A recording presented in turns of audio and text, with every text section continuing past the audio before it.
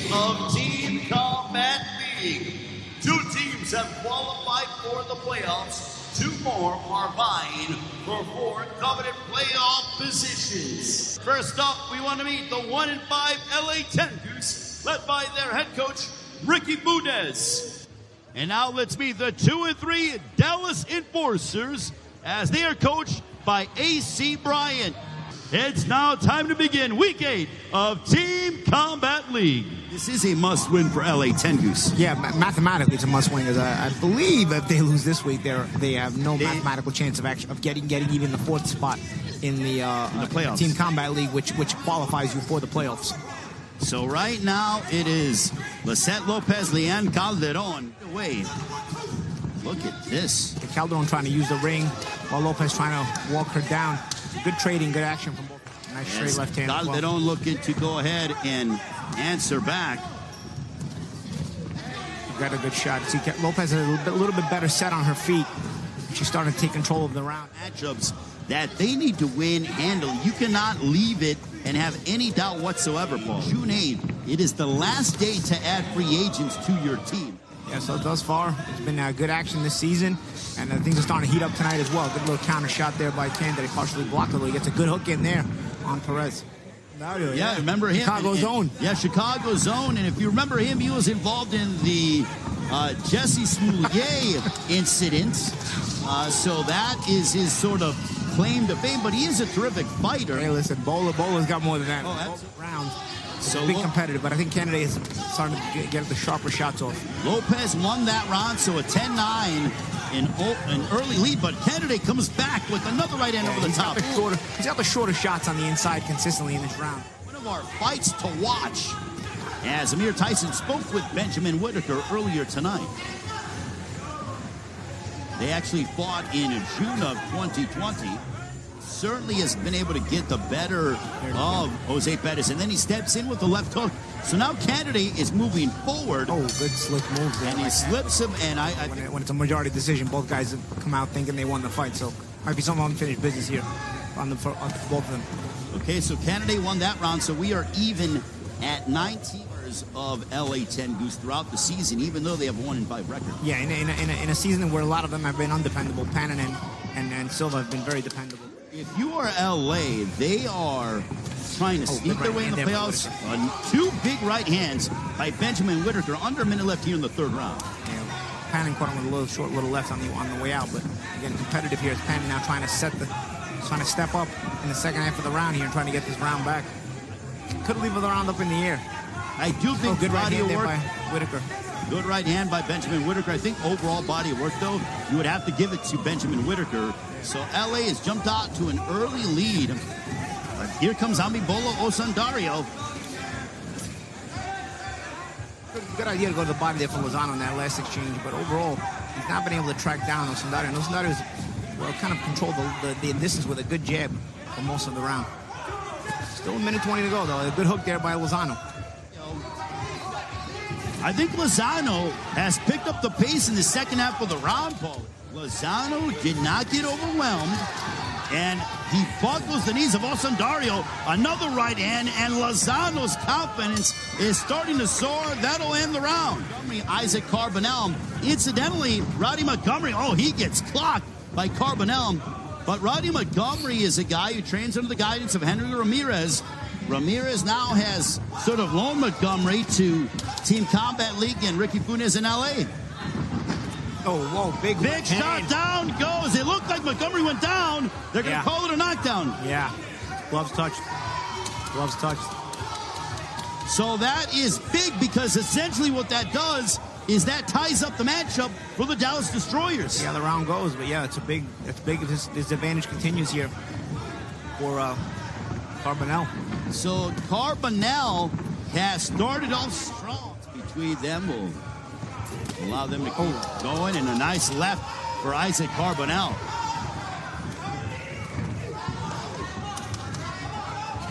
Carbonell looking to hammer away upon Roddy Montgomery. Yeah, his team needed him, and he's answered the call.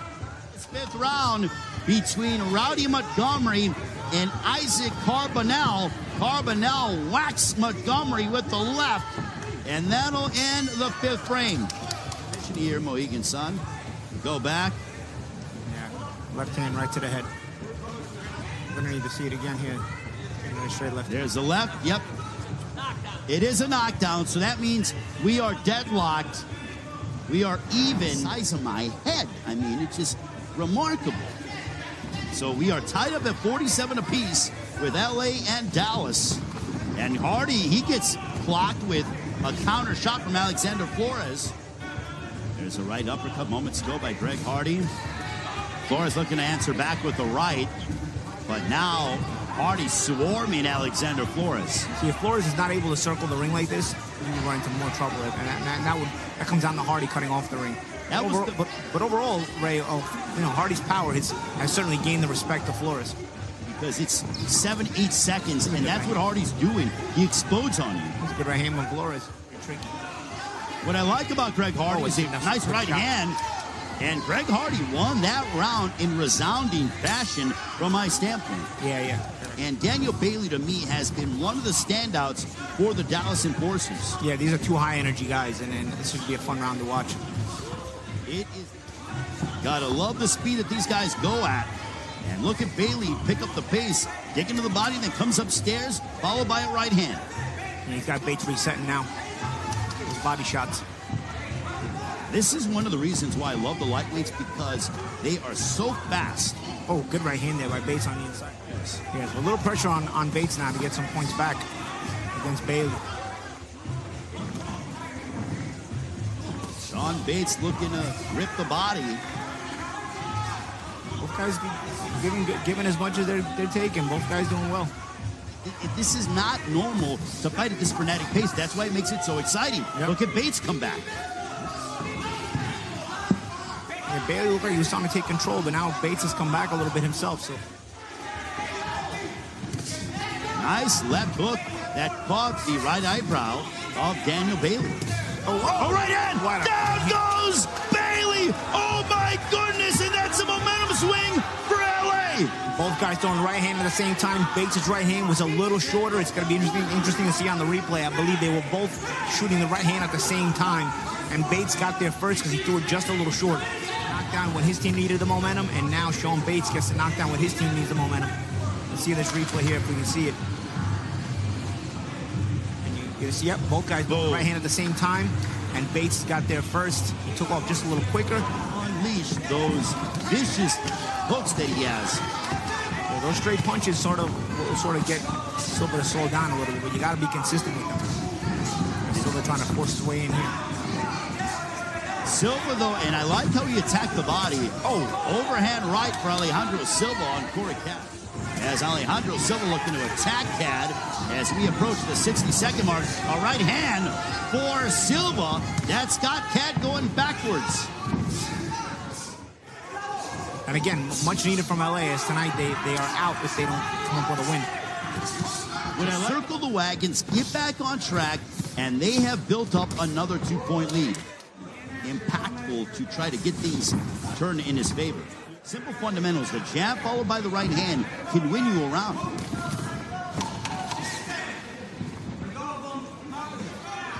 The two fighters that participated in the most exciting TCL round of the year. The Mike Tyson Rookie of the Year award to the most outstanding fighter making their pro debut at TCL. The George Foreman Most Resilient Fighter Award, awarded to the most outstanding fighter 35 years or older. The Muhammad Ali Community Service Award, and the Custom Auto Coach of the Year Award. So 6 postseason awards that will go ahead and be given during the Mega Brawl in the middle of July. And these guys are looking to get an award just for getting this round here. They've started out with the fist flying, Perez and Fernandez. Yeah, they are absolutely going at it, are these two combatants. My goodness, look at this. Yeah, it's like one lands and the other one answers. They both continue to go back and forth. They are no doubt looking to go for that Ali Frazier Fight of the Year award. The most exciting TCL round of the year. Boy, they're picking up the pace here. Is Jose Perez and Javier Fernandez. Yeah, Perez starting to take a little bit more control here. He had a little bit more trouble in round 1 against Randy Candide, but here against Fernandez, he started to find a home for those shots. Down, you get a point to your team. Every point counts. Yeah, exactly, and the responsibility on you. We are under a minute to go in this 10th round as we begin the second half with the Combat League. Perez again accurate. A nice combination being delivered. Fernandez gets this round for LA. It would give his team a good cushion. I mean, if Perez gets this round for LA. And if you're LA, if you're Dallas, you're like, look, we've been in this matchup against LA before. And Fernandez trying to fight his way back in. It's 20 seconds left. But back comes Jose Pettis. Jennifer Miranda. Southpaw Lopez had a very effective first round. Should be an interesting matchup here with Miranda and Lopez. I think Miranda wants to keep her distance and utilize. She's set on her feet, so she knows. She kind of has a really good idea of what she's going to do and not do. She knows how to put that pressure on you. Miranda moves around a lot, and she throws some awkward shots, and she's consistent. 692, but I think Jennifer Miranda is doing well to try to cut into this. That looks to unload that left hook. Sneaky right hand that landed. Carbonell looking to unload that left. And we have New York have clinched playoff spots. 2 more playoff spots on the line over the next few weeks. Carbonell with a sharp southpaw jab. He should really be using it more. A lot of times he lets his own feet put him out of position. He does some over moving there. And here Lozano now. Carbonell not moving enough here, which will happen when you move too much. You end up getting tired. And Lozano's starting to let those hands go. Good defense there by Carbonell to keep his hands up. But again, it's the work Lozano is getting done there. Well, if you remember when Lozano took on Osundario, he turned up the pace and turned up the heat. There's a straight left by Isaac Carbonell. Yep. Carbonell has done terrific for Dallas. And Carbonell very savvy the way he moved. Good counter shots there as well, using Lozano's effort against him. But there's been spots before they think he's out of fighting. Yeah, I would have to say. Right now we got Sean Bates and Randy Candidate. Sean Bates with a knockdown over Daniel Bailey, a 2-point swing. And he did that in the final minute. How to punch off the move. Good hand speed. Good counter right hand there by Candidate. Scoring update. It was Carbonell victorious in his previous round. So 114-112, a 2-point lead only for LA. And the second half has been very much looking in the way of Dallas. We'll see if Candidate can pick up the pace here. We have 80 seconds to go in the 13th round. A couple of counter right hands by Candidate. You're seeing Bates double up on the jab, and Ricky Funes saying, there you go. Wants to see more of that. Looks that counter right hand there from Candidate. He's very sharp with that shot. Well, Candidate's, I think that Bates' work rate is probably favoring, the judges will likely favor him based on his work rate. Final moments. Candidate with some good shots there to the body and to the head.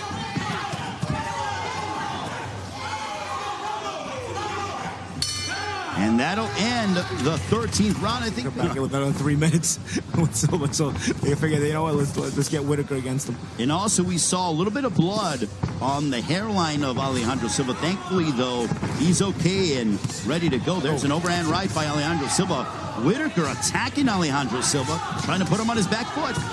Yeah, trying to back him up, but Silva may not be the same fighter backing up. Without question. Overhand right there by Silva.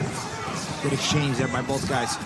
So now our score, we have a 1-point lead for your LA 10 Goose, and we'll see what he does and brings to the table against the veteran out of San Antonio in Benjamin Whitaker, even though he's performing for Dallas. Yeah, Whitaker's giving it LA. You can't afford your best guy not to win this round right now. The pressure is on LA, but even more so on Silva because he's been the most dependable. Well, right now, LA is essentially facing elimination. A left hook for Alejandro Silva, under 30 seconds left. Yeah, Whitaker answering back with the right. As you said, Whitaker's on a sort of fades as the round comes to a close, and Silva doesn't. You just tell, I mean, he's ready to unload upon Roddy Montgomery. But, you know, his hairstyle, if he colored his hair to try to match his trunks with LA 10 Goose, but I think it works for him. Hero at Team Combat League. And again, Paulie. Shot there by Osundario. Osundario with the left. Montgomery had a little sort of a... That left, as Montgomery went to the ropes, might have solidified the round for Osundario. And... Yeah, Cheney did a good job controlling the ring, so Taylor's got to put the onus on now on Taylor to try to take control of center ring here. And that's what he's trying to do here. Trying to back up Cheney to the ropes. It's almost as if he heard you, Paulie. But back comes Cassius Cheney. Cheney absorbed that early onslaught. Now he's going back to work with what led him to victory in that round with the jab followed by the right hand. Give his team a point here with Hardy coming up. It really makes a big difference. Taylor attacking the body of Cassius Cheney.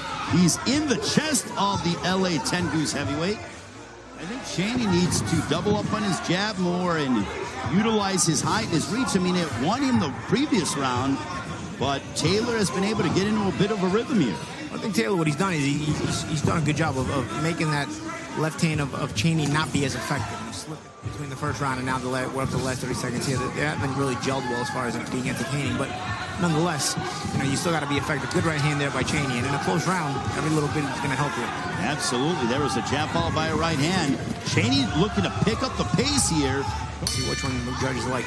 Round 17 of this one is scheduled for 18. A rematch between Alexander Flores and Greg Hardy.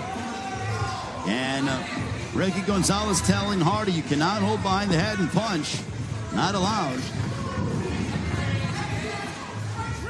Mohegan Sun Resort and Casino. Good left hook to the body by Greg Hardy. A right hand by Alexander Flores. Both guys are... Right hand for Greg Hardy, but Flores ducks underneath. And we are tied at 151. Taylor won that round. We are deadlocked at 151 apiece. Oh, there goes Greg Hardy on a left hook by Alexander Flores. You can see Flores getting some good timing going this round, or even earlier in the round. Holding his ground a little bit better, and he makes it pay, makes it count. How significant is that? You're tied, and now it is a 2-point swing for LA 10 Goose. And that is a huge swing because Hardy's one of the guys that's been automatic for Dallas, and now you just want a 2-point round against him. Well, let's see if Hardy gets it back. There's still a minute left. Well, Hardy, they're both just swinging, going toe-to-toe. The fistic fireworks are being thrown in abundance. A left hook by Flores as Hardy goes backwards. Oh, there goes Hardy. This one's over. A 10-7 round as Alexander Flores might have saved LA's season. Wow. Shots there. Wow. Flores. And you can see Flores just had his legs under him better this round. The first round that he went up against Hardy was a bit too respectful. But you could see this round he was holding his ground, punching back. You weren't sure how it was going to play out for him. But then he got the first knockdown and then the second knockdown. And Flores knew it. He said, yep, I put him down. A 10-7 round. Down the middle. So we got Vlad Panin and Diane Depestre for Dallas. Essentially how it unfolds is this. If Vlad Panin doesn't get knocked out, then LA is going to keep their season alive here tonight. Yeah, in impressive fashion. And if I'm correct, you're going to Mariano Rivera, Vlad Panin, and saying close out the game. Yeah, and Panin has also been one of the more dependable guys for LA. And honestly, to be honest, with Dallas needing a knockout, Depestre is fighting in a completely opposite manner. Their schedule is not getting easier. I think next week they have New York. But, it's certainly you live to fight another day, as they say. Oh, good shot. Oh, Depestre! He's got Panin hurt! Oh, boy, do we got some more drama here in the 18th! And I don't know, that's on Panin because he's sitting there throwing wide left hooks on the inside. Depestre threw a short. Depestre, but Panin got woken up from that big left hook. And can Depestre do it? 30 seconds left. Well, he needs 2 knockdowns, not 1, or he needs a big shot to put away Panin. And he's landing some good shots, I tell you. If you're Panin, you just need to remain upright. Yeah, I mean, if you're Panin, you've already lost this round at this point. Just don't engage, but this is the pride. And Depestre with another good shot. Well, Dallas certainly not going away without a fight. What a matchup between LA 10 Goose and the Dallas Enforcers. And that'll end a right hand as Panin says, hey, you know what? You rocked me, but I'm not going away. Yeah. Ladies and gentlemen, having completed the first half of our doubleheader between LA and Dallas here is your final score. LA 170, Dallas 168. As LA improves to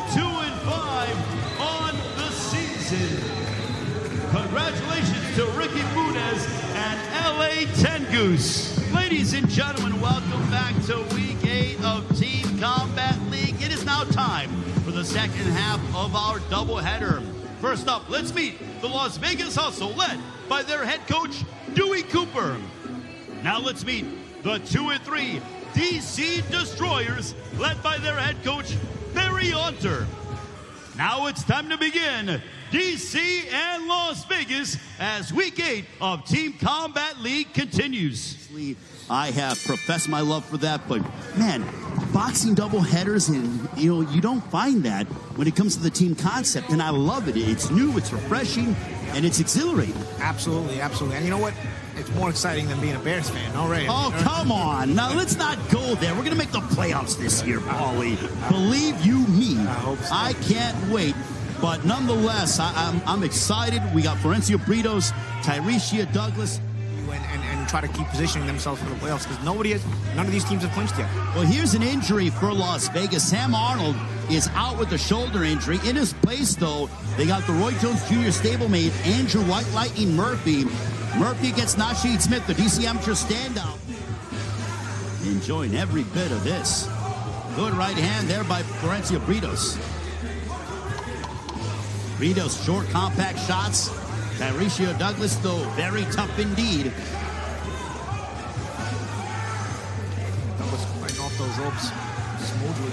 I do like that right hand that Derek Davis uses. Very much to his benefit.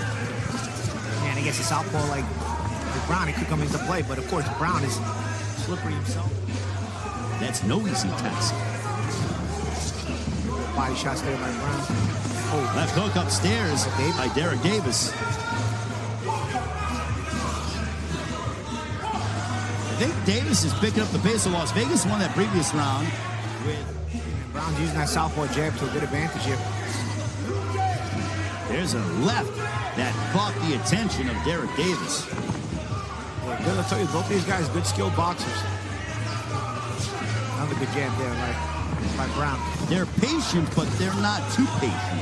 If that makes any sense. Ahmed Sheikh is the CEO of Team Combat League, certainly making things happen with this innovative concept. There's a nice left to the body by David Grayton. We are looking forward to the Mega Brawl in middle of July. The playoffs. We're back. Now, if you're David Grayton, you want to swing things back into your favor. Yeah. There's a left that missed by Grayton. Shots. Grayton tattooed Austin with the left as Austin goes backwards. Grayton comes forward, unloads a right upstairs. We have had some close matchups all season long. Can you imagine what it's going to be like when the playoffs, when we get to the semifinals, the playoffs, and then to the Mega Brawl? Yeah, well, everything on the line then. That's why these teams are trying to position themselves for the best seeding in the playoffs. There's a jab followed by the right hand from Monier Gregory, starting off strong. He is pumping that jab with a lot of fluidity. Is that a Monier Gregory? And that went to Ronnie Austin. Wow. Trying to get to Tao sooner than what we are? Like, are you kidding me? What? Anyways, we'll go back to Rajon Vega, Monier Gregory. There's a right hand by Gregory. I think, DC, boy, that is not what the doctor ordered for them, and now they are down. There's a left hook that misses for Vega. But I think Gregory, though, has been the one to be able to dictate the pace, and that'll end the fourth round as we'll take a look back at this action here. Good jab followed by a right hand from Alantez Fox. Closing distance to get to Fox. Those short shots by Fox there, but he's controlling it with his range, but also Newman a bit intimidated by the height of Fox. Coming up on the final 30 seconds of this matchup here at light heavyweight with Kevin Newman and Alantez Fox. Newman with that leaping and body shot. That's the thing about TCL. You could have a guy with a big reputation in front of you, but it's only one round. Asim Rahman, what a story for him. we have Las Vegas. Lantes Fox won that round, so it's 48-47 in favor of Las Vegas. Michael Hunter. You can tell they both have familiarity with each other. They both slipping around. Timing with something. Rockman switching stances back and forth now. There's a jab ball by a right from Michael Hunter. Shot Big right hand by Hunter on Rockman. Rockman ate it well, and he comes forward. The heavyweight certainly putting 3 on the year. Dallas, or DC, looking to even up their record. Mouthpiece is out. Yeah, I think that uppercut shook the mouthpiece out of Rockman. There's a left uppercut by Michael Hunter. Yeah. Hunter's gone to southpaw now. Yeah, Hunter not trying not to give the break to Rockman to get his mouthpiece back there. Yeah, Deanna Hobbs and Dupe Akinola. There's a left hook that misses by Akinola. Akinola, one thing that we know about her is that she is tough, she is seasoned, and she will certainly bring her best every single time. Yeah. Round. That's all to fight for here in this round. Let's see who closes it. Las Vegas, good left hook upstairs. Right now we have the score. Las Vegas on top 58-56. Michael Hunter won that round over Asim Rahman, as you said, Paulie. Yeah, I think it needs to happen sooner rather than later. Cynthia Conchi, your thoughts? I think women's boxing should have 3-minute rounds. I do too. I mean, I know that there's science backing everything about why they do too, but I personally would love to see 3. I agree with what Paulie said. When it comes down to that last minute, they're going to come.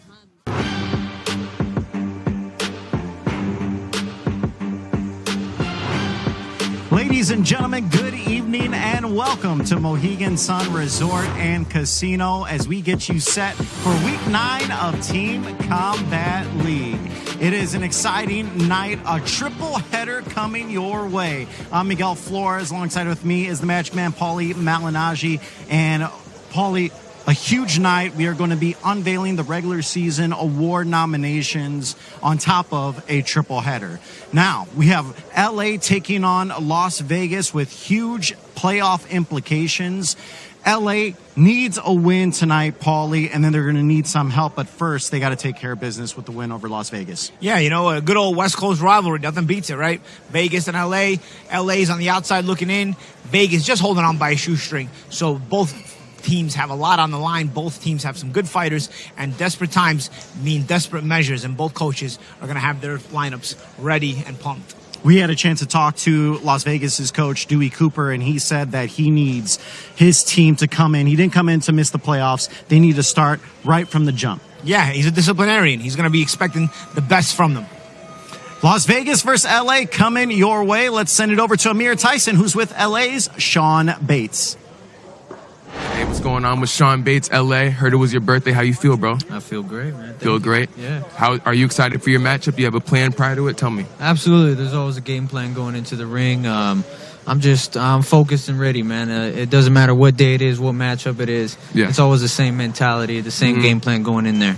How's your team as a whole leading up to this? Because you guys have to win every single matchup to get to the playoffs. So what's the energy? What's it like in there? Yeah, we're ready to go. We're ready to go out and prove our point out in here, and we're gonna get the victory tonight. I promise you guys that. No doubt. Final words? Let's get ready to rumble, baby. All right, thank you. Happy birthday, by the way. Thank you. Back to you.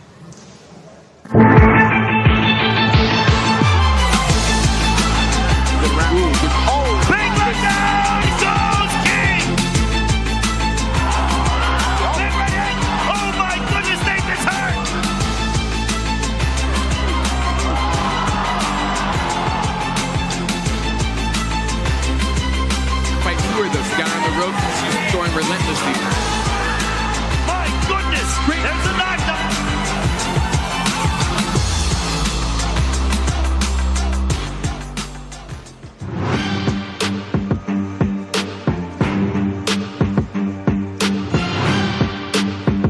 Ladies and gentlemen, good evening and welcome to Mohegan Sun Resort and Casino here in Uncasville, Connecticut for Week 9 of Team Combat League.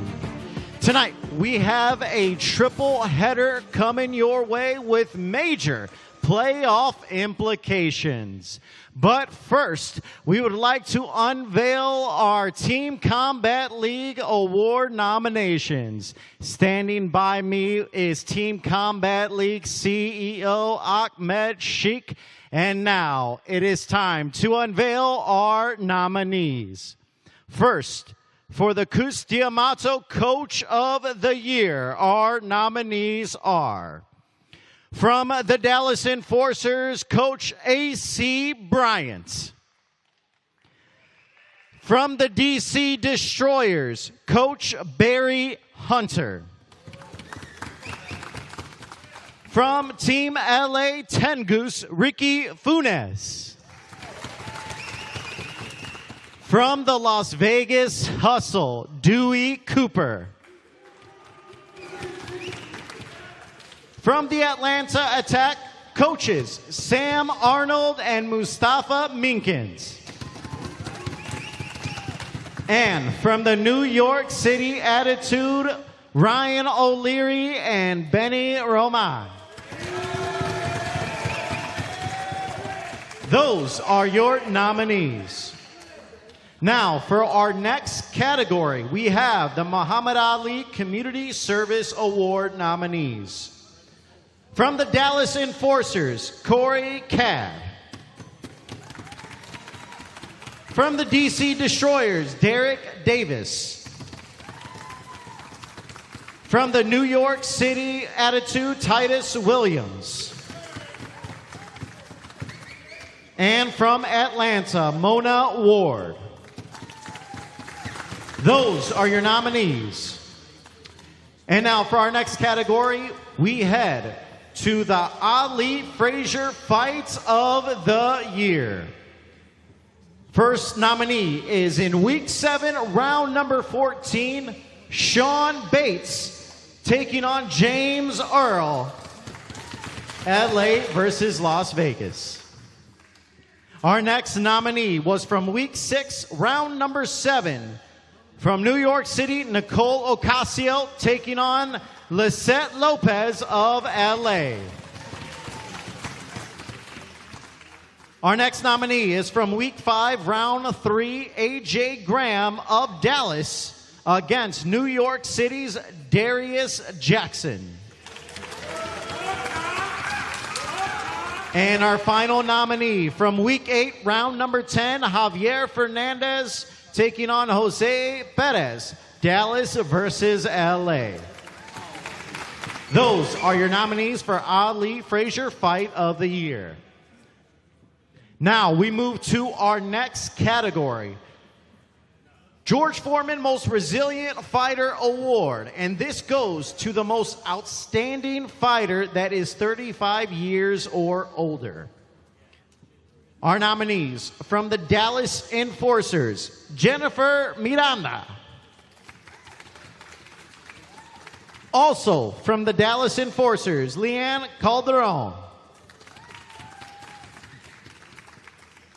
From the Dallas Enforcers, Greg Hardy. And another nominee from the Dallas Enforcers, Benjamin Whitaker. Those are your nominees for the George Foreman Most Resilient Fighter. Now, for our next category, we head. It is Mike Tyson Rookie of the Year Award. This award goes to fighters who made their professional debut on the TCL stage. Our first nominee is Quincy Williams of the DC Destroyers. Our next nominee is Michael Dawson of Atlanta. From New York City, Ralph Clemente. And our final nominee, Iana Verduzco of LA. Those are your nominees for Rookie of the Year. Now, for our final award. The nominees for the Sugar Ray Robinson Most Valuable Fighter Award. Here are your nominees. Javon Davis of Atlanta. From D.C., Quincy Williams. From Las Vegas, Sam Arnold. And our final nominee for the Sugar Ray Robinson Most Valuable Fighter, out of Las Vegas, Michael Hunter. Ladies and gentlemen, those are your Team Combat League Award nominees.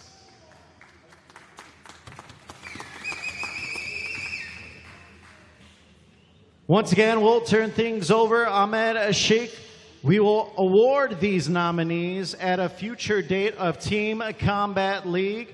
Keep posted on when we will let you know when those awards will be handed out. We look forward to another startling finish for Team Combat League. And now it's time for our triple header between Team LA and Team Las Vegas.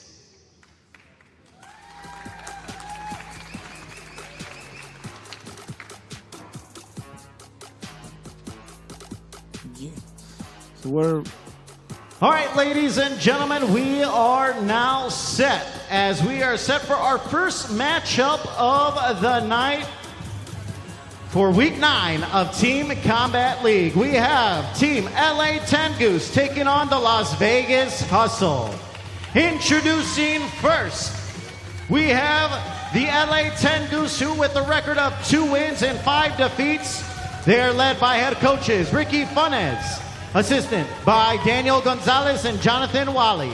Our fighters, Lisette Lopez, Sean Bates, Vlad Panin, Alejandro Silva, Ronald Ellis, Scott Alexander, Jose Perez, Martin Higuita, and Angel Lozano. That is LA 10 Goose. And now it is time to introduce the Las Vegas Hustle with a record of 3 wins and 4 defeats, led by head coach Dewey Cooper, assisted by David Hayes and Timmy Kwama. Our fighters, Dina Hobbs, Sherrod Williams, Alan Medina, Ray Vega, Samuel Arnold, Skylar Lacey, James Earl, Andrew Murphy, Kevin Newman, Ernelsi Torres Castillo, Michael Hunter, and Keith Hunter. That is the Las Vegas Hustle.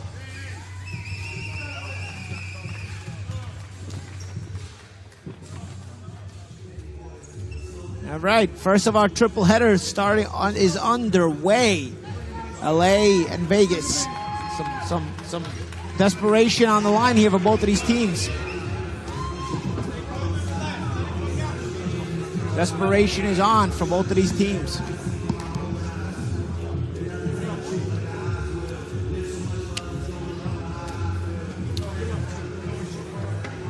All right, Paulie, we are now set.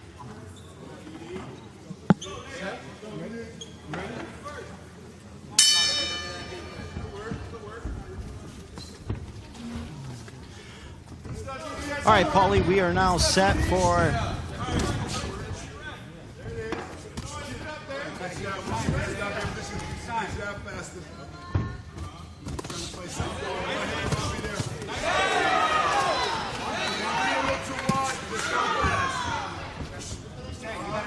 Lisette Lopez against Dinhan Hobbs, round 1. Lopez is started out very aggressively. Hobbs trying to box on the back foot. Lopez had a pretty good start to the round. He has a good left hand there. You got to set the tone, Paulie, when you talk about both of these fighters trying to give their team an early lead. These teams are desperate and they need to get off to a quick start. Momentum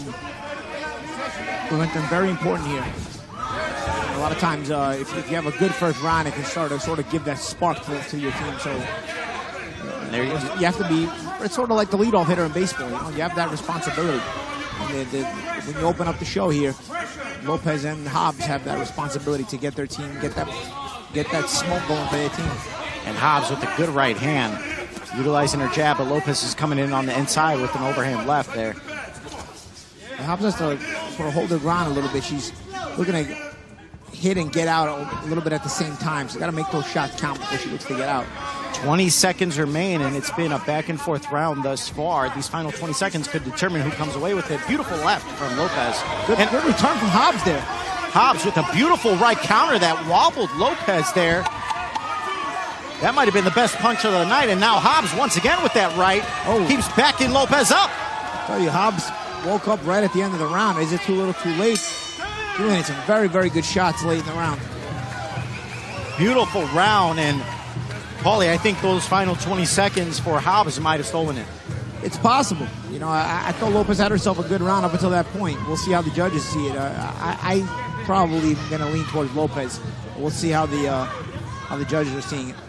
And you see some of the highlights. There was the beautiful overhand left from Lopez that connected. And then Hobbs came right back with the right. A little bit of a trip there. Some of the highlights from our opening round between LA 10 Goose and the Las Vegas Hustle. Bates and Williams. Bates against Sherrod Williams. Bates has been a key cog for Team LA, Paulie. Yeah, he's an intense guy. He knows how to control the round. They take control of the round right from the go. And I think his mentality in this is really a mentality that spells success in Team Combat League. You only have one round. You want to start taking control right away. Sherrod Williams throwing some good shots, though, mixing his attack up and down. Bates going to the body. Beautiful left to the jaw. Now again, if Vegas wins, they are in. As for LA, even with the win, they still are going to need some help. Yeah, LA's got to keep winning and then get some help. But you want to give yourself an opportunity to stay alive in these playoffs, and that's what LA is focusing on right now. A little flurry from Williams. Williams giving different looks. He's got to get busy, though. Bates with a fierce left hook, just missed. Bates continues to stalk Williams, backing him into the corner. Williams being very smart, though. Beautiful body shot from Bates. But again, Williams not giving an inch. Harvey Doc is in the ring. Doc's done a lot of the big fights. Although I think he did Haney and Lomachenko, right? Doc's one of the most underrated referees in the game right now, Paulie. As you know, I mean, referees don't get a great rap, and for good reason a lot of the times, but Doc is one of the good ones that we've seen. I don't remember Harvey being any kind of controversy. When you don't talk about a ref, that's usually a good sign. Good ref. Bates presses forward again. Tries to keep that pressure on Williams. Final minute here of round two.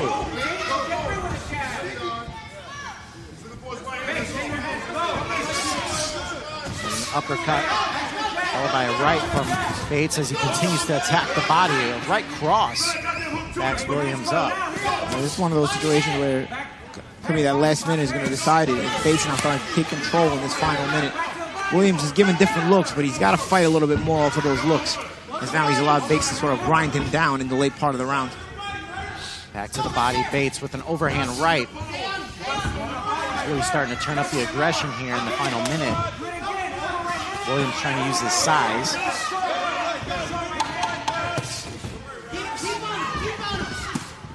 Back to the body. Oh, good right hand there by Williams. That was a strong finish from Sherrod Williams for Las Vegas. So 2 rounds in the books right there as we look at some of the highlights. Bates came out strong, was very aggressive, said he was going to start out and give his team an early lead. What did you see in that round, Paulie? Yeah, I edge it to Bates. You know, I see he controlled the ring a little bit more. Williams did a good job of giving different looks, even punching off those looks at times, but I feel like he didn't do enough punching off of those looks. And a lot of times as he was giving those looks and shifting, he wasn't able to make it count. He's kind of punching as he was shifting around, that he wasn't really able to get Bates' respect. Bates kept walking him down. In the last minute, it allowed him to have the advantage. So Alan Medina of Las Vegas, Vlad Panin of LA. Panin has bounced back and forth from middleweight to welterweight, pretty much plugging any holes where his team needs them. Yeah, he's been really reliable for his team. Most of the rounds I've seen Panin, and he's done well for LA. Panin staying at a distance. That opening round, it appears, went to Team LA, so... Yeah, what about the second one? Second one, nothing yet, but we will have an update shortly. I had Lopez winning. I have LA winning the first 2 rounds. Now Medina heading to the body, but Panin staying strong. Medina in his southpaw stance. Medina's landed a couple of sharp left hands so far this round. See if Panin can get some of that back. He's trying to walk down Medina. Now Medina going to the body. Short left hook for Panin.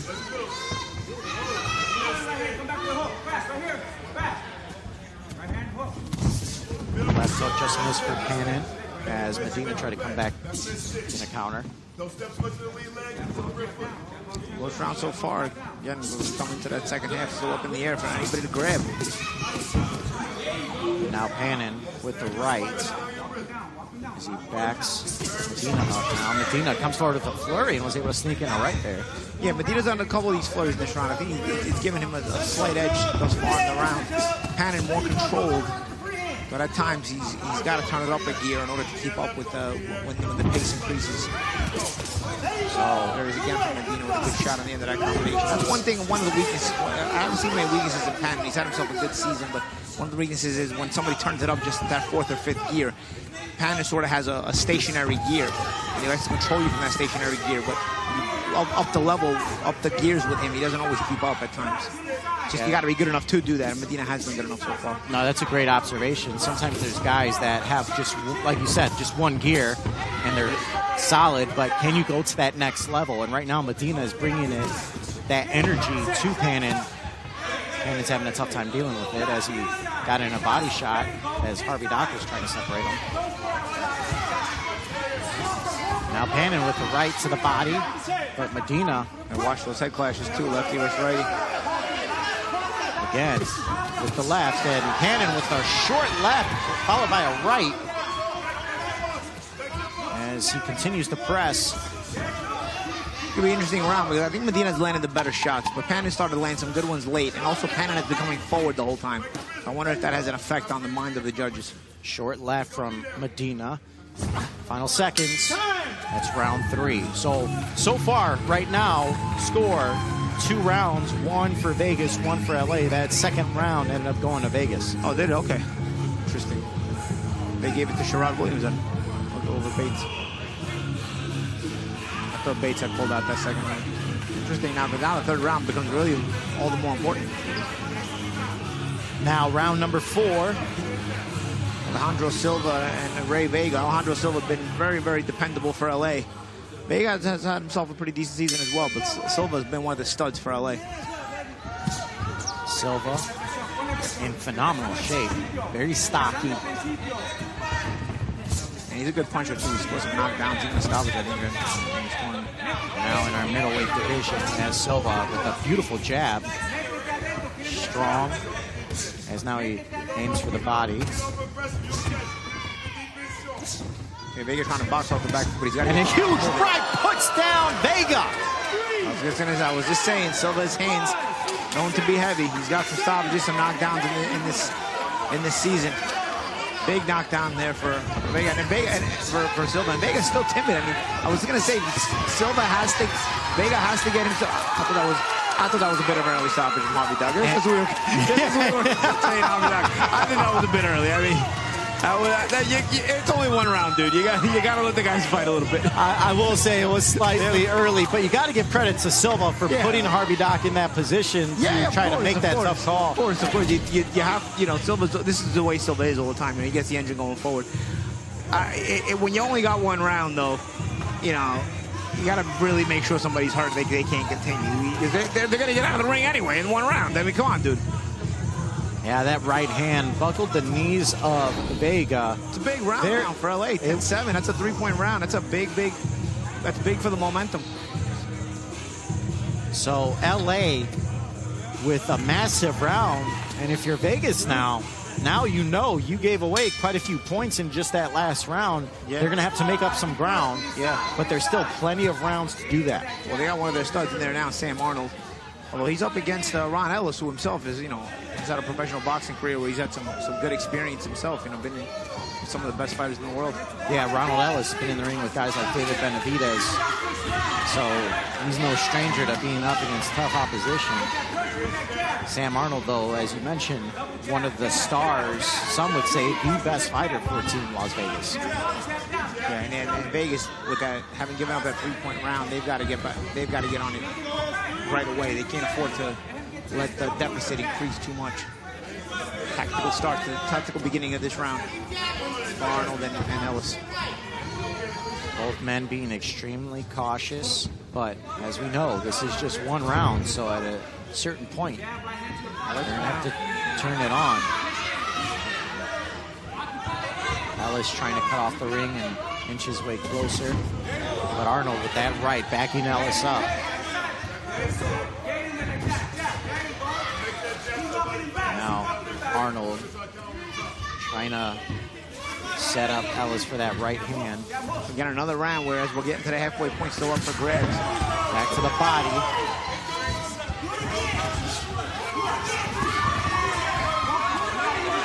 Right hand backs Ellis up.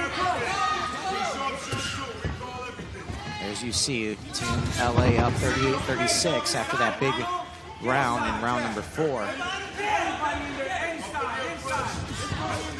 Arnold floating the jab out there. But again, nice little body shot from Arnold. One of these guys is going to have to turn it up a little bit. Well, you know what? A lot of times it's that final minute that really decides the winner. In a lot of these Team Combat League battles we've seen, a lot of very even first 2 minutes, but it's that third minute that really separates the winner of the round. It looks like we're going to get that here. Guys have traded little touch shots back and forth. I think probably Arnold has a little bit of an advantage, very slight so far, but it's going to come down to a shot there. Arnold now starting to pick it up, went to the body, back Ellis up into the corner. Now Ellis tied up Arnold, and there you see some of the talking and jawing back and forth. 30 seconds to do something about it. See, releases some action here. Now Ellis with the jab, but now Arnold tied up, and both men. Harvey Doc has his hands full right now. Warn both fighters, final 10. Arnold coming to the body, unloads, went with the left, followed by an overhand right. Now both of these guys going toe-to-toe as round 5 is in the books. Good close to that round. Good flurry there by Arnold. Tried to come up to the head. It looked like Ellis threw shorter punches at the very end, and it was able to land a couple shots back. But I'm going to edge it slightly to Arnold, but in a close competitive round. And there you saw Arnold going very quickly at Ellis. Back and forth it went. And now, for those of you just joining us, if this is your first Team Combat League match, a quick note of the scoring. A 10-9 is a decision of any kind without a knockdown that would be awarded to the winner. A 1 knockdown in the round will score it a 10-8 for the winner. And 2 knockdowns or a TKO or a knockout will score it 10-7. Each round is scored individually. And as you see, there's 18 rounds. The first 6 rounds are launch rounds. Rounds 7 through 12 are the middle rounds, and rounds 13 through 18 are the money rounds. At the conclusion of the money rounds, the team with the most points win. And currently, right now, Team LA up. Skylar Lacey, Scott Alexander. As we are now in round number 6, our heavyweight division. A lot of talking here between you guys. We were talking to Scott Alexander and Scott Lacey. Lacey trying to impose his bigger frame here on Alexander. And Alexander, new to Team LA, tying up with Skylar Lacey. Lacey's got to be careful not to leave his head so high. Alexander, if he times it right. Oh, good right hand there by Lacey as Alexander stepped in. He's having himself a good round so far. Both men been very aggressive coming out. Uppercut connects for Lacey to the body.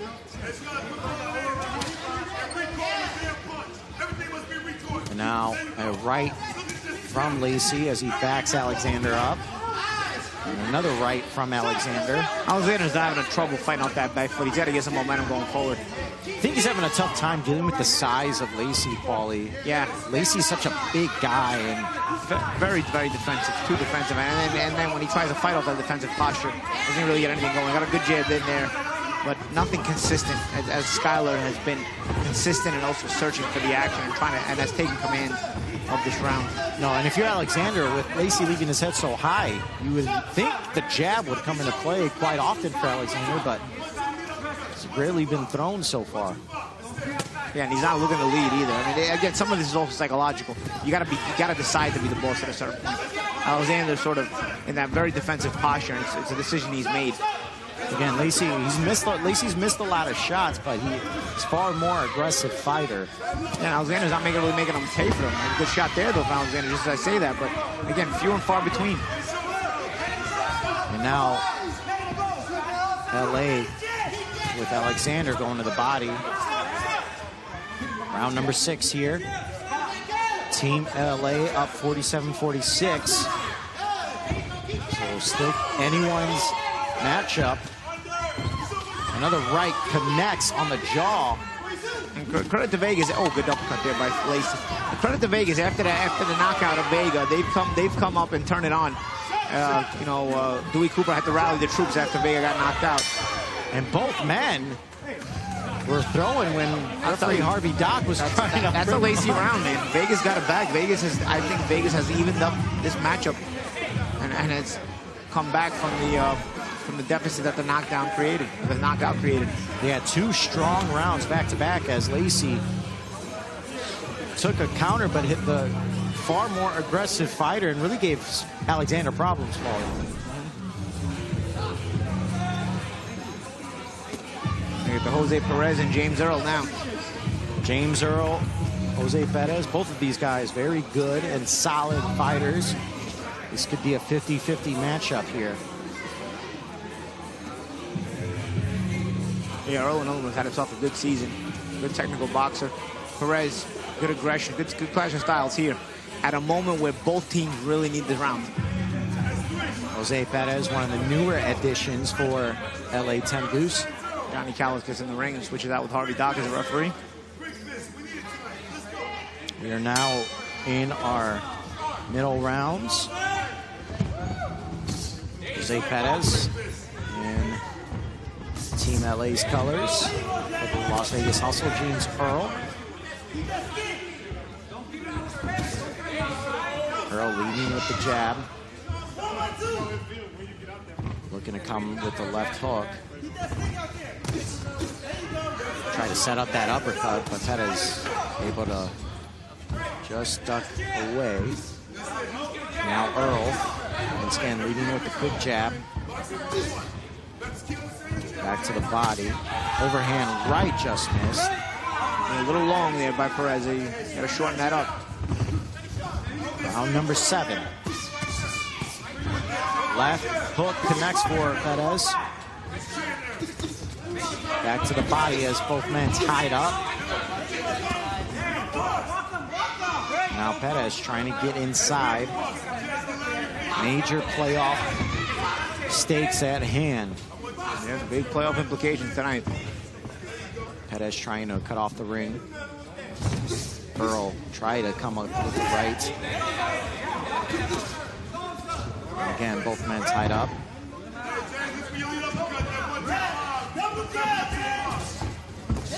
Left hook connects for Perez. Uppercut just missed. Earl once again with the right. That's coming up just short a lot of times with these shots. Yeah, neither guy has really had effective punches just yet. But still over a minute to go. Right to the body. Good body shot from Perez. And an overhand right connects on the jaw for Perez. These are key punches as we get into the final minute. Those are key punches for Perez. Now both men yet again tied up as Perez trying to go to work now. Earl comes across with the right counter, but another right just as Perez was breaking away. Perez trying to fight on the inside as referee Johnny Callis breaks him up. Uppercut missed from Earl.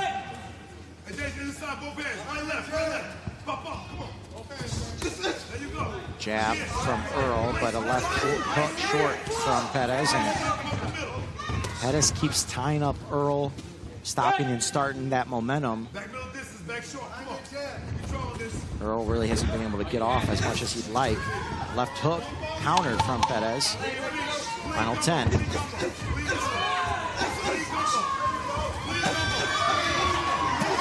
Strong finish for James Earl. And again, in a close round, that could make a difference. It absolutely could make the difference. I thought Perez was having a pretty solid round. I thought Perez had the advantage until that moment. That could leave it up in the air. We look at some of the highlights. So you saw Earl trying to utilize the jab, but Perez did a nice job of tying him up, not allowing him to get off on his momentum. But towards the end of that round, Earl just went to work on Perez in the corner. Not a lot of those shots landed, but the activity a lot missed overall in that round. But again, it was where you put your opponent, what position were you putting your opponent in. I think that's going to be the decider who won that round, is what kind of trouble were you putting your opponent in as far as the defensive posture he was forced to take. Martin Higuita for Team LA, Team Vegas, Andrew Murphy. Murphy also has been a strong member of the Las Vegas Hustle in their loaded 175-pound division. Round number 8 is now you see Murphy coming with the right cross, but Higuita tying him up.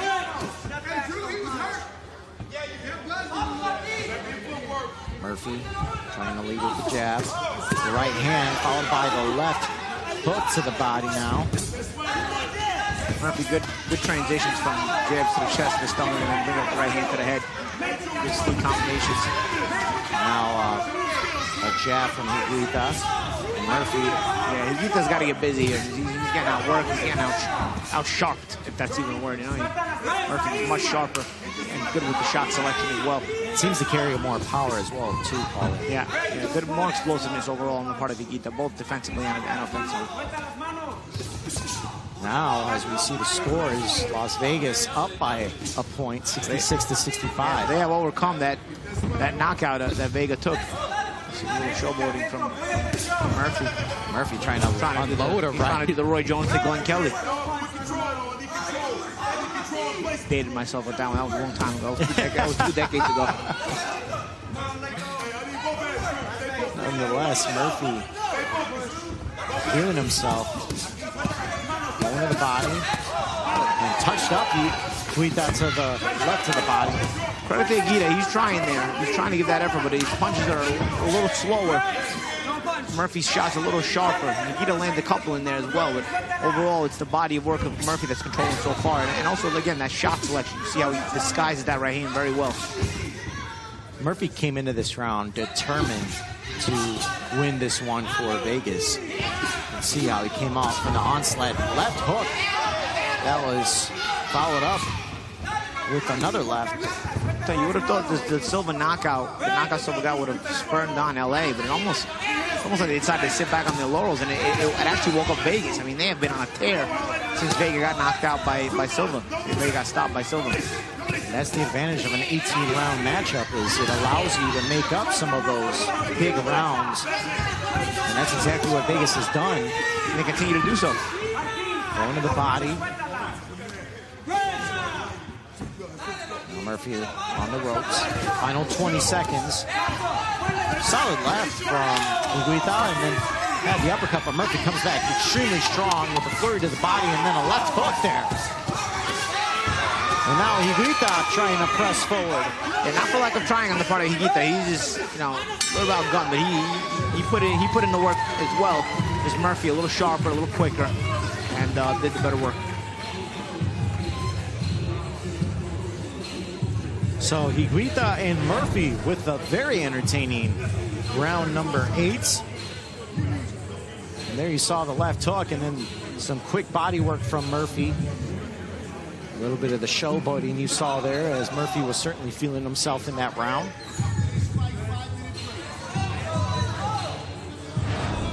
Now we move on.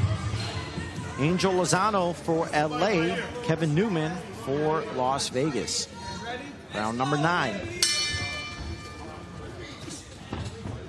Team Combat League Week 9 playoffs are right around the corner. One more week in the regular season left to go after this one.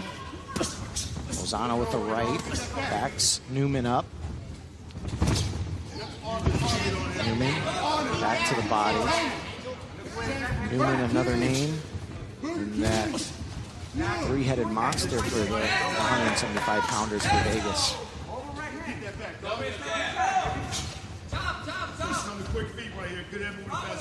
Lozano, a solid head movement, looking to lead with the jab there.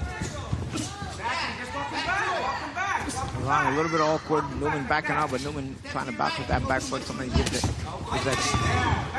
weak shoulder time, trying to give him that defensive show. Lozano has been usually a guy when he's won rounds, he's worked harder and he's been a little bit more awkward. Newman is the kind of guy who tries to time you. He's got to be careful trying to time a guy like Lozano because Lozano has a bit of awkwardness which makes him difficult to time. Newman has a good jab when he uses it though. He's got to be consistent with it. Now Lozano, long jab and connects beautifully right as Newman was coming in. Another jab connects for Lozano as he backs Newman up. Yeah, Newman has to close that gap. Using that jab, he's got to close that gap and use that athletic speed. As Lozano is continuing to use that awkwardness, staying just out of range, picking shots off. Yeah, Lozano right now, I think he'll be satisfied with just continuing the box from the outside like this. Using his jab, doing just enough to keep Newman at bay. Yeah, Newman has to make that decision. He's going to close that gap. He's not really making that decision. Looking pretty, trying to let the work come to him, but the work coming to him is not works for him because, again, Lozano's a difficult guy to time. So you got to go find the work yourself here, which means he's going to have to close that gap that extra 6 to 8 inches and so that he can let go of that backhand, that right hand, and then follow with a hook and follow just a combination in general. And if you're Lozano, until he does that, you're comfortable.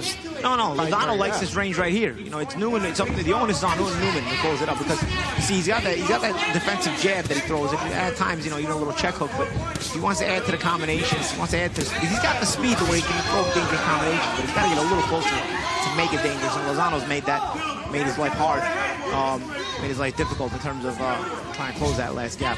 Very solid round for Lozano. Final 15 as Newman has struggled here in round number 9. Lozano been able to fight his round. Left hook just missed. And, right just finished by Lozano.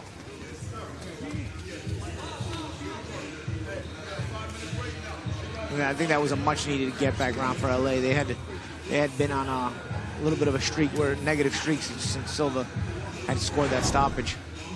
There you see some of the highlights. Lozano stayed on the outside, utilized the jab back to the body. It was Newman, but Lozano was able to stay at a distance enough and then use that range that you were saying, Paulie, to... Yeah, when you have the speed of a guy like Newman, you want to use it to control a little bit better. You know, you want to use it to intimidate.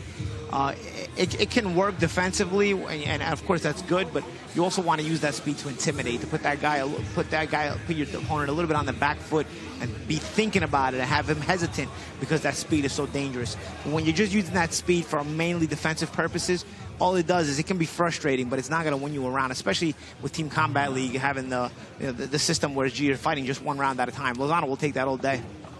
Absolutely, and then with Silva, you thought with the way he started it for LA, it was a huge finish that round, albeit a little bit controversial, but nonetheless, it was a big 10-7 round, and LA really faltered from that point on. Yeah, Silva, I thought he's been a consistent spark for LA. I'll be honest with you, all season he's been a guy who they've been able to depend on the majority of the time, and it's been one of the rare consistent dependable guys on the LA team. A team that is struggling to get into the playoffs right now, but just in a must-win situation, that they are constantly in a must-win situation. When Silva came out and gave them the usual spark, especially with the stoppage, which is an even bigger spark, they needed to do better, and instead it was Vegas. Dewey Cooper had led his charge and motivated them and got them going. And now we'll send it over to Amir Tyson with Farder. I'm here with Alejandro Silva from LA, a resounding TKO win. Did you just implement that overhand right in the recent training camp, or tell me more about it? So, wow, excelente trabajo lo que hiciste ahora. Esa derecha estaba bien buenísima. ¿Qué era la clave que trabajaste por este entrenamiento para buscar esa derecha? La verdad que hicimos un gran trabajo en equipo. Creo que eso fue lo más importante. Y venimos trabajando también con todo el grupo. Así que, por suerte, gracias a nuestro Señor, salió todo bien. So yeah, he said collectively as a team, these last 2 weeks, we've all been grouping up and game planning and strategizing for this. So we had that in hand, and we told them work the body and set up that overhand right, and thank God it happened. For the next round, for the money rounds, will you implement the overhand right even more, or are you going to switch it up a little bit? So para el próximo round, ¿qué vas a buscar para el clave para ganar? Si sube el próximo round, vamos a seguir haciendo el trabajo que venimos haciendo, porque yo soy un peleador. De los 160, yo sé que soy un peleador, y en un round estoy para pelear a cualquiera del combate de team. Así que no corran, que acá estoy dispuesto a pelear con el que sea. So yeah, since we got that big knockout, we're not going to get the opportunity to go in again. But he says, hey, he's a 160, you're ready for whoever. So if he had the blessing to get in there and do it again with whoever, he's ready for everybody, because we're ready to go to the finals and take this all the way. So how did you feel at the end of that fight compared to all your performances? Because that was an amazing TKO. How does this feel compared to your other victories and prior to this? So este grave knockout que ganaste, ¿cómo se siente comparado de todos los otros fines de semana que hemos tenido? La verdad que venimos trabajando bien, como decía. Este knockout es un voto más de confianza a todo mi trabajo y a todo mi equipo. Así que la verdad estoy muy contento y vamos a seguir trabajando para ganar y llegar hasta la final.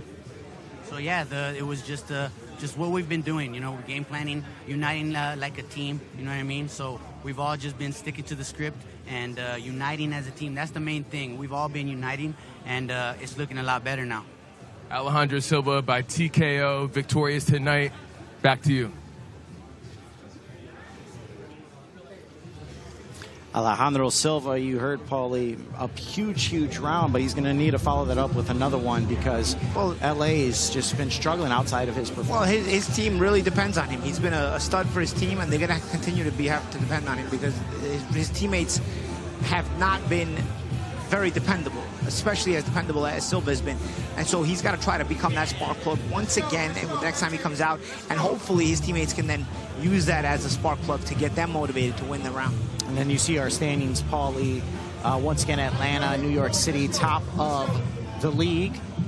Clinch playoff spots, but 2 spots are still remaining. DC at 3-3 at 500. Dallas at 2-4, and then Las Vegas at 3-4, and LA at 2-4. So again, still a lot to be had, a lot of shuffling that's going to be going on as this night continues. We're now set to resume. Lisette Lopez against Aries Nelcy Torres Castillo. Lisette Lopez won her round to start things off for LA. These are the money rounds now.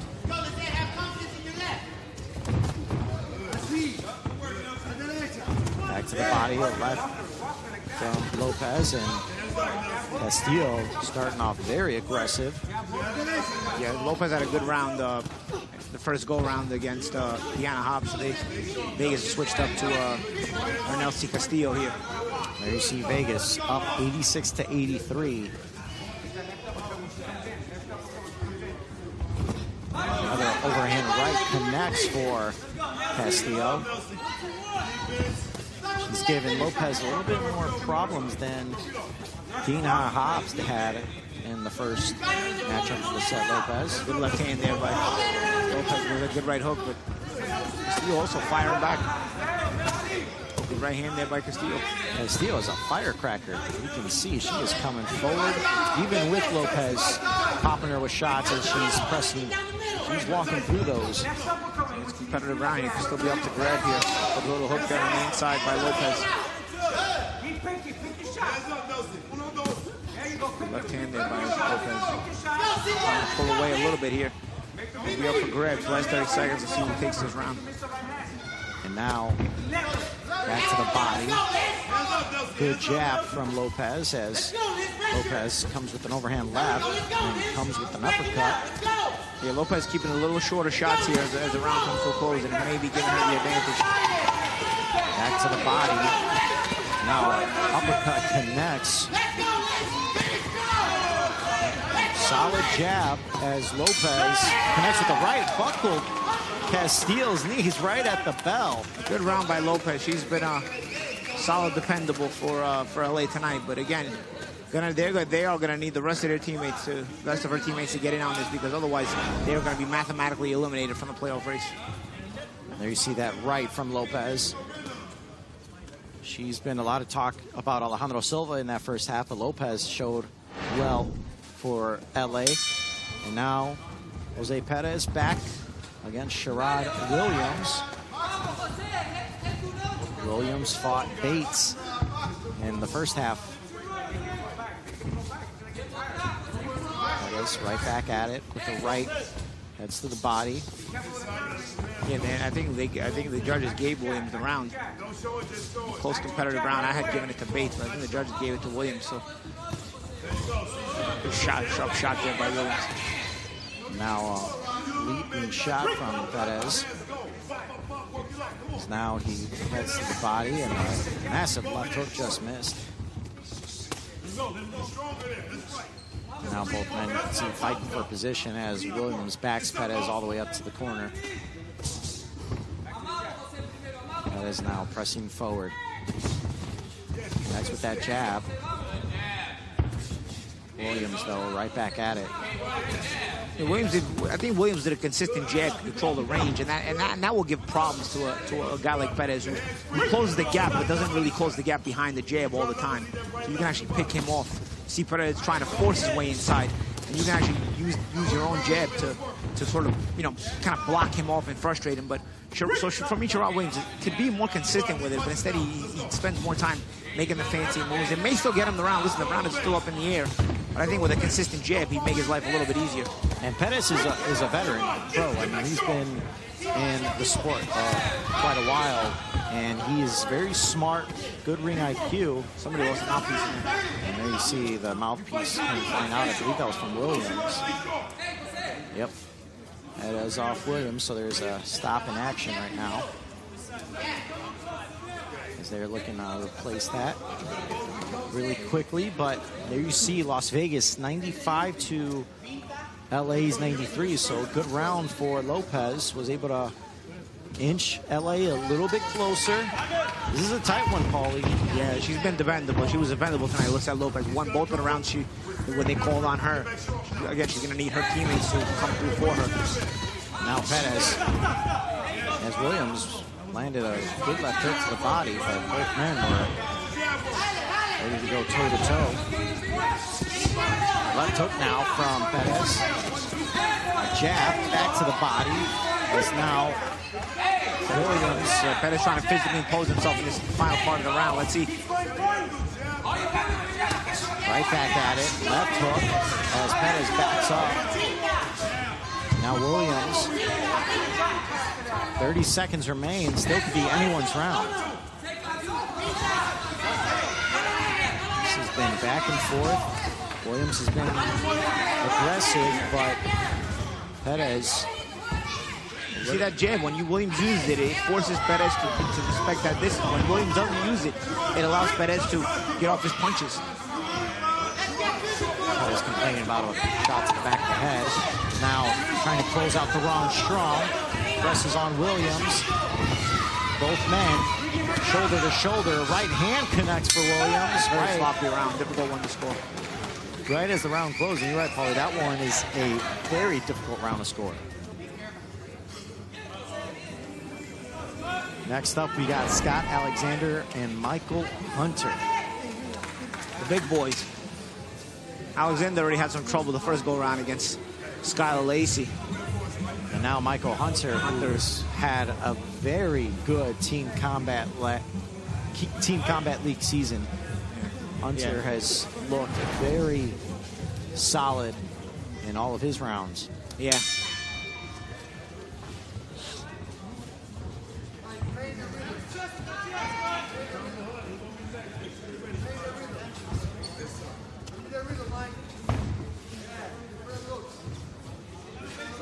For me, Alexander really a tough hill to climb here because he was very defensive and not really looking to. For me, he didn't even try to win the round against Skylar Lacey. Now he's got Michael Hunter, who can be intimidating just being in the ring with him because he's been with some of the best fighters in the world and has been a top 10 guy himself, worldwide, world ranked. So if Skylar Lacey intimidates him, I don't know how you're going to deal with Michael Hunter. So I'm very curious to see how Alexander's going to approach this round. Is right now Hunter trying to get some shots on. You got to believe Hunter saw exactly how Alexander fought against his teammate Skylar Lacey, and he's got to be licking his chops when he knew this matchup was on the board.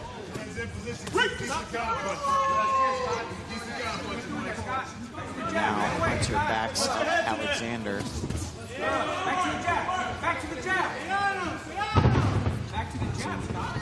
Gives him a little bit of a feint, making Alexander react back into the body.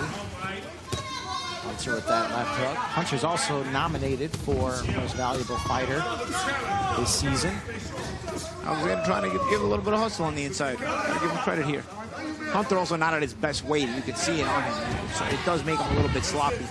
But of course, just on the fact that he wants to win the round more, he may be able to take it from Alexander, who didn't really show a lot of his desire in the first go around, showing a little bit more this round. So could be up for grabs.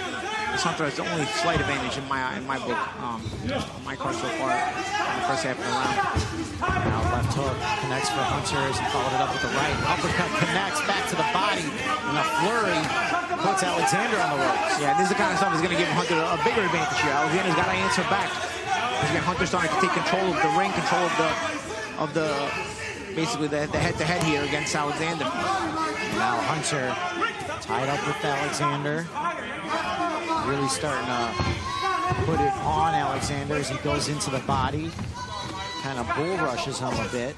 Alexander, though, trying to fight out of it. And Hunter eats an uppercut from Alexander there. A little shot there by Alexander. Again, just few and far between stuff Alexander does here. It's got to be more consistent. Hunter, even if not everything's landing perfectly, some is landing, and whatever's not landing is just putting Alexander into too much of a defensive posture. He's commanding the round this way. He's choosing to be in command of the round. Good shots there. And a huge right, and a left puts Alexander down. Alexander bounced back up. He's letting the ref know he can continue. 10 seconds. Can Hunter get a big 10-7 round? And a right ends just. And did they call it? I believe they did call it. Yeah, there was 4 seconds left in the round, but they also rang the bell too early, so I don't know what they're going to call it. So that one, it appears that Hunter won that round 10-7, and they called it. But as you mentioned, Paulie, we did hear a bell. Yeah, an early bell, mind you, so I don't know. Some of the highlights, it was that left hook. Good shot. And Paulie, we pretty much saw this coming. It started to ramp up more and more, so. I mean, for me, Alexander was too defensive even against Lacey. He opened up a little bit more against Hunter, but then all of a sudden he didn't have the energy in the second half of the round, and it ended up happening that way. So we just heard from the commission, it is a TKO, Mike Missoula. A big 10-7 round for Vegas, who was already ahead, right? They were ahead. It was close. LA fighting for their season now, man. They are way, way behind. I mean, they are going to need some big, big results here. LA pretty much needs a near perfect finish to this one, Paulie. And LA is going to be given the round where Silva's going to fight Vega, a 10-9 round, because Vega's obviously incapable of fighting because he got stopped. So it's going to go automatically to Silva 10-9. There's that right, and then there was the bell at the same time you heard. You saw the referee stop the fight. The referee waved it off. But I tell you, I think LA loses out with not getting to have Silva in the ring. They get an automatic 10-9 from Silva because Vega is not available to box him, because he got stopped. But you lose a chance to get a 10-8 or a 10-7 from Silva, and you need that because he's been your most dependable guy. He's even here, Higuita and Murphy. Higuita's going to have to make some adjustments because Murphy handled him the first go-round. Yeah, he certainly did. He was showboating a little bit in that round, and now we're hearing back. I just spoke to the league president, Ahmed Kadichi, and he said the previous matchup with Hunter and Alexander was not a TKO. It ends up becoming 10-8 because the bell rang. What they're not looking at, though, is that the bell rang early. So it actually should have been a TKO. So this is going to be going down as an error. It's going to be 10-8 or officially instead of 10-7. But if we're really honest here, it's still a big round for Vegas, Paulie. As now Murphy am I losing my mind? How's Vegas only up one round after a 2-point round? Weren't they up before? They were up, but I believe they gave Perez the round for LA. So Lopez and Perez won both of their rounds in the second half, and then Alexander obviously fell short. So that was so LA was actually up a point before Hunter got the knock, because even if Hunter didn't get the stoppage, it's still a 10-8 round. I believe so, but I think they still. Oh, okay, that score's behind. The score is a little behind by one round, so we'll see Las Vegas up by 3. Murphy, though, again, kind of picked up where he left off. Yeah. Stylistically, Higuita is just a level below Murphy. You know, at least Murphy bit too athletic. He knows how to translate the athleticism into his boxing. Higuita a bit cumbersome on his feet, not for lack of effort. He's trying, but he's just, you know, Murphy changes the angles and punches off those angle changes and has a quick trigger. You know, it's sort of like the Old West where you got to pull the trigger quickly, pull out your gun and pull the trigger quickly, and Murphy has that quicker trigger as well. So Higuita, again, not for lack of trying, but he's just in with a better fighter. And again, LA needing the help, and it's just not going to happen with these kind of matchups. And now Murphy, again, with a flurry, giving Higuita a lot of different angles to have to worry about. And there's that left hook again, countered beautifully from Murphy, as Higuita once again ties up Murphy. Left hook connects as Murphy continues to pound away at the body of Higuita. Yeah, once Murphy backs up Higuita, it's really, really uncomfortable because Higuita's definitely not a back foot fighter. You start backing up Higuita, if Higuita gets backed up, he really becomes even more ineffective. At least going forward, he can throw punches. He's somewhat effective because he can throw punches, even though he's too slow nonetheless. But once you get him going backwards, he's not even able to fight, really. And Higuita's a gamer. I mean, he's staying in there. Yeah, he's trying to come forward. It's just the athleticism's too much for Higuita to keep up with. Athleticism, timing. And Murphy, shoulder to shoulder as he's trying to finish it strong. Beautiful uppercut from Murphy as Higuita trying to use his power to slow him up a bit as the round comes to a close. Okay, so Vegas were up 1 point, and then Hunter got 2-point rounds, so they're 3 points. And now Murphy, they're up 4 points here.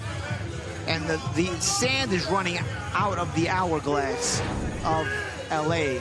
LA is going to be given the next round. They're going to get round 14 automatically because they're going right into round 15 with Ellis and Newman. So they're going to get one back, so they're going to go from being down 4 to being down 3 again. But as you mentioned, Paulie, that almost kind of hurts LA because Silva's, you lose a could chance make an argument he's probably his best fighter. Yeah, and you got to lose a chance to get a 2 or 3 point round. Let's see here what Ellis and Newman do. But essentially, LA, to put it mildly, need to win all these rounds. Ellis, and they have a good shot. They have a good closing with Ellis, Pannon, Bates, and Lozano. So some solid fighters. So it's not impossible. Yeah, I'd say so. But, you know, again, Vegas also has some decent guys coming in there. The Pannon and Keith Hunter matchup will be good, as Keith is Michael's brother. Ellis had a little bit of a slow start in his first matchup against Samuel Arnold. He did pick it up in that final minute. Newman, in his first matchup, struggled against Angel Lozano and never was able to get on the inside. Yeah. And that was just the awkward movement. Ellis a bit less awkward, a bit more technical as far as technically, fundamentally not awkward. Maybe Newman is going to be able to get to him. A shot, Ellis saying to hit off his shoulder, but Ellis is going to get off some shots. We had a lot of times perception is reality in scoring a one-round fight because you can't really tell everything that's landing because both guys are so energetic. You can't tell what's landing cleanly. So it becomes more of what it looks like you're putting your opponent through or what position you're putting your opponent in. So that's why it's important to be busy in these one-round matchups because a lot of it is perception more than reality. And, of course, perception becomes reality. Now Ellis tied up, trying to fight on the inside. Now finally broken up. Round number 15 here between Las Vegas and LA. Newman leads with the jab, but Ellis back to the inside.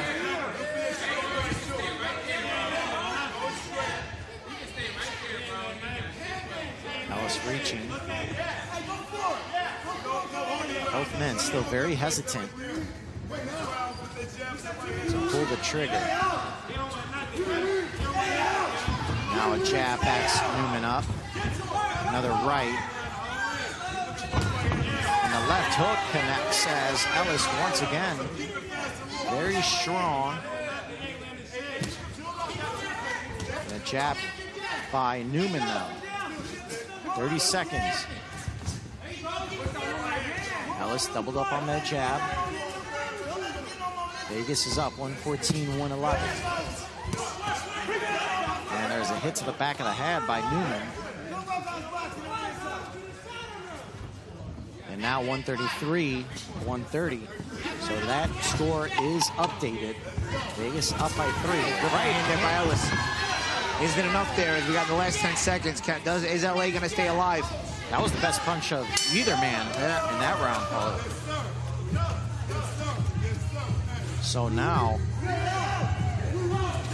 we head to round 16. Vlad Panin, Keith Hunter.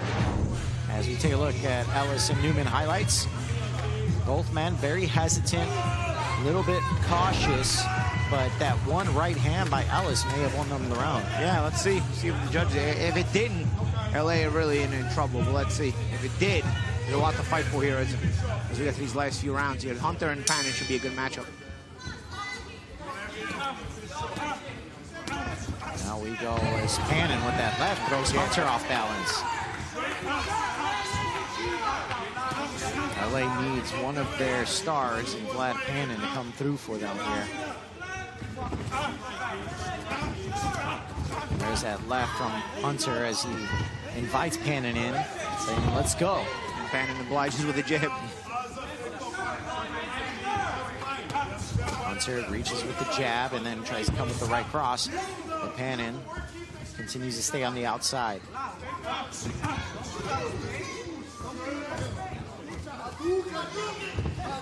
Now Panin trying to cut the ring off. Hunter just missed with that overhand right. Panin staying calm, cool, and collected. There's that right that backs Hunter up. A good hook there by Hunter as well on the inside. You can see Hunter's got a lot of energy. Panin kind of keeps it in the window, you know, he kind of gives you that one look while Hunter tries to give you different looks, makes it a bit awkward. Yeah, Panin's not going to really go too much out of his comfort zone. What you see is what you get, essentially, with Panin. Oh, good little feint combination started with the feint that froze Hunter. A good little three-punch combination. Hunter a little bit wide for my liking with that right hand. That's why he's missing it. Panin with a good combination that really, I think, gave him the advantage so far in the first half of the round. Yeah, you can see Hunter's throwing a lot behind those shots, but as you mentioned, Paul, a little bit inaccurate from him. Yeah, and Hunter has a tendency to put himself out of position, and that's where that feint worked there. He makes big defensive moves. He makes big moves in general, and sometimes if you make those moves, you want to shorten those up a little bit because, again, you make a false move where you bite on a feint, you make a big move, and it's a false move. You put yourself in position to get hit with a follow-up combination, and that's how Panin got him. Now Panin continues to press forward. Been very disciplined in this round. I think the discipline has really just won him this round so far, Paul. Yeah, a bit more consistency on the part of Pannon. Let's see, we still got a minute left. I think Hunter just has to shorten up his shots, you know. And there's that right that throws Hunter off balance a bit. Another left hook from Pannon. Hunter's got the hook working. It's just Pannon's blocking all of it. You know, so he's got to change his trajectory on it. Either throw it a little shorter or throw it up, or maybe throw it up the middle, change it to like a half jab. Well, Pannon landing the cleaner shots in there. Yeah, he certainly is. But now Hunter's starting to come forward and land a couple of shots. Not hitting them flush, but they're connecting. It's one of those where you see fundamentals, you know, sort of winning the day here. Hunter is a good fighter. Pannon's a good fighter, but it's just, you know, the shorter shots of Pannon have, for me, made the difference in the round. And now Hunter quickly into the body. That one hurt Pannon, but Pannon connects on a left counter as that round was it worked for both guys. Back and forth. I think LA may have won the last 2 rounds here, man. It's could start being close here. Let's see. I wonder how the judges have had it. Bates and Earl had a good matchup the first go round. Bates, Sean Bates, James Earl, as we head to our lightweight division, saw some of the highlights. Pannon with that left hook, and Hunter, as you saw, swinging a little bit wildly at times, but the effort was there. He excused himself at the end of that replay for laying that late shot. Good sportsmanship on the part of both guys. So 143, 139. Vegas is up, so Vegas... They're just giving Vegas the rounds. Vegas, wild to me. That is wild. Kevin Newman round went his way. That is wild. I would have thought LA won the last 2 rounds. Instead, they're giving them to Vegas. And now LA is in a hole. LA's going to need a knockdown at minimum, maybe 2, to have a shot. Dude, I don't know how you... That's crazy. Now Bates presses forward. It's a tall task for him because James Earl's very good. It's been solid for Vegas all season long. If Earl stays consistent with the jab and the feints and the jab and the feints off that jab, I think, you know, he has the kind of educated left hand to be able to control range with that. Of course, Bates is going to be the kind of guy who wants to get in close, while Earl is going to try to keep. He's going to respect that left hand. Left hook just missed by Bates as Earl reaches.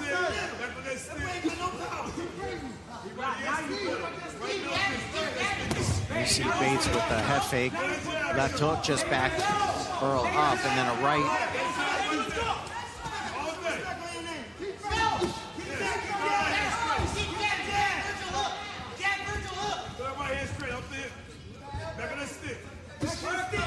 And now Bates back to the body as Earl stays on the outside. Beautiful left uppercut. Connects for Earl. Or excuse me, Bates. Bates for LA. Trying to keep LA in it. At least give them a shot coming into the final round. And there he goes, pressing forward on Earl. Earl tries to rip into the body. He does, but a left hook followed by the right from Bates. Good work there by both guys. Good two-way exchange. It is back and forth. Good hook there by Earl. Earl now starting to let his hands go. And a good little roll right hand led by Bates. Good exchange from both guys, and they are getting into it. Bates takes a jab from Earl. Now both men tied up. 40 seconds remain. It's been a fantastic round, Paul. Yeah, torrid pace here. Bates back to the body, followed it up with the left hook. This is a huge round that LA needs. Vegas, if they win this round, they win the fight. Yeah, and it's very competitive here. Back and forth, good two-way action. Good shot there by Earl. And now, the body Earl shot there by back Bates. and forth. Bates going, takes a right. Fantastic final seconds. What a round. These guys wanted to keep going. I wouldn't have minded it. Oh. Yeah, not me either.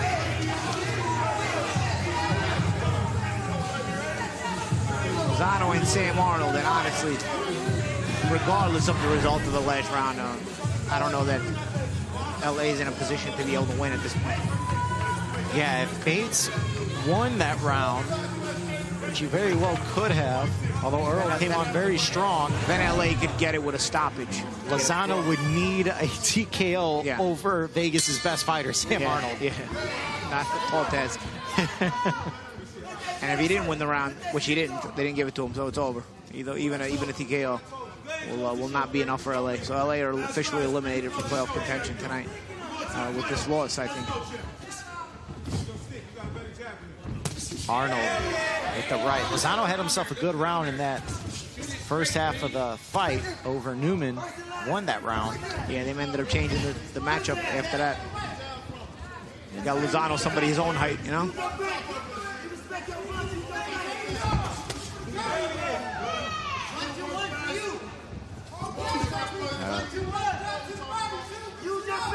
Jab from Arnold.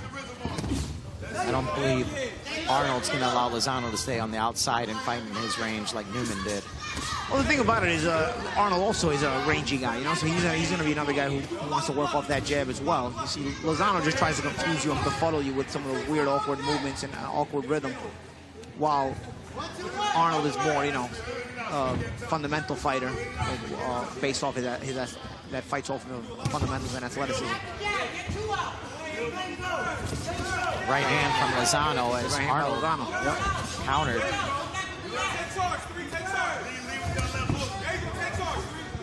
Lozano throws these weird shots, like where he puts himself in a position where you think he's going to throw the other hand, and then he throws the opposite hand instead. That's what makes him awkward. He's got a really good snappy left, too. That left just kind of snaps forward, and Arnold caught it right as he was coming in. Yeah, and for me, Arnold has to not try to time him. Lozano's not the kind of guy you time. Try to be first with him and just be first with the basics, the jabs and right hands and feints, you know? Because Lozano, if you start trying to time him, you're going to end up waiting, you're going to end up getting hit with shots that you don't see coming because he throws the opposite way. Good little combination there from Arnold. Arnold not having an easy time with Lozano, but Lozano's a very tricky fighter to figure out. Oh, and there's that right from Lozano. Again, very sneaky. He puts himself in a position where you think he's going to come with the other hand. Lozano's been very steady for LA, one of the bright spots for them tonight. Another short left right as Arnold was pressing forward. And now Arnold turns southpaw. Again, he's trying to time the line. He's trying to react off the punch. But again, that's not how you got to fight a guy like Lozano. An awkward guy, you do not react off the timing. You try to be first and be first with jabs, right hands, and feints. The simplest and most basic. And of course, your footwork and range. See, again, he's waiting. Wait on Lozano to get off first here. And try to react. Now Lozano with the jab backs Arnold up. Final seconds. And that does it. Vegas with a much needed win, Paulie. Yeah, and much needed win in LA. Looks like you know, if we make this official, LA is probably eliminated from playoff contention and their season is essentially over. I'm assuming they'd play out the rest of the schedule because other teams have to compete against them, but it's not looking good there from the official results for LA.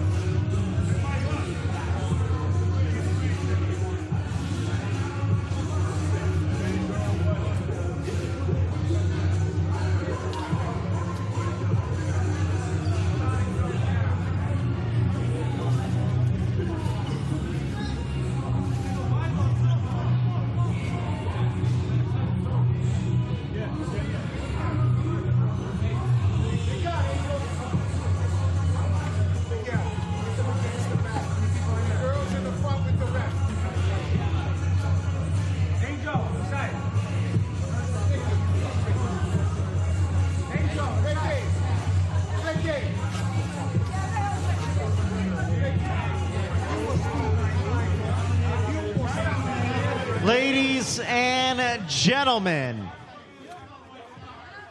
after 18 rounds of action, we go to our scorecards. Team LA scores 166.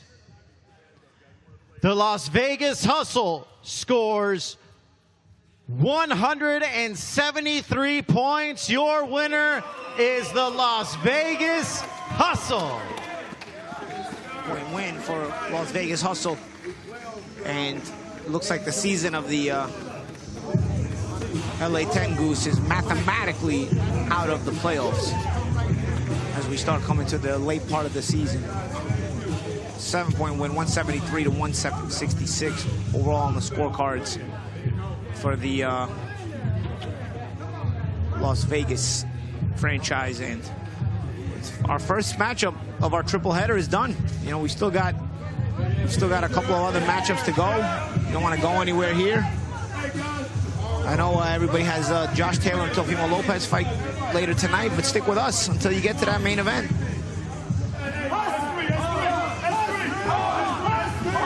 Show some highlights here from this battle between LA and Vegas. Some of that action there.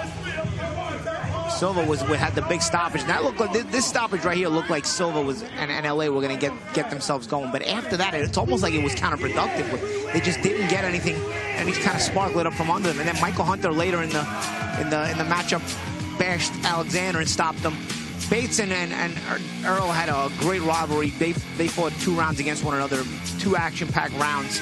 Well, this was the best one-on-one matchup of these two teams was Earl and Bates. But every time they got in the ring with each other, they was very competitive, and they both let each other have it. But Vegas keeps their playoff hopes alive. LA are mathematically out. Again, that was our first matchup of our triple header. We'll be waiting for Atlanta and Dallas. You see Michael Hunter showing me the belly. He's not at his best weight, but he still does the job. He adds that extra weight for an extra punching power.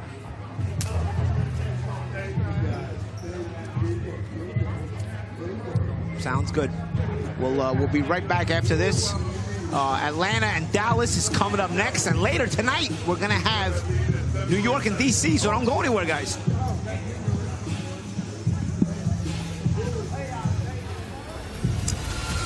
There's nothing more exciting than what the Team Combat League brings to the table. 1-round bouts, 8 teams across the U.S. The idea of this is so unique and so new. It forces the fighters to skip the feel-out process and get right to the action. I feel like New York's got a real good shot here, especially if I'm on the team.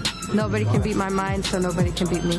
With the modeling is the modeling. When it comes to boxing, I handle my business. 1 round, and guys giving their all.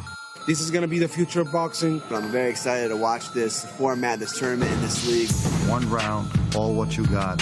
Any minute, any second, anything can happen. I got a 3-year-old kid. I'm just ready to change my family's life. What's up? What's up?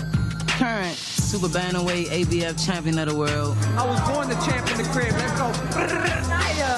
There's no way anybody can compete with us. LA Terminators will come to whoop some ass.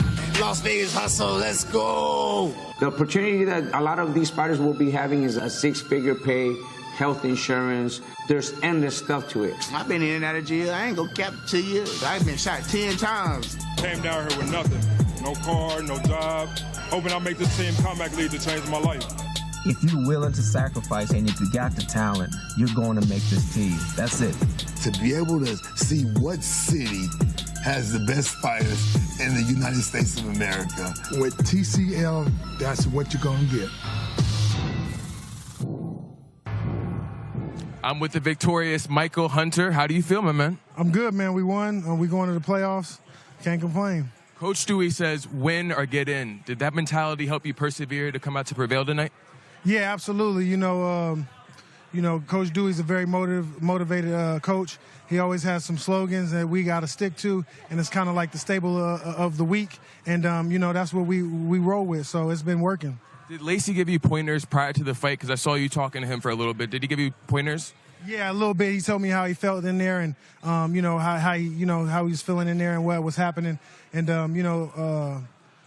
Scott is a familiar opponent for us. In the first place, we sparred with each other and stuff like that. So it was kind of familiar territory. So, do you think your professional experience benefits you at TCL? Oh, absolutely. I've had a lot of experience. I've been in the Olympics a few times. You know, I've competed at the world class since I was a teenager, so I think that definitely gives me the edge. You know, a lot of these guys are kind of new or, you know, semi, you know, kind of not as experienced as I am, so I think that's where I get the edge at. Dewey's known as a great coach, great mentor. What advice does he give you other than win and get in that really resonates with you and sticks with you? Well, you know, he's always, if you understand him, I mean, it's all about hustle.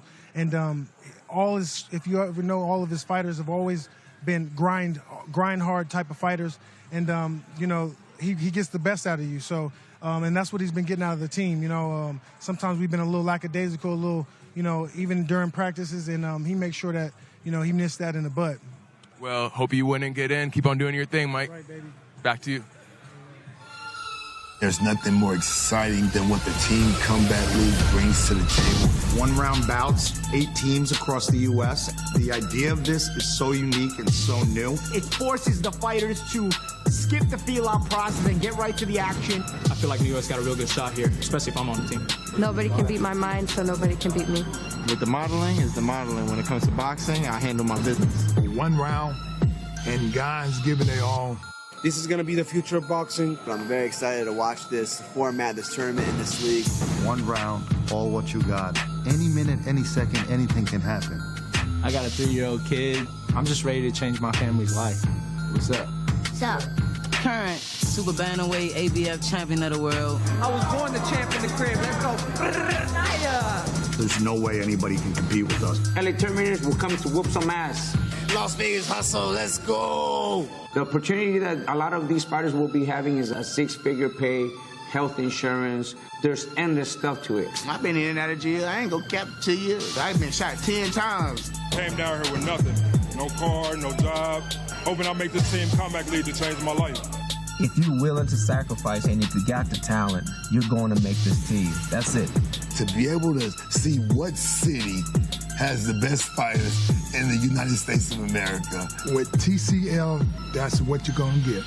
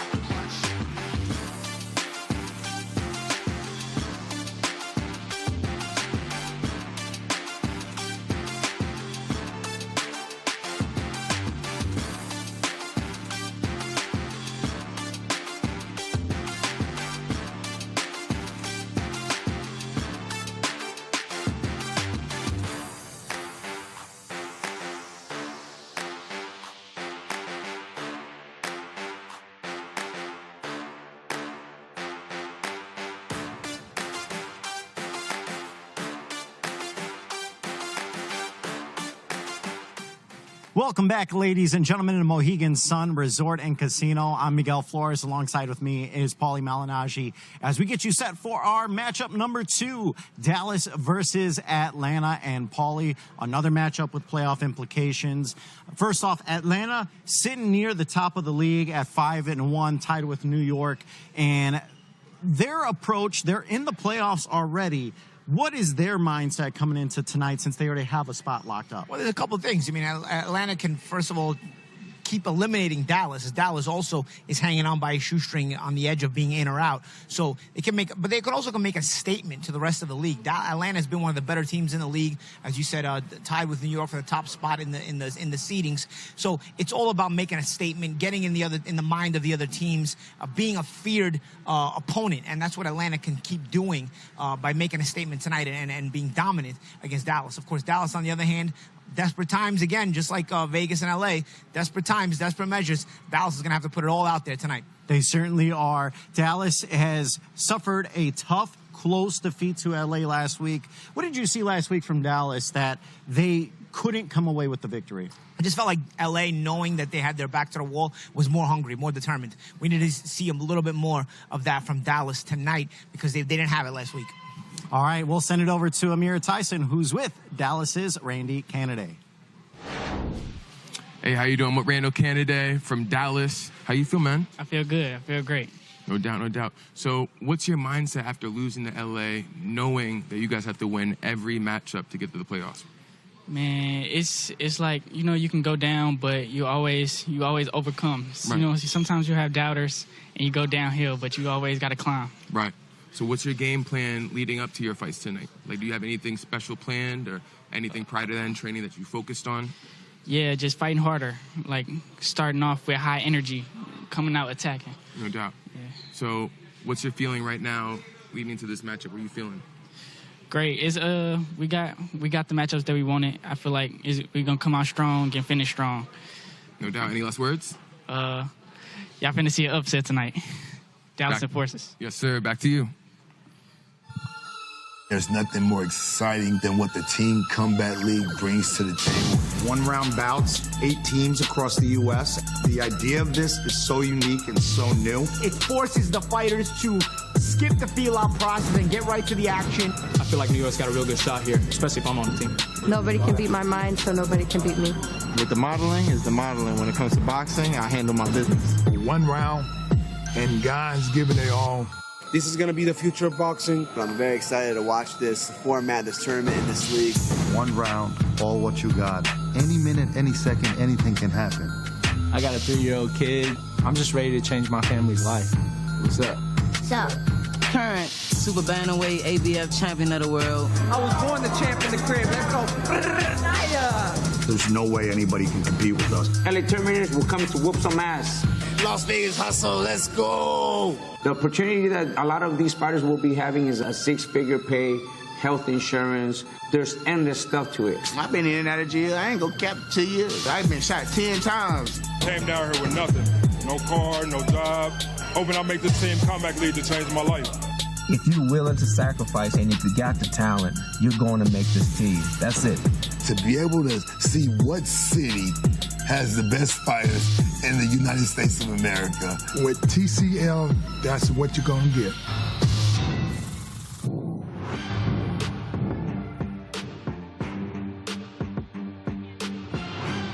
Ladies and gentlemen, welcome back to Mohegan Sun Resort and Casino.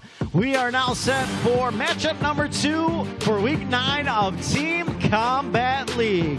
Our matchup features the Dallas Enforcers taking on the Atlanta Attack.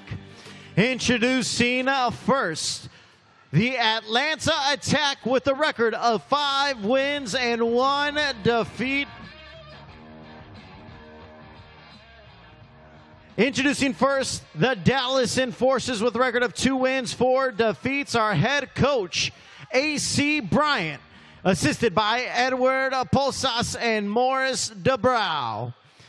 Our fighters featuring Thelfilime Aloali Faifa, Marcel Davidson, Javon Davis, Jake Sassi, Devontae Williams, Devon Young, Mona Ward, Michael Dawson, Marcus Davidson, Keandre Leatherwood, Frankie Solomon, Demetrius Demerit,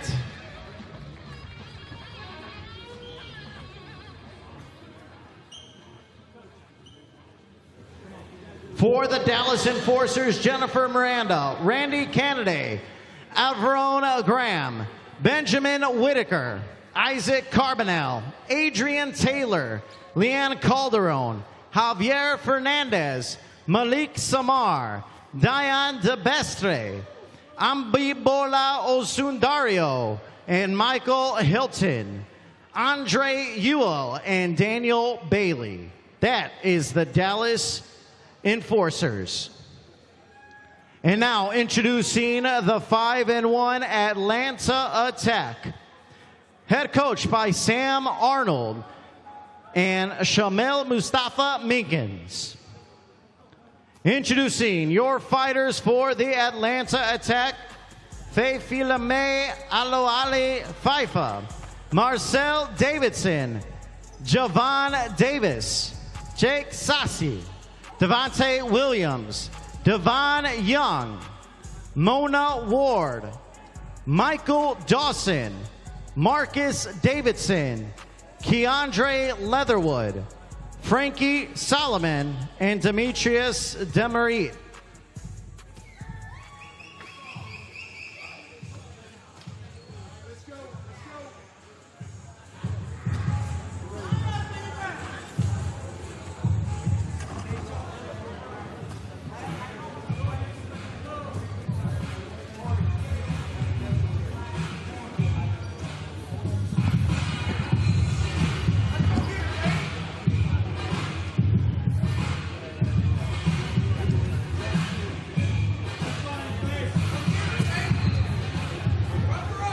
All right, we are now set for our next matchup, Paulie. Atlanta against Dallas. Atlanta's already clinched a spot in the playoffs at 5-1.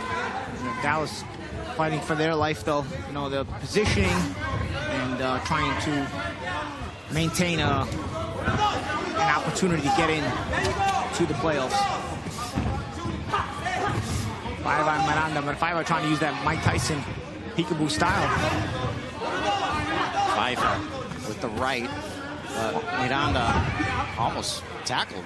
Yeah, Miranda's had a good job this season of maintaining her height and winning the rounds based on her height and also her physical presence in there. She's a big light, she's a big featherweight, and she fights that way.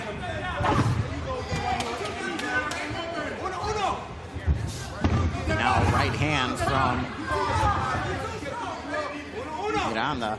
Five has that Mike Tyson peekaboo. She tries to close the gap with it, and you need to close the gap on a girl like Miranda, because Miranda at distance will just pick you apart, especially use her legs. So if I actually like the peekaboo style she's using. It's doing well. It's been slipping, but she's got to cut off the ring on her way in. Otherwise, what happens is Miranda ends up escaping around the side. And now both fighters tied up. 30 seconds remain of our opening round. Miranda trying to stay smart, trying to steal shots on the outside. She's missing there, but again, Five not making her pay. So again, Miranda is able to maintain that range that she is comfortable at and wants to stay at. Miranda for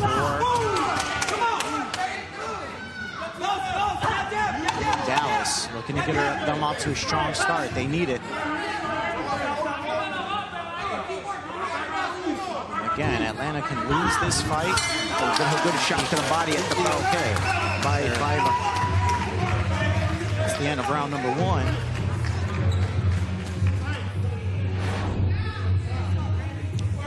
There you see some of the highlights. Miranda, very physical. Yeah, Five are trying to get in there, and Miranda's smart. Anytime somebody gets too close, he just ties them up and then forces a break and gets them back on the outside. Now here's Marcel Davidson of Atlanta taking on Randy Candidate of Dallas. You see the height difference and reach difference already, Paulie.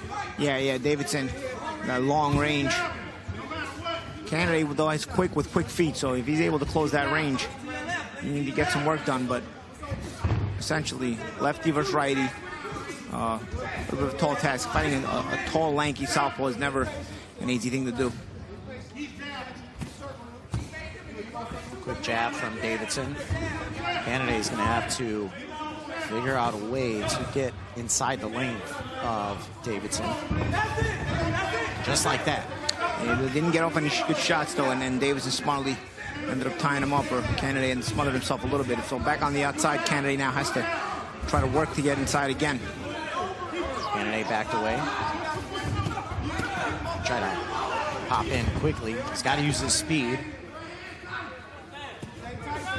Round two here. Back to the body.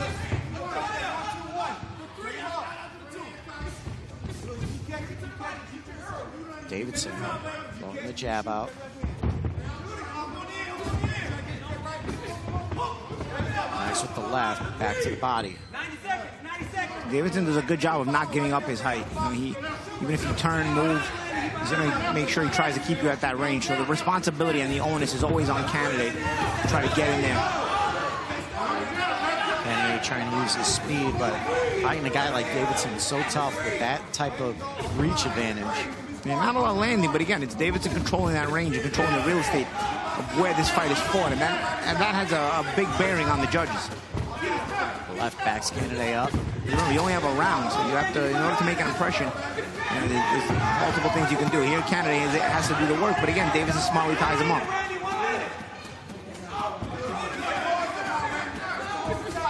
There's that left by Davidson, as once again Kennedy just having difficulty trying to get on that inside. Some good work there by Kennedy. That left. Good counter right hand there by Kennedy. So he's interesting because range has been controlled by Davis, but I'm not sure he landed a lot. No, he really hasn't, and Canada's been trying to get on the inside and seems to have a little bit more pop in his punches, but it's just been a difficult. Sometimes it's hard to separate these guys in just one round. That's the thing.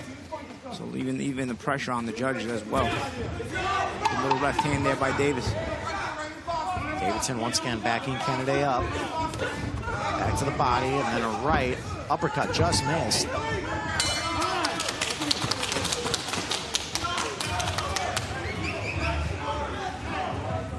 So the first round went to Atlanta.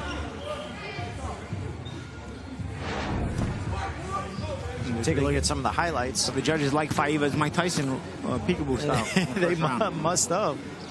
I thought Miranda did a good job in that first round, but as we go to round number 3, Javon Davis against Avron Graham. This is one of the key matchups. Davis, one of the stronger fighters for Team Atlanta.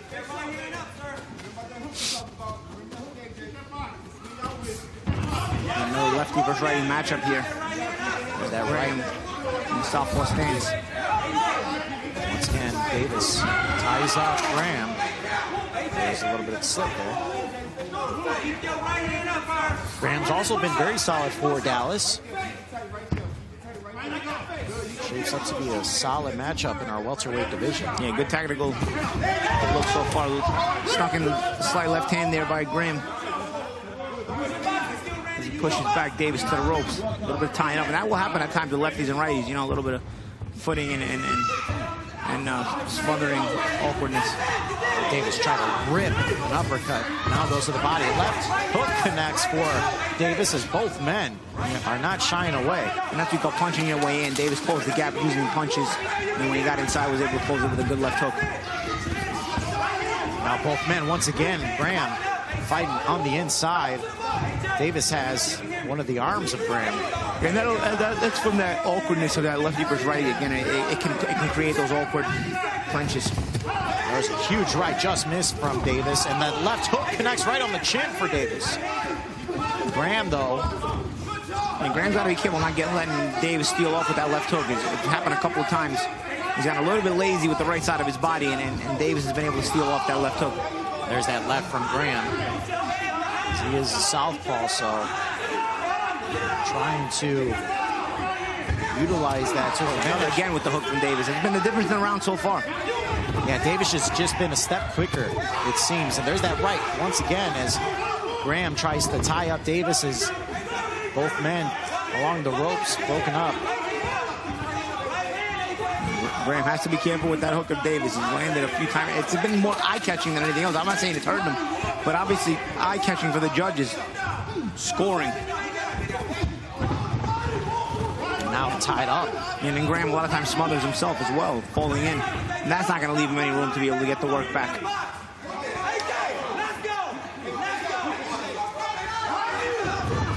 Now tied up as both men. Yeah, again, Graham flying in way too quickly, ends up smothering himself.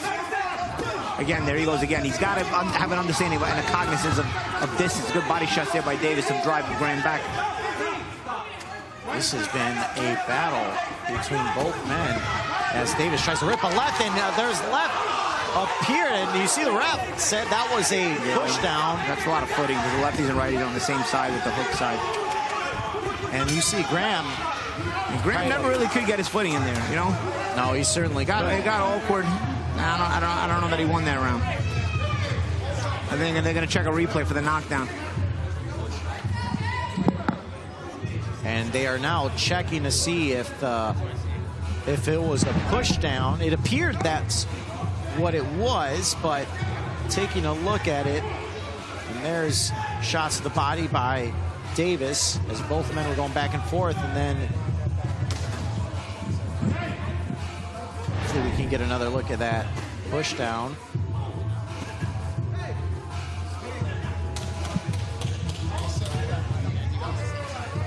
I believe we're going to get another replay of that push down, and there was that push down / slip between Graham and Davis. So that will be a push down, no knockdown. So it'll be a regular. I think Davis. Round. Yeah, I think Davis still got that round 10-9 nonetheless. Now we move on. I tell you, if Faiva got that round for first round for Atlanta, it could be interesting because Davis and Canada could go either way, and now Davidson and Canada could go either way. But now Davis, for me, beat Graham pretty convincingly. So Dallas could be in a hole early here, and they are. There you see right away, first 2 rounds have gone Atlanta's way, and that's with the Davis round pending. Yeah, Whitaker now trying to take it to Yassi because this becomes all the more important for Dallas. Good shots there by Whitaker. Yassi keeping his head up too high on the inside. Left hook connects for Yassi, as Whitaker, though, stays in the pocket. This is our middleweight division, as Whitaker tied up with Yassi.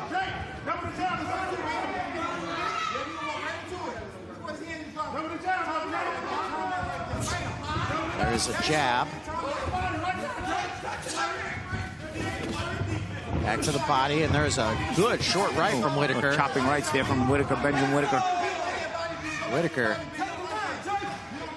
knows he needs a big round for his team. Back to the body. You can read the intensity on the body language of Yassi, but he just has to be a little bit more clever. You see Whitaker just out-clevering him right now. And now Yassi has him in almost like a headlock. Yeah, you see Yassi has the intensity headlock, trying to punch anywhere he can on the inside, but he's got to calm down a little bit enough to, be able to read his proper punching range and get the shots off from there. Whitaker is a little calmer, and he's able to do that. We're in round 4 here. Now remember, LA got off to a quick start, but Vegas was able to inch their way back and eventually overtake LA. So there's still time for Dallas here. It's a left hook by Whitaker. Now Yassi tries to hit the body. Back to the body, a right hand, and then Whitaker backs him up. There's that left hook for Whitaker. As he backs away, Yassi coming forward with the right, and again, Whitaker goes down. That was a slip. Second time Whitaker has gone down that way. Right from Yassi, and then the right connects for Yassi. Caught Whitaker by surprise. And Whitaker has a tendency to fade in that last minute. Let's see if Yassi can take advantage of a good jab there by Whitaker. And there's a shot to the body as Yassi is unloading.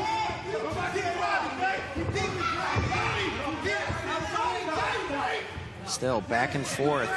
Final 30 seconds of round 4. Whitaker needs this for Dallas. Needs to get him back on track. Playoff chances are slim for Dallas, but they're still alive. And there's that right hook, connects for Yassi. Yassi, last minute has had some good work. Is it enough to get back from the first 2 minutes that Whitaker had? Back to the body. That's the end of round number 4.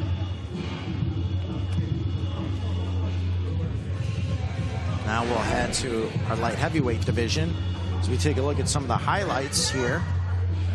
Both men. Yassi started off a little bit slow. Whitaker came strong, but then Yassi was able to connect on Whitaker towards that second half of that round and really present a lot of problems for Whitaker.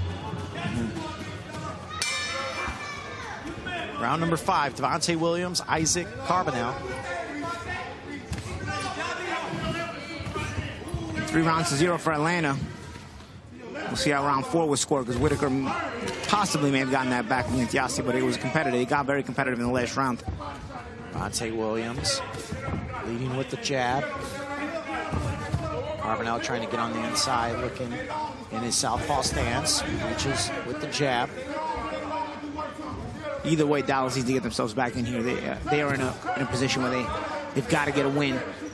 Obviously, Atlanta fighting for positioning in the playoffs. They're in a comfortable playoff position, but again, you want to show that you're a dominant team going into the playoffs so the other teams can start to fear you and then be leery of drawing you in the playoffs, of course. That's what Atlanta's really fighting for right now. They've got off to a good start. And again, the top seed comes with the advantage of you face the lowest seed in the tournament. Exactly. Atlanta now up 39-37. So Dallas got one back with Benjamin Whitaker against Yassi. Now, let's see if the southpaw, another southpaw there for Dallas, is to see if Carbonell is able to continue that momentum. Good body shot there by Monte Williams. Williams putting the pressure on Carbonell. Pushes him along the ropes.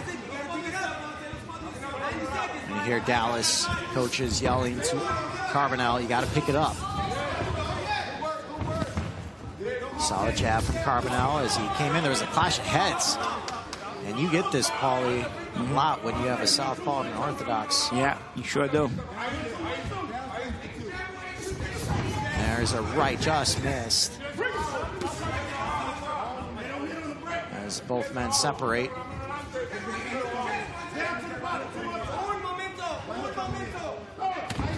Right hand connects for Williams. Carbonell has to work on being first. I mean, again, the onus is it's not just about him. It's about his team needing to get these rounds and needing to win tonight. Carbonell has to make an effort to be first here.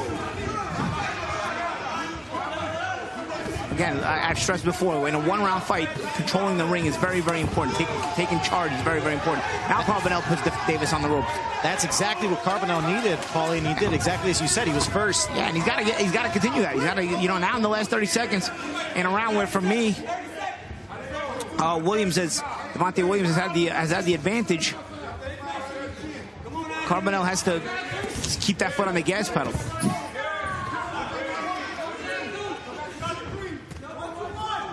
Carbonell with the jab. 10 seconds remain.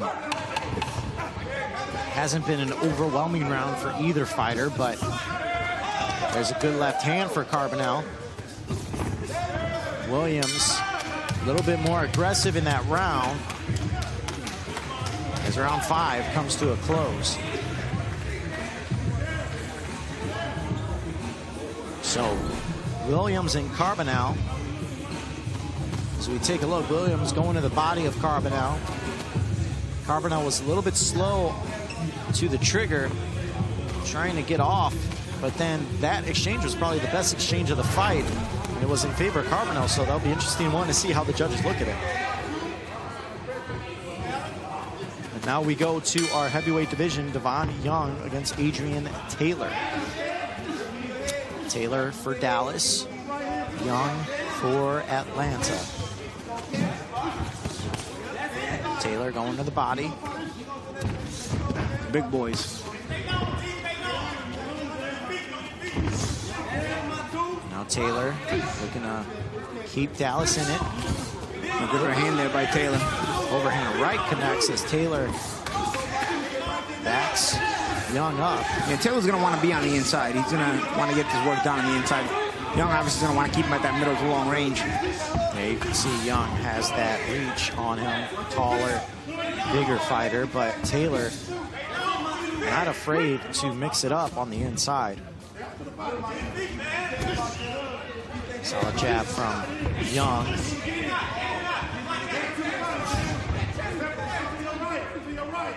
We see the updated score. Atlanta up 49-46 now. So Atlanta keeps packing those rounds in the bag as Devontae Williams got that last one. So again, more and more pressure on each Dallas fighter as they fall behind more and more. So a lot of pressure here on Adrian Taylor to try to get this back for the Dallas franchise here. Playoff hopes on the line. Another left hook. Connects for Taylor. Minute and a half to go. Young came in strong with that left hook. Good combination there by Young, and on the step out. Good on him to change rate. Good little 1-2 there again, and he's being smart. He's getting in and out of range, and the slower-footed Taylor is having trouble tracking him down. You would almost think, Paulie, that Atlanta's fighting for their playoff lives at the way this matchup's going. Well, as I said earlier, I mean, once you know you're in command, the little hook there by Taylor, once you know you're in command, you look to basically multiply that command, because again, it's not just about winning and being comfortable. It's about, you want to set a statement for the playoffs, and that's what Atlanta's doing right now. And we've seen it in so many sports, Paulie, as well as boxing in general. You want to keep that momentum going, and when it comes to the playoffs, you don't want to go into the playoffs with a loss. You don't want to go limping into the playoffs. I mean, how many times we've seen, like, in the NFL or thing. I remember as a Giant fan, when Plaxico Burress, 12, 13 years old, shot himself. Giants were 11-1, and they still finished with the best record at the top seed in the NFC. But after Burress had shot himself, they still had lost 3 of the last 4, and they limped into the playoffs and lost their first playoff game, despite the great record they have. So you don't want to ever limp into the playoffs. Good combination there again by Young on the inside. He's letting his hands go, showing Taylor who's boss. And Young is tagging Taylor, just throwing with some veracity. I think it even caught Taylor by surprise. He was looking to potentially get a 10-7 shot round. There by Taylor. He caught Young coming in. But again, as I was saying, you don't want to limp into the playoffs. Regardless of what your regular season record was, if you limp into the playoffs, confidence is not high. You want to go in there with confidence high, as well as also set the statement to your other opposition that you could face in the playoffs. Absolutely, and so far, Atlanta has looked tremendous through the first 6 rounds, as Young made a statement against a very tough Adrian Taylor. Adrian Taylor is no slouch, but Young just proved to be too much, and I'd be very surprised if that round doesn't go towards Atlanta. We now enter our middle rounds. We'll see Mona Ward out of Atlanta taking on Leanne Calderon from Dallas. Ward coming in, the women's featherweight division. Calderon with the right. Ward staying on the outside, followed it up with a straight left. Calderon dancing.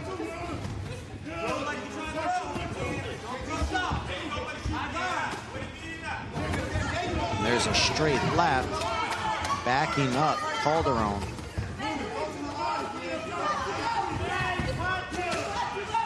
Ward very quick. Ward with the quick feet, trying to be in and out. Calderon trying to put that pressure on.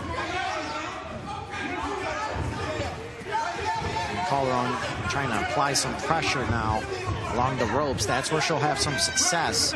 Smart there by Ward to sort of push down Calderon and smother and stop her forward momentum. So when you run out of room, you prevent the opponent from working. Ward with the good legs at center ring, she's going to have an advantage as long as she can get those shots off and close that range. She did there, the short left hand. I was just going to say that, Paulie. It seems like Ward wants it right in this where she can move, utilize her speed. And Calderon wants to press her along the corners and the ropes, as you've seen a couple of times. But as you said, Ward, very smart, ties her up immediately, gets back to the center. Yeah, and as long as Ward can land the occasional shot, there she is again. And she'll tie up Calderon. See, Calderon here doesn't want to be tied up. Calderon wants to be able to work here.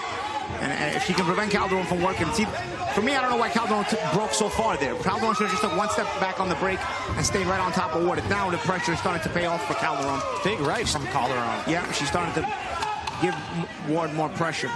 Right on the break. See, she shouldn't be breaking all the way to the middle ring. She should just take a step back when the ref breaks her. That's it, because now you give Ward a chance to go back to center ring. You don't want to do that. There's that right from Calderon. Really back and forth round. Calderon made it interesting late round. It's going to be an interesting one to score.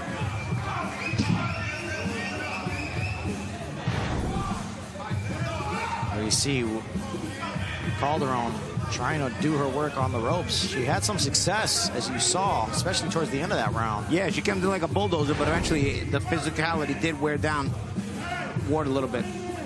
Now we'll see Javier Fernandez of Dallas taking on Michael Dawson of Atlanta.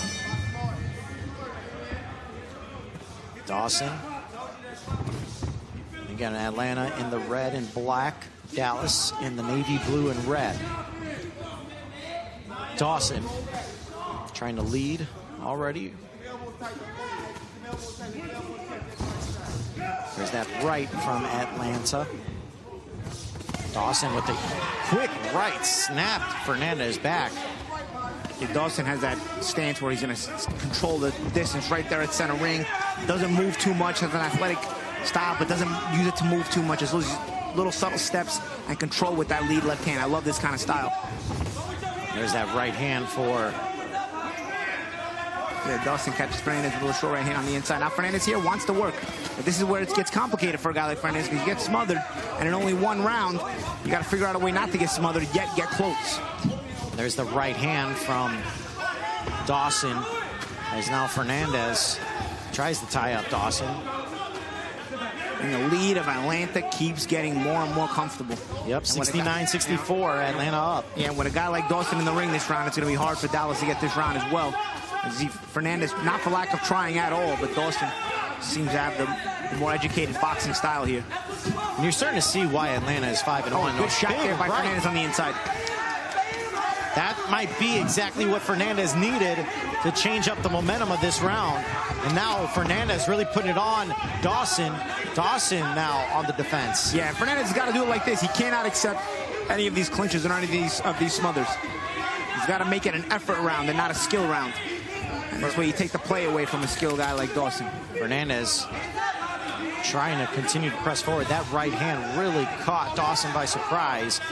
But Fernandez slowed up a bit. Minute to go here in round 8. Inside to the body. Solid jab from Dawson as now Fernandez ties up. If you're Fernandez, you want to try to find that right hand again, but both men tied up. Best punch of the round has gone to Fernandez, but Dawson has been more active. And he also turned southpaw. See what he does here as a southpaw. Again, every time Fernandez comes in, Dawson is tied up. Yeah, but also Fernandez doesn't do himself any favors. Now Dawson back to the right-handed stance. Fernandez almost bull rushes in and ends up smothering himself as well. Dawson with a quick little touch there. Both men. It's been a sloppy end. Yeah, and Fernandez had to do it this way. You know, he made it interesting, a little bit more competitive. Let's see how the judges end up seeing it. I thought the sharp work of Dawson was a little bit of a difference early on. Second half of the round, it got very sloppy, but that's exactly how Fernandez would have wanted it. So that was round 8. As we saw, there's that short right that connected for Dawson and connected with that uppercut, but then it was that right hand, you saw the legs buckle of Dawson, but Fernandez wasn't able to really capture that momentum as that round progressed. As we go into round number 9, Marcus Davidson against Malik Samar out of Dallas. Davidson for Atlanta. There's a quick little jab from Davidson. Samar on the outside, wasn't that jab. Backs away slowly, tries to leap forward with the right, but Davidson now trying to be first with that jab. Another jab from Davidson.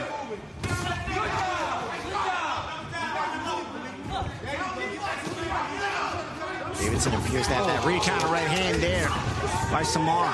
Yeah, Samar timed it perfectly right as Davidson was coming in. Now Davidson trying to counter with some aggression. He knows that's scored in the judge's eyes. Trying to get that one back. Using the jab. Samar being very smart. Yeah, being very shifty. He's hard to track him down. But yet he's very, very reactive, as you notice when that counter right hand he landed. Even though Davidson has the reach advantage, Samar's doing a really good job at not making it an overwhelming disadvantage for himself. As you said, he's being very shifty, looking to get on the inside, and is quick not to be in one spot too long. And the last round went to Dawson, so the lead increases for Atlanta. Good little right hand there by Davidson. if this league continues the way it is, Dallas is going to put themselves into a corner where they're going to need stoppages quickly. Yeah. And they don't have their big man anymore. They got the stoppages. Hardy was a big man. They got some stoppages for them. Was a guy they could rely on, but fortunately for Dallas, he got stopped the last week, so he's out on a suspension, I believe. Samar trying to lead with the jab. Davidson with the left. And there's a short jab followed by the right for Samar. Yeah, Samar not as active, but he makes those shots count. And then another good right hand there could make this round, the scoring of this round, very interesting. It seems like his timing is really good, Paulie. Yeah, shifty, didn't make it. It doesn't make himself a good shot there again as Davidson got himself trapped against the ropes. That was a sharp left hook from Samar.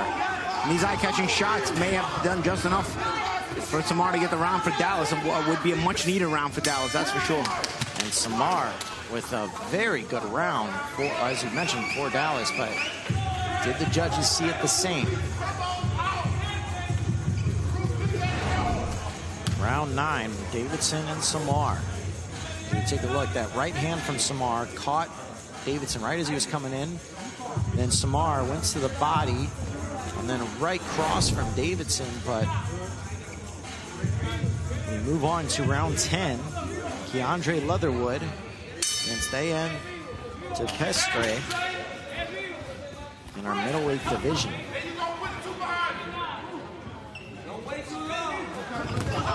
A.N. out of Dallas. Leatherwood for Atlanta. Tepestre. Round 10. A little feint there from Leatherwood. Jab there by Tepestre. He's trying to be consistent with holding that range. He doesn't want Leatherwood getting in close. Leatherwood with the speed if he getting close there. As you can see, he's got the shorter shot. Tepestre a little bit more awkward. Wider, heavy shots. To the body now. Tepestre has to pull the trigger soon, and as he does, right, as he pulls the right over the top. Leatherwood, though, very focused. Wants to keep that momentum there. The shots at the back of the head there from Tepestre. Harvey Dock with a good one in there. Leatherwood wants a break for a second. Yeah, Leatherwood a little shaken up there. We'll take a second to say Samar did get that last round for Dallas, a much needed round for Dallas. So 88-83. Atlanta with the 5-point edge as we are in round 10.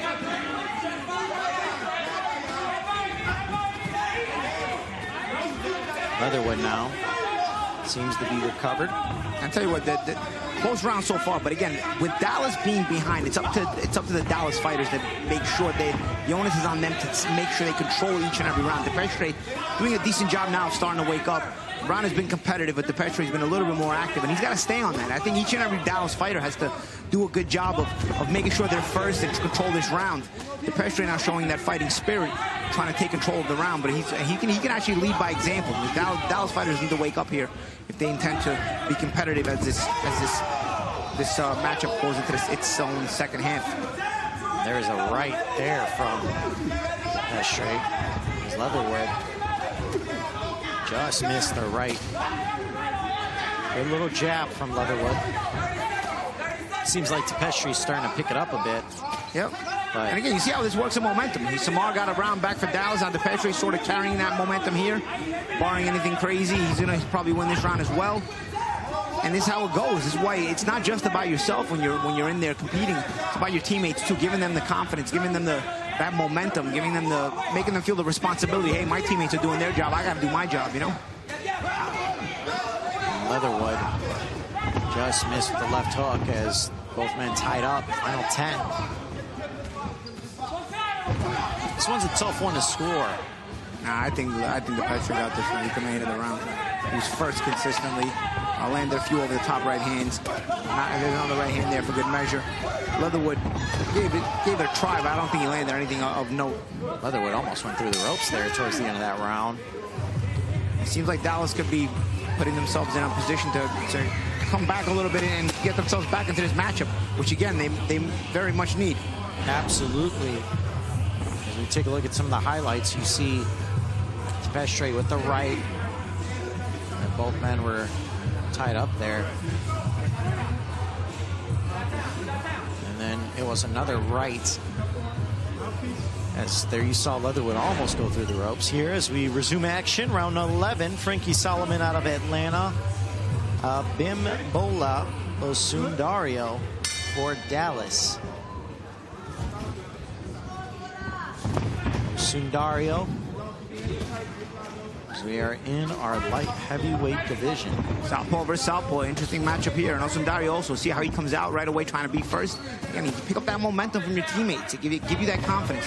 And Osundario trying to be first and trying to get off shots. A lot of times it's not just all skill. With one round, effort is a big part of this. Effort is always a big part of it, don't get me wrong. But of course, you get higher levels of boxing, a lot of rounds, skill comes into play and the difference in skills. But here in one round, effort is such a big part of it here. And Osundario's effort right now, a little bit of awkwardness is starting to give him that advantage.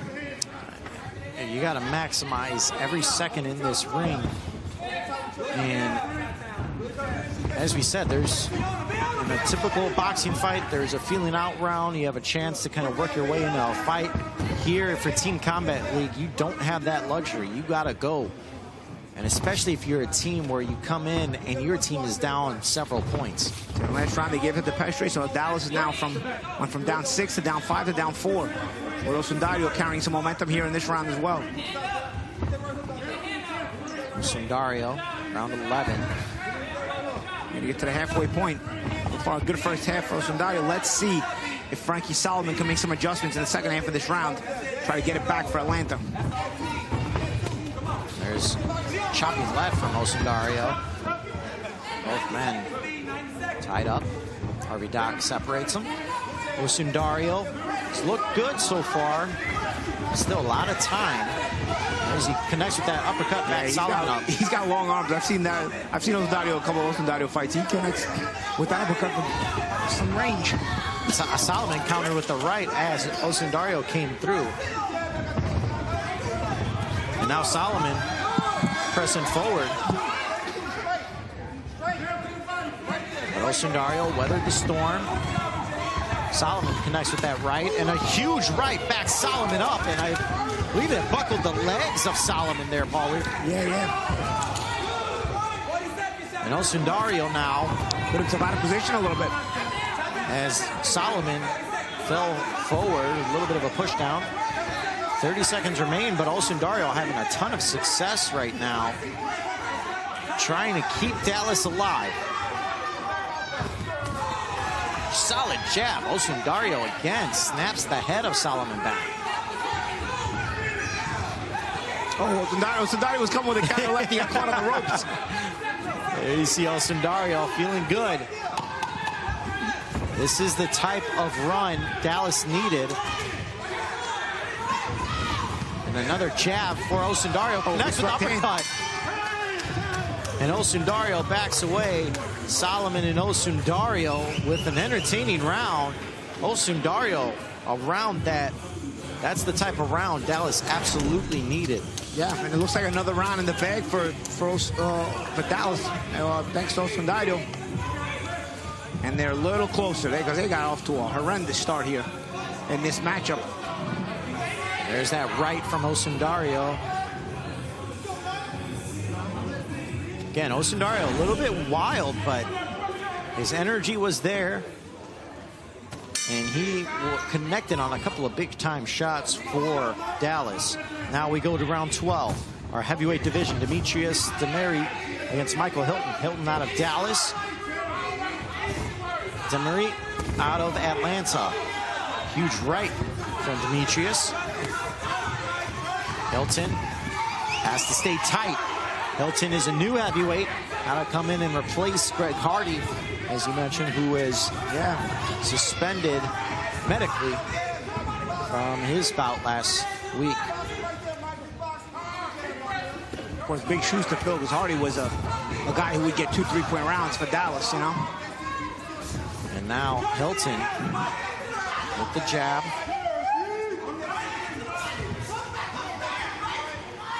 Demetrius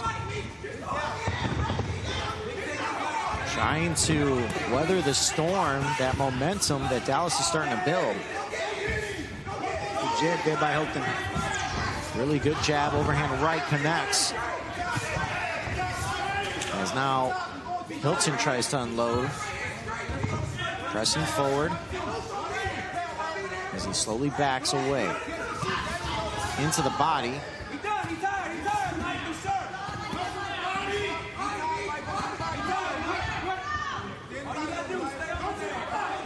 And now,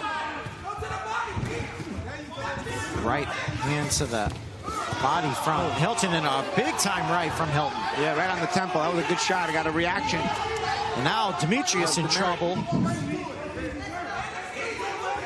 As he's waning a bit, but he answers with the right of his own. No setting up here for the big boys. They just letting them go. Big shots. This can be anybody's round. Hilton's had some success going to the body. And Hilton doing a good job here of trying to put the punches in bunches combinations. That gives the judges the impression of some control of the pace of the fight.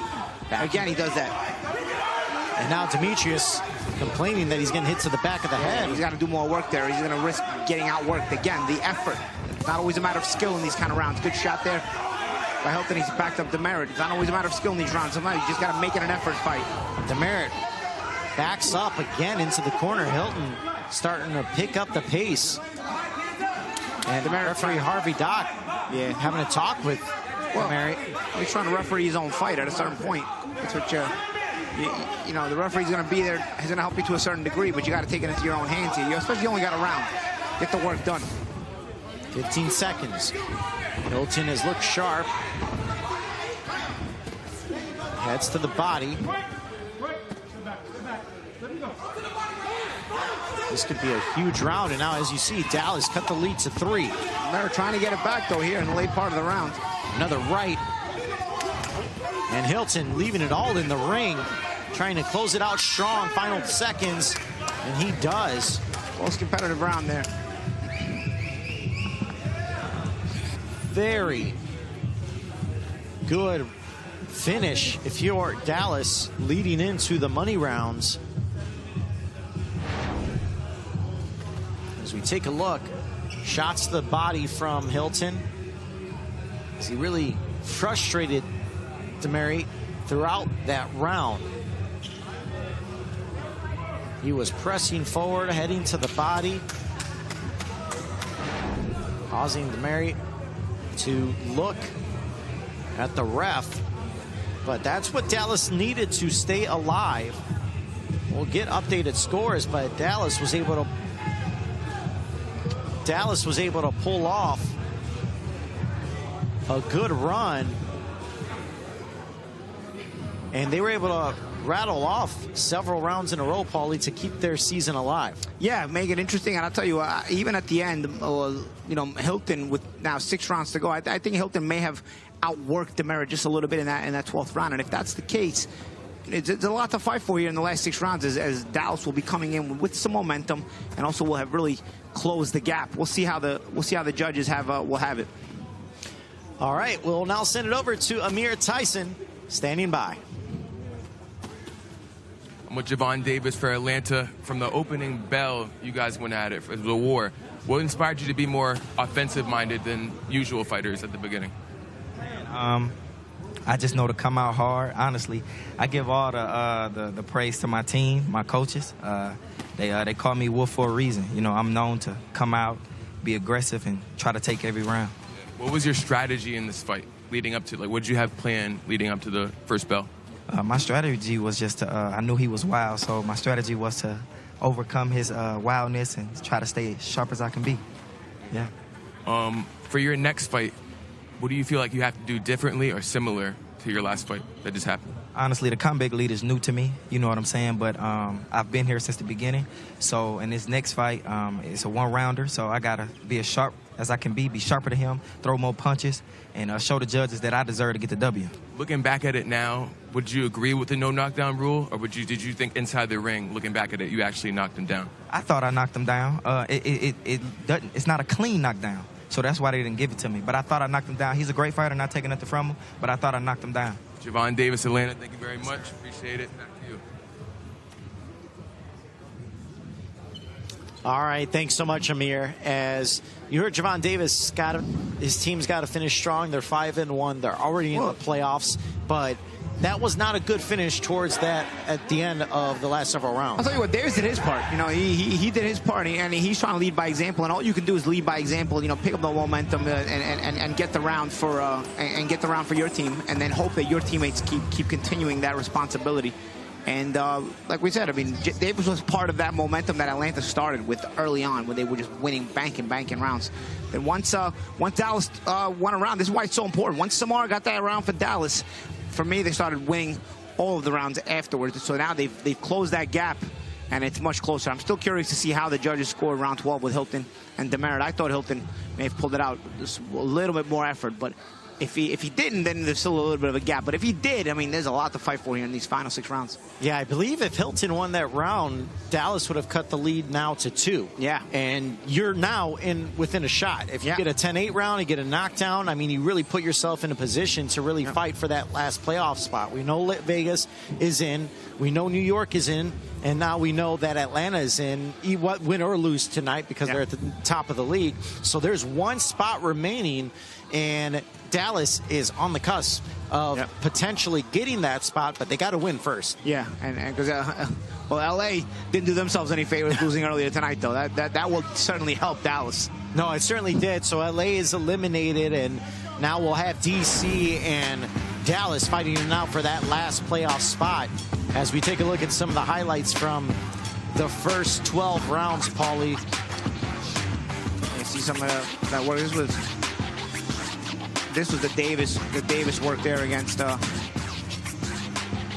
then here was Fernandez, who had some success. And then there you see Osundario. Osundario had himself a good round. That was probably the most dominant round, I'd say, if you were Dallas. Yeah, you had Demerit and Hilton. That's the key one. I'm curious to see how the judges had that one going into now these final 6 rounds. All right, we are now set for our money rounds as we look at Jennifer Miranda back up against Feifili Mai Aloali Faiva. Faiva won that first round. Yeah, they had a good little match for the first round. But yeah, it was close, Paulie. I mean, Miranda was certainly in that round. Judges saw it, thought they had enough to give it to Faiva, but it was not overwhelming. There you see Miranda starting off strong yet again. She is certainly not going to wait. And here we see they gave that last round to Atlanta, Paulie, so 116-112. Wow. That hurts Dallas's chances. Yeah. That was a close one, man. I guess maybe they like the way Demerit finished. That's why you got to close the round strong. You only have one round. You want to close it as strong as possible.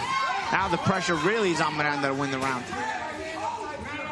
So now Miranda has a lot of pressure on her shoulders. Her team's playoff hopes in the balance. Everything on the balance now. Miranda trying to dig into the body, and she's really going at it with Faiva. Frustrating. Faiva's very frustrated. Looking at referee Johnny Callis saying I was hit in the back of the head. And now Faiva tried to answer with the straight right.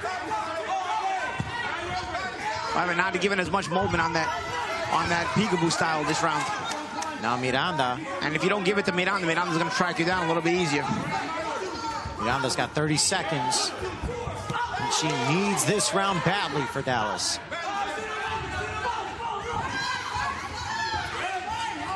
And now, tied up.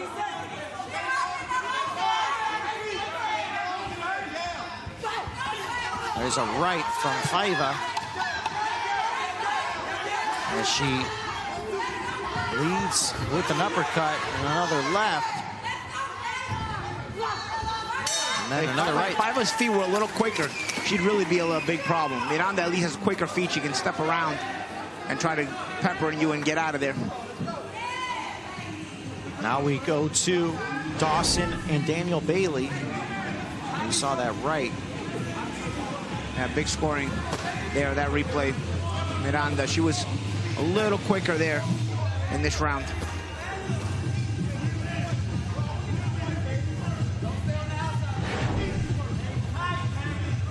And here we go, round 14 in our lightweight division. Michael Dawson, Daniel Bailey. We did not see Bailey in the first 12 rounds. There's a short left hook from Bailey. Yeah, set it up with a nice little touch jab to the stomach first. Dawson fought Javier Fernandez. I believe he won his round. As there you see Bailey picked up Dawson a bit.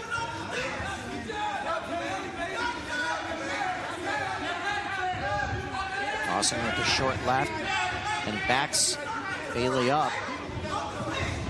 And there's a right from Dawson. Bailey very shifty. Dawson a little bit more controlled in his stance. Both guys try to use that timing speed style. Let's see. Straight right. And there's a right hook by Dawson, missed. Oh, good little hook there by Bailey. Second time he's landed that, been able to touch Dawson with that hook. Again, he likes to feint to the stomach with the jab, or just touch the stomach with the jab. Another hook there by Bailey. Dawson's got to be more alert to it. Bailey had the advantage to kind of watch and sit, see some of the tendencies of Dawson, maybe picked up on a few things. There's a jab to the body for Bailey, as now once again, as Dawson got picked up a bit, Dawson laughs it off. Second half of the round. Moving in, Dawson for me has to pick it up just a little bit. It's Bailey's landed a few left hooks that have given him the advantage. And there's a right, beautifully tagged by Dawson. The counter right hand there by Dawson. Bailey rolled a little bit with it, but it landed good. Now Dawson switches to southpaw.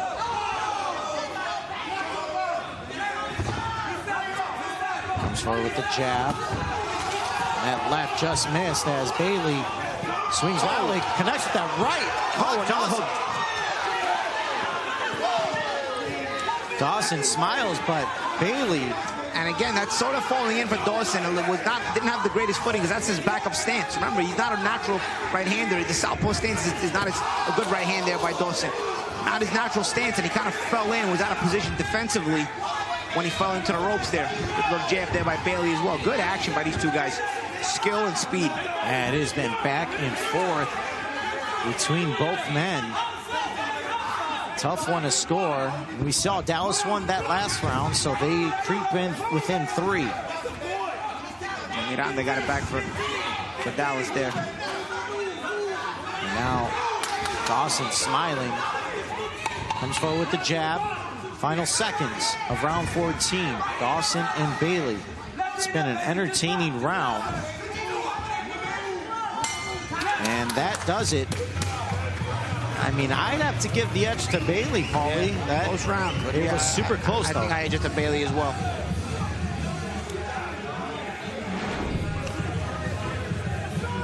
We saw Bailey come in with a high pace. Here to expose some things that he saw in Dawson's first matchup earlier. And there you saw that exchange hit him with 3 straight rights as Dawson got caught on the ropes. And now we go to our welterweight division, round 15, Javon Davis against Andre Ewell. Davis with the jab. Davis, one of the key members for the Atlanta attack. Yeah, Davis had himself a good round. First go round. Now he's up against Ewell. Let's see.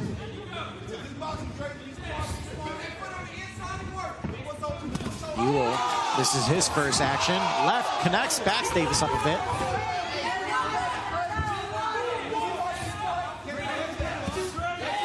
Uppercut missed from Davis.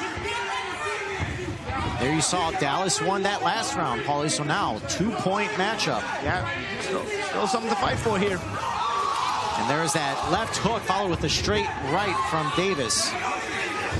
If you're Atlanta with the lead in the balance a bit, you would want Davis in this position.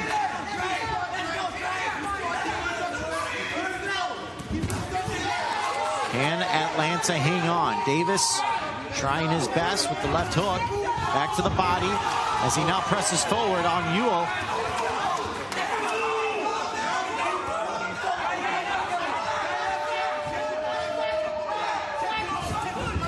Solid jab from Davis as Ewell ties him up. You're working with the southpaw left hand there. A lot of lefty versus righty matchups tonight. Ewell lands the left, throws Davis off balance a bit. Gives Davis a look, not Davis smiling. And now Ewell picking it up. I got a feeling this action is going to heat up in the second half. They're smiling, they're both feeling the rhythm. And Ewell tried to come with the left cross, just missed, out of range for Davis. But they are certainly picking it up. Davis. Good return there by Ewell. Both men throwing caution into the wind. And not a lot of time to set stuff up. Come on, you just got to go, go, go. Final minute. Davis tied up with Ewell. Straight left, backs Davis up. And then he comes in with the quick jab, but Davis holding his ground. This is a huge round in the balance. Yeah, this is big. Oh, good counter left hand there by Ewell. Nice sharp shot as he gave that half step back. Made Davis come up short, and Ewell fired that left hand. It can either be a 3-point lead for Atlanta or get within striking distance of one round. Ewell using that left, leaving it in the ring. Connected on the uppercut. Davis stuck in the ropes a bit. Final 10. So he takes it. Ewell trying to come forward, got tied up a bit. And really hard round to score. How did you see it, Paulie? That's a tough one, man. That's a tough one, man. I tell you, that it went back and forth. This is why sometimes one round is not enough to pry these guys apart, you know? Good moments from both guys. Yeah, you saw that left right there. Caught Davis as he was coming forward. Yeah. And it's that counter left hand that I was saying earlier. Nice timing shots, half step back by Ewell. See, a lot of this is just a lot of sloppy stuff. Some what's landing, what's not. You can't really make out what's landing and what's not. It's very physical work. And that's why it's important to try to put the onus on the effort. With a lot of this, what's landing, what's not is illegible. What's legible is the effort. 3 rounds to go. Round 16. Frankie Solomon, Isaac Carbonell. We'll see how the judges scored the last round, but nonetheless, Carbonell needs this round for Dallas. Dallas needs every round to give themselves a shot, but they're still there. There he leads with the jab. Carbonell. And Solomon was against Osundayo the first time around, so there was a slip there as Carbonell got tied up on the ropes there. Yeah, his matchup is now Carbonell. So Solomon keeps getting southpaws. I mean, he got Osundayo, and then now he's got Carbonell. Carbonell connects with that straight left. I like the way Carbonell started this round, Paul. He seems to come out very aggressive, but now Solomon counters with the left hook. Yeah, good left hand. Atlanta got the round by 3 points now. Atlanta got that last round. That's huge for Atlanta. But Carbonell presses forward again with the left hook.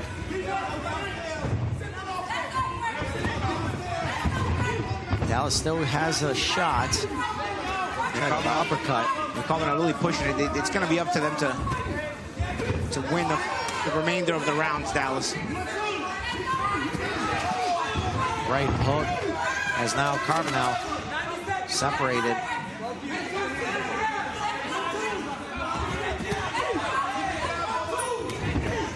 Left hook and the right hand.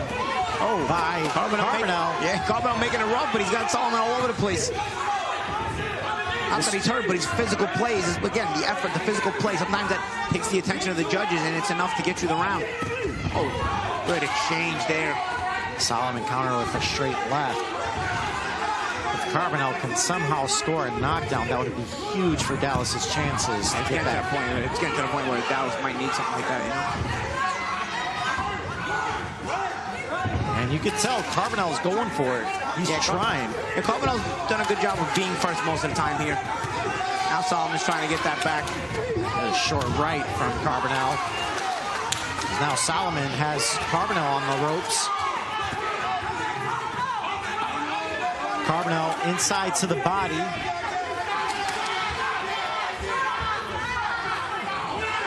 Right hand just missed. Carbonell now swinging wildly. Hey, Solomon trying to get that back here in the last part of the round. Having himself a good last 20 seconds. Let's see how it comes down to in the last 15 seconds. Carbonell a little bit arm weary, and Solomon really tracking him down. Straight left, and Carbonell has really, he went for it in this round. There's a short right hook that connects for Carbonell. So round 16 in the books. Back and forth once again. You saw the jab from Carbonell. Solomon started strong, but Carbonell was very aggressive. He knows his team's down. He needs to have a big round. Solomon, though, held his own, especially as the final minute went by. So now, 2 rounds left. Round 17, Marcel Davidson, Randy Kennedy. Davidson had that reach, won the first round between these two. Yeah, Kennedy gave it the effort, but Davidson, again, the appearance of that reach gives a certain look to the judges. I thought Kennedy landed decent shots in that round. Good shots there by Davidson, though. You see Davidson starting very quick. He wants to put the nail in the coffin for Dallas.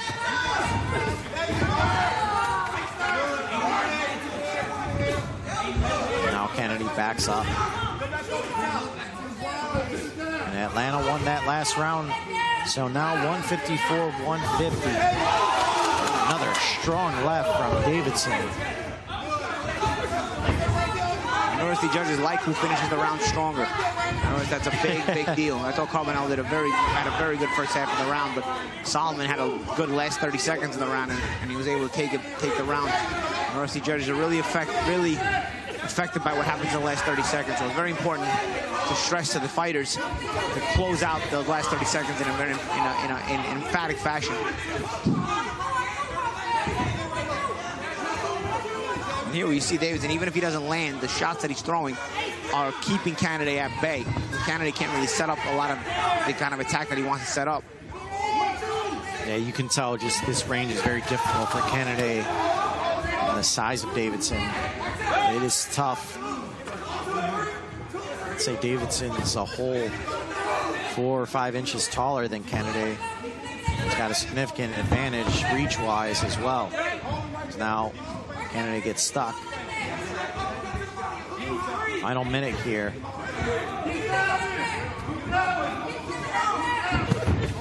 Left hand there by Davidson. Kennedy needs this round just to give his team a shot for a TKO opportunity in the final round. The right hook connects for Kennedy, but Davidson doing enough. Tries to come with the left cross, followed up with the right hook. Now straight left by Davidson. Final 30.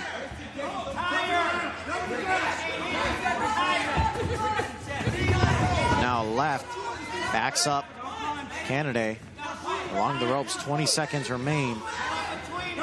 Here's that Davidson's really had control of this round, Paul. Yeah, Kennedy's not been able to close the gap, and Davidson's been able to not only control the range, but also land his share of good shots. Kennedy giving it the effort here, but yeah, I don't know if it's going to be enough at this point. Yeah, Kennedy's really weathering it well. Let's see, the judges tend to like the end, and Kennedy gave a push at the end. Final round. As we see, Davidson just had too much of an advantage with the reach, kept him at bay.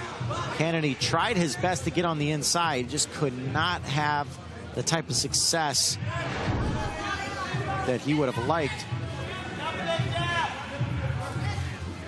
Jake Yassi against Diane DePestri. We are in the middleweight division, the final round for Team Combat League week number 9, Dallas versus Atlanta. And DePestri's going to need a big round for his team. I'll tell you what, Yassi is a guy who you can find easily. He likes to look for the action himself, so DePestri doesn't really shy away from it. Could be some good exchanges in this round. DePestri has to go search for it. He's boxing on the back foot right now, but he's got to go search for it. Nice little check hook he landed on Yassi, but he's going to... Actually, it's impossible to win it anyway. The max you win it is a 10-7 round. And I don't think Candidate won the last round. That round's pending. Oh, that round's pending. So even if DePestri finishes Yassi, they're still short. But Yassi, aggressive. Oh, good counter right hand there. Yassi aggressive, but DePestri is a little bit smart with the timing. Now DePestri trying to counter as he comes in. Time him up. Atlanta's in the playoffs. Dallas was fighting to stay in the hunt, but this they are going to certainly will not do it. Atlanta won the last round, so they're now up 164-159. Yeah, and then it looks like Dallas is going to have to do a lot of rooting for New York tonight. It's trying to keep DC within striking distance of Dallas catching them. And now, left hook from DePestri. Yassi right there. Backs up. Oh, good right hand there by DePestri. Yeah, Yassi takes that right hand, and now DePestri puts Yassi nearly down. Yeah, you can find Yassi. I tell you, I knew there were going to be some exchange in this round because Yassi looks for the action. DePestri doesn't shy away from it. Yassi's still there. The right hand has been successful for DePestri here. Another huge right on the jaw. And DePestri going toe-to-toe. Yassi, even at the team, with his team winning, he's leaving it all in there. Yeah, everybody wants to play their role, you know. He doesn't want to be the guy to lose a round. He's going for it. And now DePestri backs Yassi up again. DePestri very smart with this in and out, though. Is Yassi a little slow with the feet? DePestri gets in there, throws a heavy artillery, and gets just out of range. And Yassi has trouble finding him. He's got the slower feet. He can't really chase him down.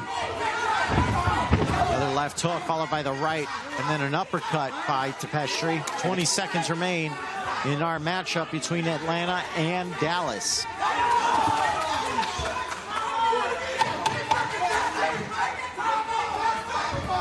Very entertaining close to this one.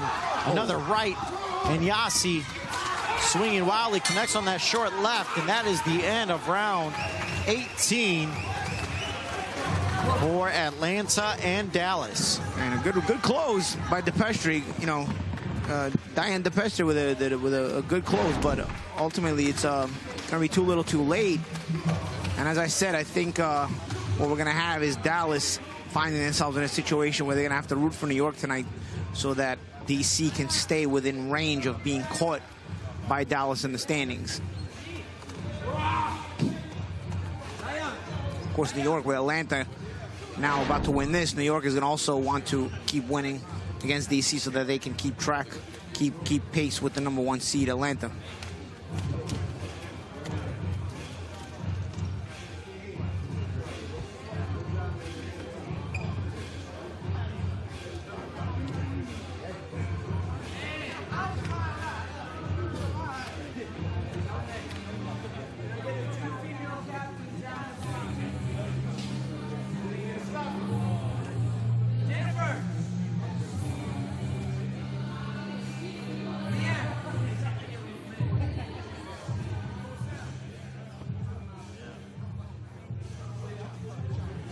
All right, ladies and gentlemen, our matchup between the Atlanta Attack and Dallas Enforcers is in the books for Week 9 of Team Combat League. It is time to go to the scores. With the score of 173, it is the Atlanta Attack. And the Dallas Enforcers have a score of 169. Your winners, the Atlanta Attack.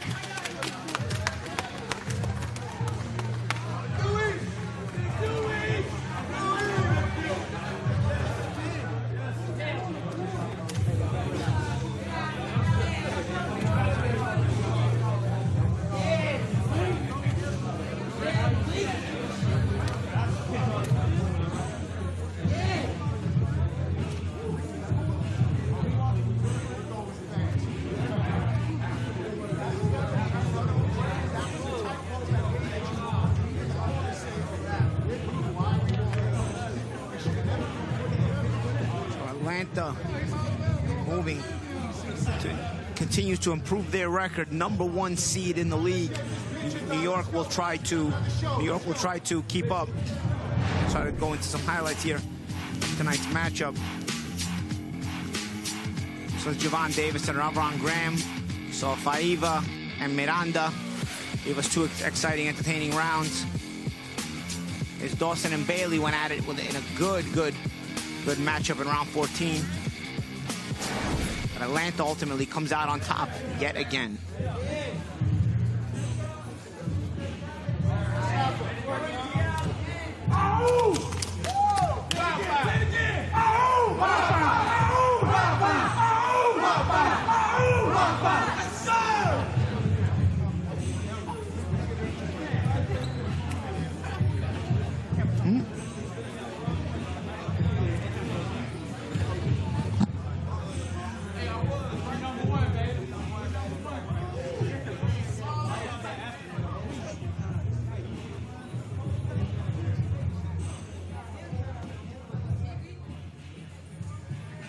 I'm with Mustafa right now, the winning coach of Atlanta. How do you feel? I feel good.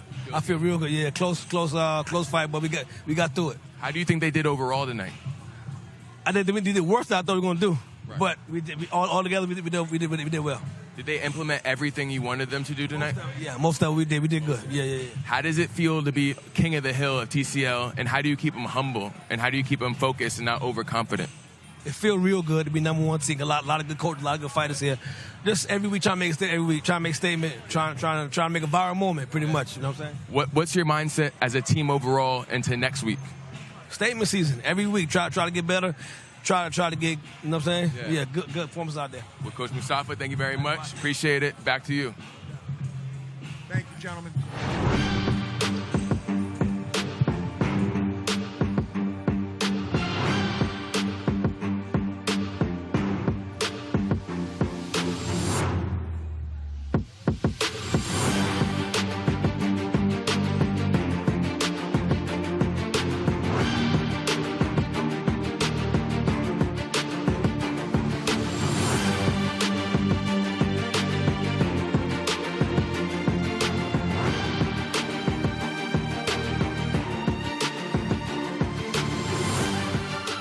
There's nothing more exciting than what the Team Combat League brings to the table. 1-round bouts, 8 teams across the U.S. The idea of this is so unique and so new. It forces the fighters to skip the feel-out process and get right to the action. I feel like New York's got a real good shot here, especially if I'm on the team.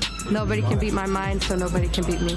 With the modeling is the modeling. When it comes to boxing, I handle my business. 1 round, and guys giving their all. This is going to be the future of boxing. I'm very excited to watch this format, this tournament, in this league. 1 round, all what you got. Any minute, any second, anything can happen. I got a 3-year-old kid. I'm just ready to change my family's life. What's up? So, current super bantamweight ABF champion of the world. I was born the champ in the crib. Let's go. There's no way anybody can compete with us. LA Terminators will come to whoop some ass. Las Vegas hustle, let's go. The opportunity that a lot of these fighters will be having is a 6-figure pay, health insurance. There's endless stuff to it. I've been in and out of jail. I ain't gonna cap it to you. I've been shot 10 times. Came down here with nothing. No car, no job. Hoping I'll make this Team Combat League to change my life. If you're willing to sacrifice and if you got the talent, you're going to make this team. That's it. To be able to see what city has the best fighters in the United States of America. With TCL, that's what you're going to get.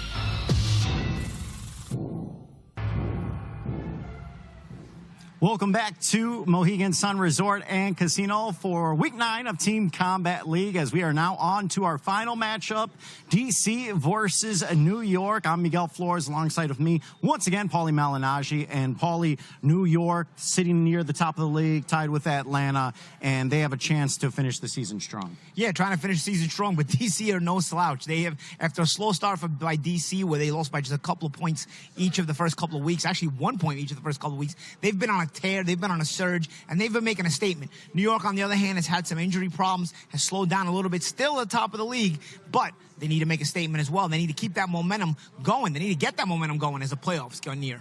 Now, a matchup that I'm very much looking forward to, Paulie, Christian Cangelosi and Quincy Williams. That is one that could be matchup of the night. Yeah. I mean, Cangelosi's been one of the studs for New York. Williams has been one of the studs for D.C. Certainly the marquee matchup in this head-to-head between New York and D.C. All right, let's send it over to Amir Tyson, who's with Quincy Williams.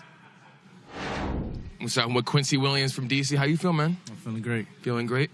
What's your game plan this week? How you feel? Because these last couple of weeks are a lot at stake. The playoffs and everything. You guys have to win every matchup. So how do you feel going up to that, leading up to that? I'm feeling great. I'm just going to do whatever my coach tells me to do. You know, if the knockout comes, I'm going to go for it. But if it don't, I'm going to just box and do my best I can in there. Right. What did you learn from last week that you learned from, in general, off your victory off Vegas that you're going to take to this matchup? I learned that, you know, I can punch, you know, I can hit hard, and I'm going to go out there and try to punch and hit hard against them, too. How you feel overall as a team? How's the team feeling before these fights today? How are they feeling? We're feeling great, you know. We just came off a victory, and we feel like we should be ahead in the standings, but, you know, we lost a couple fights by 1 point. One of them were disputed. Disputed. I thought you guys won that one. But. Yeah, so we were looking to get our revenge this time against New York because we lost to them the first week of the season. No doubt. Any final words? Yeah, just New York, we're coming for y'all, you know. No doubt. Have a good one, bro. Thank you. No doubt. Back to you. Ladies and gentlemen, welcome back to Mohegan Sun Resort and Casino for Week 19 Combat League. We are now set for our final matchup of our triple header tonight. It is the DC Metro Destroyers against the New York City Attitude. Introducing first, we welcome the New York City Attitude with a record of 5 wins and 1 defeat. Led by coaches Ryan O'Leary and Benny Roman. Introducing Jaika Pavilas, William Madera, Charles Gardner, Quasim Carter, Frederick Julin, Bryce Taylor, Nicole Ocasio, Jonibek Komatov, Ryan Pino, Peter Dobson, Afunwa King, Earl Newman, and Christian Cangelosi. That is the New York City Attitude. And now introducing their opponents with the record of 3 wins and 3 defeats. Here are the DC Metro Destroyers. Led by head coach Barry Hunter, assisted by Patrice Harris and David Sewell. Here is the DC Destroyers, Dupe Akinola, Kobia Breedy, Patrick Harris, Monier Gregory, Alantes Fox, Hasim Rama, Tyresha Douglas, Derek Davis, Mikal Fox, Quincy Williams, Casey Dixon, Dante White, and Nasheed Smith. That is the DC Destroyers. Let's go.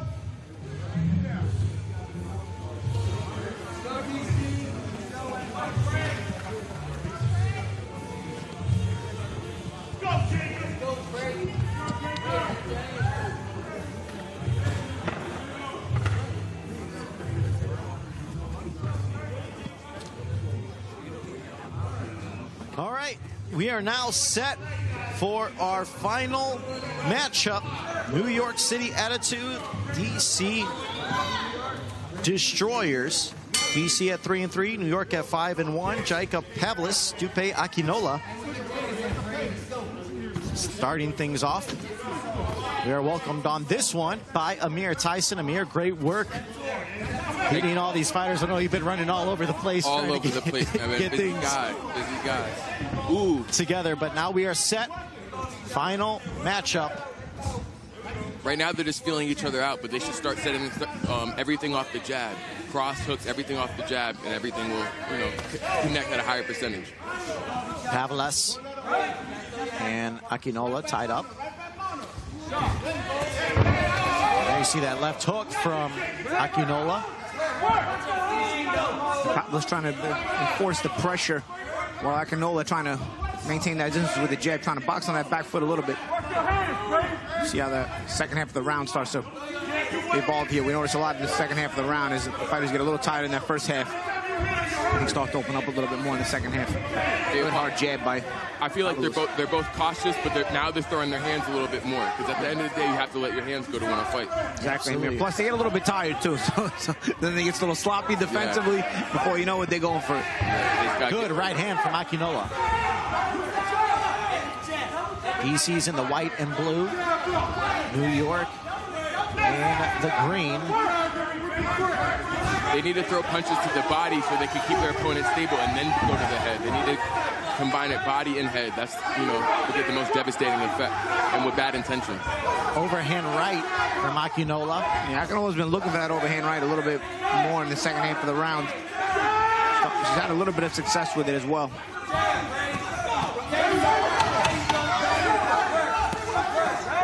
And with Dallas losing, I believe DC's now in the playoffs. Great punch, great timing. From Akinola. Good round for Akinola. But I believe DC's in the playoffs because they're 3-3, so even if they were to lose, they would be in along with Las Vegas. Yeah. They're in the playoffs and everything, but at the end of the day, you want to come out victorious. Absolutely. No matter what, playoff or not, you want to come out victorious, one fight at a time. And we see the highlights. Yeah, Akinola ended up, getting the best of the work. Seems like she was more active, especially as a round progressed. One thing you're gonna know about a guy like Barry Hunter, he's not gonna let his team get outworked. Hunter, a real disciplinarian. You can see Akinola refusing to be outworked at the end of the last round, and I think she took it for DC. So now we move on to round 2. William Madera for New York, Kobia Breedy for DC. Breedy, a veteran, as a pro. I like how Madera goes right to the body. And good hook there by Madera. Madera swinging for the fences right now. Came in with bad intentions. These guys are going right at it, digging in. I mean, Kobia Breedy's always digging in. Every week I see him, he's digging in. But now Madera, he's got a willing customer here with Madera. There's a sharp uppercut from Breedy. Now they come forward. Right now, I feel like they're just both testing each other out. They want to find out who's more man. They just want to go at it. Oh, man, you see that hook? Yeah. But Breedy was looking for the uppercut. Major hook there by Madera. Breedy took it well, though. Both of these men, non-stop, right from the word go. They have to be cautious, though, at the same time with their defense, because one punch, if you don't see it coming, you can get laid out quick. You could tell Madera's got some pop in his punches. But Breedy not backing down. He's starting to press forward and back Madera up. Yeah, Breedy's a very consistent guy. Good uppercut there by Breedy. He's been looking for it. That was a great shot to the right hand to the body, then an uppercut. That's like a Tyson punch. Oh, yeah. The Tyson combination. And Breedy over the top. Madera's starting to feel overwhelmed a little bit, and Breedy's starting to feel it. Breedy coming forward and really backing Madera up. Madera started strong in the first minute, but Breedy's taken over. But again, that Barry Hunter style, man, he refuses to let his fighters be outworked. If you're gonna get outskilled, all right, but he teaches a lot of skill, but you will not get in the trenches and not bang it out with your opponent. I think Breedy's uppercut changed the whole dynamic of the fight. Once he started implementing that uppercut, the tide started turning to him. Which is crazy, because, he got paid for throwing that uppercut with a big left hook from Madera. It did not discourage him. Breedy, a stubborn one. There's Madera trying to time it again. You saw that. Try to time that uppercut with the left hook. Now Madera, let's see if he can recapture some of the momentum he started with in this round. But Breedy, once again, just using his strength and his will to press up on Madera. Madera needs to find a way to get off the ropes, because if he just stays on the ropes, he's just going to attack his body and everything. He has to move his feet a little more and confuse Breedy. This is what Breedy loves. Breedy loves this kind of fight. This is where New York misses Sherbek Rakhmontaliev the most. The only guy I've seen win rounds against Breedy is Sherbek Rakhmontaliev. He beat him in both rounds. New York faced DC the last time. And that's great that you mentioned that, Paulie, because New York has battled a ton of injuries so far, and to still be 5-1 is impressive. Don't get me wrong, Madera is a willing customer. He's a good replacement, but I'm telling you, Rakhmontaliev was so consistent, and especially Breedy. I've seen Breedy win every round except when he fought New York and Rakhmontaliev. Yeah, once Breedy started opening up a little bit more, I feel like it's hands down, it was his round. good back and forth action, but I think Breedy might have come away with that one. As we take a look at some of the highlights, it started right away. Yeah, this is a good action round. Breedy, I think, was a little bit surprised at how strong Madera came out, but then he answered it right back. Look at those uppercuts, man. Bad intent. Ooh. Once he started getting hit with that whole round changed. And one thing about Breedy, if you're going to take him to that place, you better be able to hold it to that place, because Breedy will willingly go there. For him, it's a party. Now we move on to round number 3. Charles Gardner out of New York. Patrick Harris in our welterweight division. Harris for DC. They gave the first round to Pavlous 10-9. So it's going to be interesting, because if that last round goes to DC, we got an even match. I mean, the first round was close with Akinola and Pavlous. I love how Gardner's using his feints and he's moving his feet. So, you know, his opponent's he's not at ease, he's alert. And he can use that to his advantage. Harris now trying to establish the jab, but Gardner comes over the top with the right. Gardner cut the ODB haircut. He had that ODB yellow strain. And there's a solid uppercut from Harris. Caught Gardner. It's crazy. You know how I know I'm old? ODB in my generation was the Wu-Tang guy. Now ODB in this generation is Odell Beckham.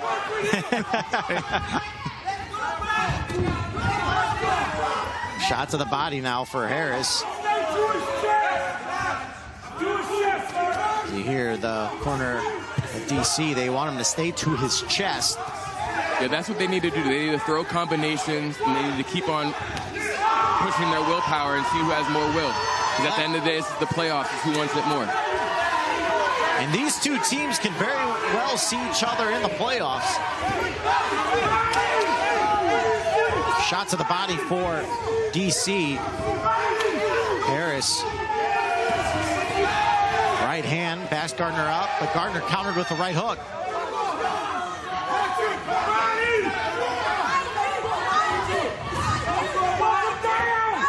Harris trying to float the jab out there. Harris bringing it, Harris bringing it. Gardner is usually very fancy, and he ends up tricking you, but again, Harris not really falling for all the razzmatazz, just trying to take it right to him and outwork him and make him uncomfortable. Again, in that Barry Hunter style. Because at the end of the day, you have to outwork your opponent to win the fight. You know, outwork him, outland him, and, you know. Some short shots to the body from Harris, and now an uppercut as he backs Gardner up. Gardner's had a lot to deal with.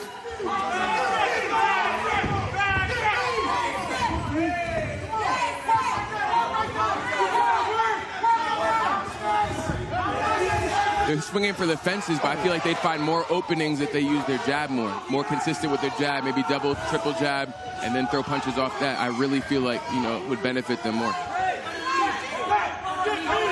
So now Harris with the shot to the body and then an overhand left, as now he backs Gardner up yet again. 15 seconds remain. Harris putting in work. Yeah, Harris has been the consistent guy here.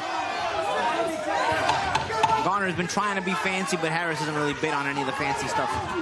Again. Ooh, great punch. And now Gardner finishes it strong with the straight left, but I don't think that was enough, as Harris looked really solid. Yeah, when you're coming into punches like that and you're going all in, you're going to get caught with something unexpected from time to time. Yeah, DC really came out to make a statement tonight, man. So, as we take a look, Harris, no nonsense, very disciplined, came straight forward, really backed Gardner up. So if with a win or loss, DC is sitting in the playoffs, but they very well couldn't get eliminated next week because there's still one more week of the regular season. So Dallas is still technically alive. They're not eliminated. I thought they were eliminated, but Dallas is still alive. DC, on the other hand, could put themselves in a very good position with the win over New York. Right now they're filling each other out, seeing the openings they can get from that. Monier, Gregory, Quasim, Carter. Carter for New York, Gregory for DC, as Gregory starting quick with the jab. It's been nonstop action. Yeah, that's again a typical Barry Hunter team. Short punches, consistent punches, get in your face, and break you mentally and physically. You know, and the New York guys have, you know, they're trying to box and be fancy, but you notice DC team is just trying to bring that consistent work with nice short shots, beat the head up, beat the body up. There's that. Unlike Harris's shots to the body, that liver punch, he needs to focus on that. Once he has an opening for that, he should go on and just land it. Gregory with the short left hook as he continues to back Carter up. Shot to the body from Gregory. Came with the right cross. Right now, Paulie, I feel like it's like a chess match. They're filling each other out, but they're still letting their hands go to an extent. So it's like it's an intriguing combination. Yeah, it's been fast-paced chess. Every matchup between New York and DC so far has been very fast-paced chess. Both men tied up now. And Carter missed an opportunity to make Gregory pay for that reach in there. DC leads by 1 round, 29-28. Left hook connects for Gregory. Now another good little shot to the body from Gregory. He's staying very tight. Yep. Not allowing Carter much room. Now stays just out of range as Carter tried to land him with an overhand right. Oh, good right hand there by Carter.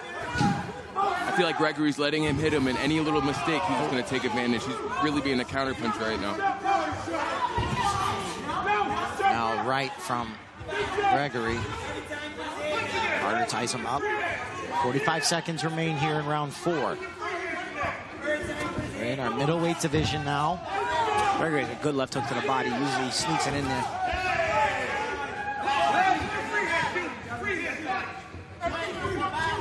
Gregory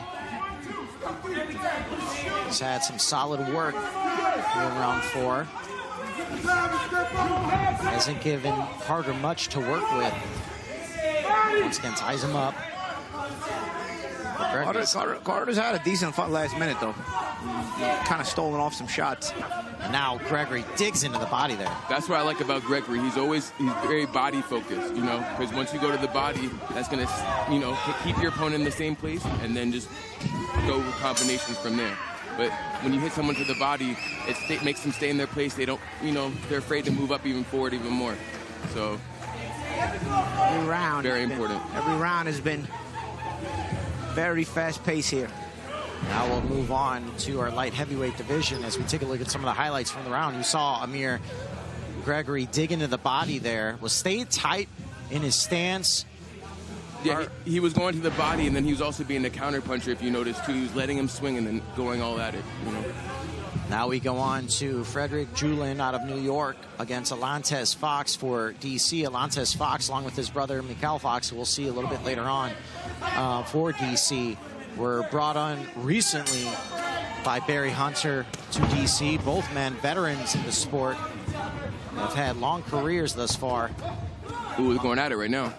Yeah, Julin is the kind of guy, he's not the most skilled, but man, he gets in your face and he tries to break you mentally in there. Fox is probably the more skilled of the two. Fox is a skilled guy, but sometimes he can let himself be outworked, and that's why I think that's what Julin is taking that approach. Now Fox goes to the body. Oh, good shots in by Julin. Julin's not stop, Paulie. Julin is not the prettiest guy, but he gets in your face and he's gonna try to beat you up any way he can. Paulie, Fox he's longer and taller, so I feel like he should use his reach, use his jab, and use his cross, and then get out the way. He should, but hit and go. And with a guy like Fox, you would expect that. But a lot of times, I've seen Fox in a lot of fights in his career. He's a good skill fighter on the outside, but he actually enjoys this kind of fight right here. Julin now. Of course, when you do this kind of fight, I mean, you know, you're giving Julin a chance. Yeah. You know, if you fight on the outside, Julin probably has less of a chance. Right, exactly. 2 minutes to go. Round 5. You see Julin digging into the body. Fox just missed that one. You talk about New York injuries, you know, they don't have Ralph Clement tonight, who's also been very, very consistent for them. Obviously, Rock Matalia is out for the season, who was also very, very consistent for them. So, key losses, good shots there, good exchange from both guys. Fox tried to unload on an uppercut. Yeah, he was trying to get him to come in, and it didn't work out that time. Yeah, Julin landed that left instead. But now Fox ducks out the way. As you mentioned, Paulie, somewhat enjoying fighting on the inside. Yeah, and that's the thing. Julian's footing is not great. So, like, if you force him to have to close the gap, and you're going to give him problems. So Fox closed the gap for him, and then he allows Julian to just get off those hands. Now he's smothering him a little bit. Julian eliminated the awkward footing right away as he shot across the ring right from the beginning and got off to the advantage in this round. I like what Fox is doing now. He's moving his feet more. He's going around the ring. This is what Fox needs to do. Stay on the outside, use that range. You saw Julian, his work rate has slowed just a bit because he came on so strong to start. Yeah, I think Fox still has time to get this round back, but he's got to get moving. Solid body shot from Fox as now he ties up Julian in the middle. Julian trying to... But again, you let Julian in there, he's going to start working, and this is the problem. Yep, he's muscling his way inside. Connects with the left. That's what I mean about the effort. The effort will get you a lot of points here in a one-round fight to make up for a lack of skill, big time.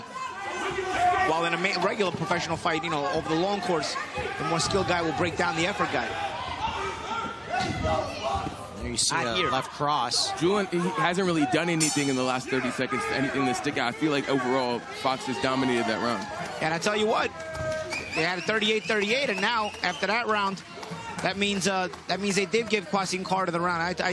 I was noticing Carter was slowly stealing that round back from Gregory at the end of the last minute, slowly but quietly with a couple of checks and a couple little shots. And now Julian looks like he took the round from Fox. So this thing is going back and forth on a seesaw battle here. You think Julian won that round? I thought Julian won that round. Fox's movement and his jab and everything, I just felt like he had more ring generalship in that round. He had the generalship. I just didn't feel like he worked off of it. But, you know, he did land some decent shots off that move. And I just felt like that early, especially that early onslaught Julian got, I never felt like Fox did enough to get it back. We'll soon find out, that's for sure. I mean, yeah, 100%. And here we got Rockman and Taylor. Every battle has been really, really hotly contested. Good shot there right at the opening. Rockman, clearly a big-time heavyweight addition for DC. You could tell right away when they got out the corner, Taylor came to Rockman and had Rockman on his back feet. Rockman staying away at distance, but Taylor unloading on Rockman. And Taylor fighting like he doesn't like him. I've seen Taylor a lot of other weeks. He looks very disinterested. Man, he's coming out here with me. He means business. He wants to make a I don't know if Rockman insulted him or whatnot, but man, I have not seen Taylor in other weeks with this kind of activity. Paulie, I think he would agree, but if you fight with resentment or fight with rage, a lot of times you could lose. You know, it has to be controlled, and you have to implement your rage in the boxing atmosphere. I agree, but in a one-round fight, sometimes that energy, you can channel it. As long as you don't smother yourself, which in a small ring you can. But this dude is great. Going at it. He's letting his shots go. Rockman's just letting him hit him. Rockman's got to punch back here. Rockman is overwhelmed right now by Taylor's work rate. Taylor.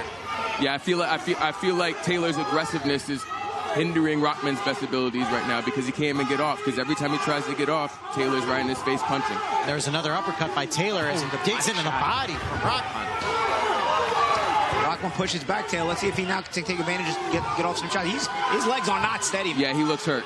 Rockman's legs are not steady. There's still half a round to go. Does Taylor have the oxygen tank to put together the combinations he was putting together before, though? Because these big guys, you know, throwing that many punches makes them tired. Let's see if Taylor has the oxygen tank, because Rockman is not looking great. Yeah, he's losing the round. He has to let his hands go, throw jabs, combinations, and he knows he's losing. He has to do all he can. And you saw, Paulie, I mean, he is leaning on those ropes. Yeah, he's got to figure out a way to slow the pace down first and foremost, because if Taylor, he's got to smother or something or hold.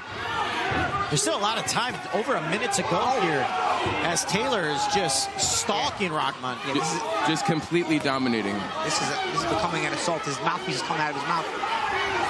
Taylor smells a knockdown. He's trying to score one, give New York a big round. Rockman doing everything he can to stay on his feet. Rockman's mouthpiece might have fell out of his mouth. Let's see. I feel like Rockman right now, you know, his body's not cooperating with his mind, not doing with it, you know. His mind's not doing what his body wants him to do. Yeah. Oh, big shot there by Taylor again. And finally, Rockman holds him, and he should have been holding him a minute ago. And Rockman has 30 seconds to stay on his feet, and there's a time called by Johnny Collis. I wonder if it's a mouthpiece. Yeah, it's a mouthpiece. His mouthpiece fell like 40 seconds ago. I don't think Johnny realized it, and Rockman told him, oh, my mouthpiece. It's a big, much-needed break for Rockman. Yeah, Rockman needs to regather himself right now. Taylor chomping at the bit to pounce on Rahman. He knows he doesn't have a lot of time. He looks extremely fatigued, Rahman. This whole round, it's just been he's been dominated. Now a shot to the body from Taylor as he tries to put one last push. What I want to know is, where's this motivation from Taylor week after week? Sometimes I usually Taylor, and it's like he forgot they had a fight that week. You know, he comes out and he's just very lackadaisical. This kind of Taylor, though, this is a dangerous Taylor, man. He fights like this every week, man. There's a right that stuns Rahman. Timing shot, stepping back, putting together punches. Very, very impressive round by Price Taylor. Speaking on that, Paulie, at the same time, you know how some fighters, different opponents bring out different energy and different desires and that's different why opponents. I would say, man, maybe he doesn't like him. Back 100, yeah, he came right out and attacked him. I saw his eyes. He just went right at him. You saw Taylor just dominated the entire round. Yeah, maybe they've sparred in the past. Maybe there's been some praise. So I don't know. Again, this is just me hypothesizing here. Could be none of the above. But I'm just letting you know, if anybody that's seen the season thus far, Taylor this motivated has not been this motivated before. That was 14 straight punches, Paulie, unanswered by Taylor there in the corner. Just a ridiculous performance. And I don't know if we'll see Rahman the rest of this night. He was wobbling back. But I will say, you got to give Rahman credit for staying on his feet to avoid a big round for New York. I always love watching Ocasio fight. She brings her all. She just throws punches right away. She doesn't even think. She's a smart fighter, but at the same time, she loves to be aggressive and she loves to fight. Nicole Ocasio, Tyresha Douglas for DC.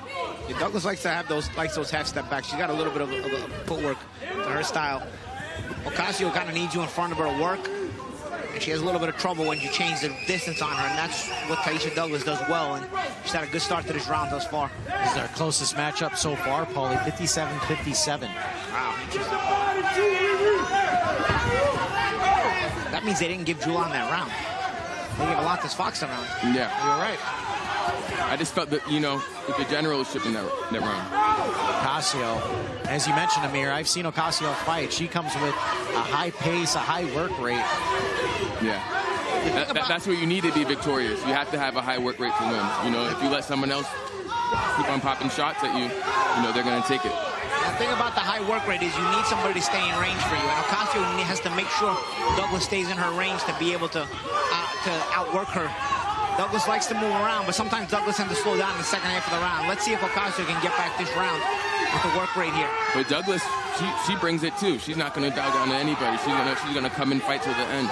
30 seconds remain. Ocasio, Douglas going back and forth. Ocasio, though, trying to dig into the body of Douglas. Yeah, Douglas's footwork feet have now slowed, and Ocasio has what she wants. Let's see how the action goes. Ocasio's cut off the ring, has Douglas in the corner now. Again, left hook, now back into the body. Yeah, it's the body shots that are keeping her still, and then she's just going off of that.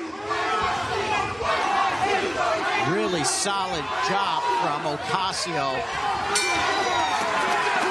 Douglas tried to close it strong, but I tell you, every round is very hard fought.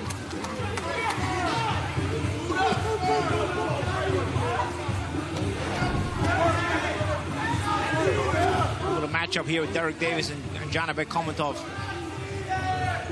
There's another right from Douglas, and now backing Ocasio up. But Ocasio, that body work, Amir, really took a toll on Douglas. Yeah, that was the key to victory in that round.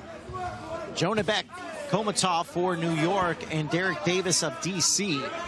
Round 8 here. Once again, DC in the white and blue, New York in the green. Two technical fighters here. Should be interesting. Our lightweight division.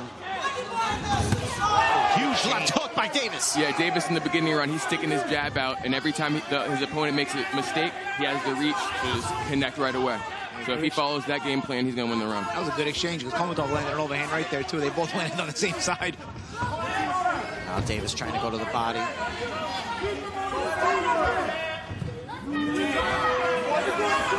Davis looking for that jab. I like how they're both going with their technique. As Komatov's feinting, trying to get a false move out of Davis, and Davis trying to start downstairs first with touches to the body, trying to mix up the up and down, trying to mix up the levels. Yeah, it's a little bit of a different pace than what we've seen in the first several rounds between New York and DC, but both men being very smart and technical, as you mentioned, Paul. Yeah, both are very skilled fighters here. But they work at Ooh, good body shot by Jonabek. Good body shot by Jonabek coming off there. Again, they're trying to pick their spots, but not trying to lunge in too much because they know the other guy, if they lunge, the other guy will make them pay. They both realize they're both respecting each other's skill set. Yeah, they're leery of the counter punches along with their power as well. Davis trying to jab to the body. Komatov, though, being smart now, darts in with a little bit of a flurry. Again, both men cautious, trying to be smart in their approach. Good round, good skill round here. Again, man, every fight, every round is hard fought and contested. A lot of these rounds are hard to call because they're so close, a lot of them. And very, very good matchup between New York and DC. As we mentioned, DC would do themselves a world of favors if they get a win over New York. They wouldn't be in just yet, but yeah, put themselves in prime position. Davis needs to put Jonabek on the ropes and just go from there. If someone is on the ropes, they need to get off it immediately because that's where they'll do their best body work. Yeah, because this is very, very. This is the kind of round where 1 or 2 shots get decided here as we close out in the last 30 seconds. Another hard-fought round, but this one in a technical fashion as opposed to the toe-to-toe we've seen thus far. High skill from both of these guys. Yeah, very defensive fight. While also letting their hand goes on some occasions, so it's a perfect mix in the fight. Davis saying, "Nah, I blocked those." Jonabek. Now Davis trying to cut off the ring. Final 10 seconds. Back into the body. Good body work from Davis. Behind the back shot there. Whitaker Chavez. Good right hand to the bell there by Jonabek. Good work. These guys might see each other later. I hope they see each other later, because they end up not liking each other there. I don't know.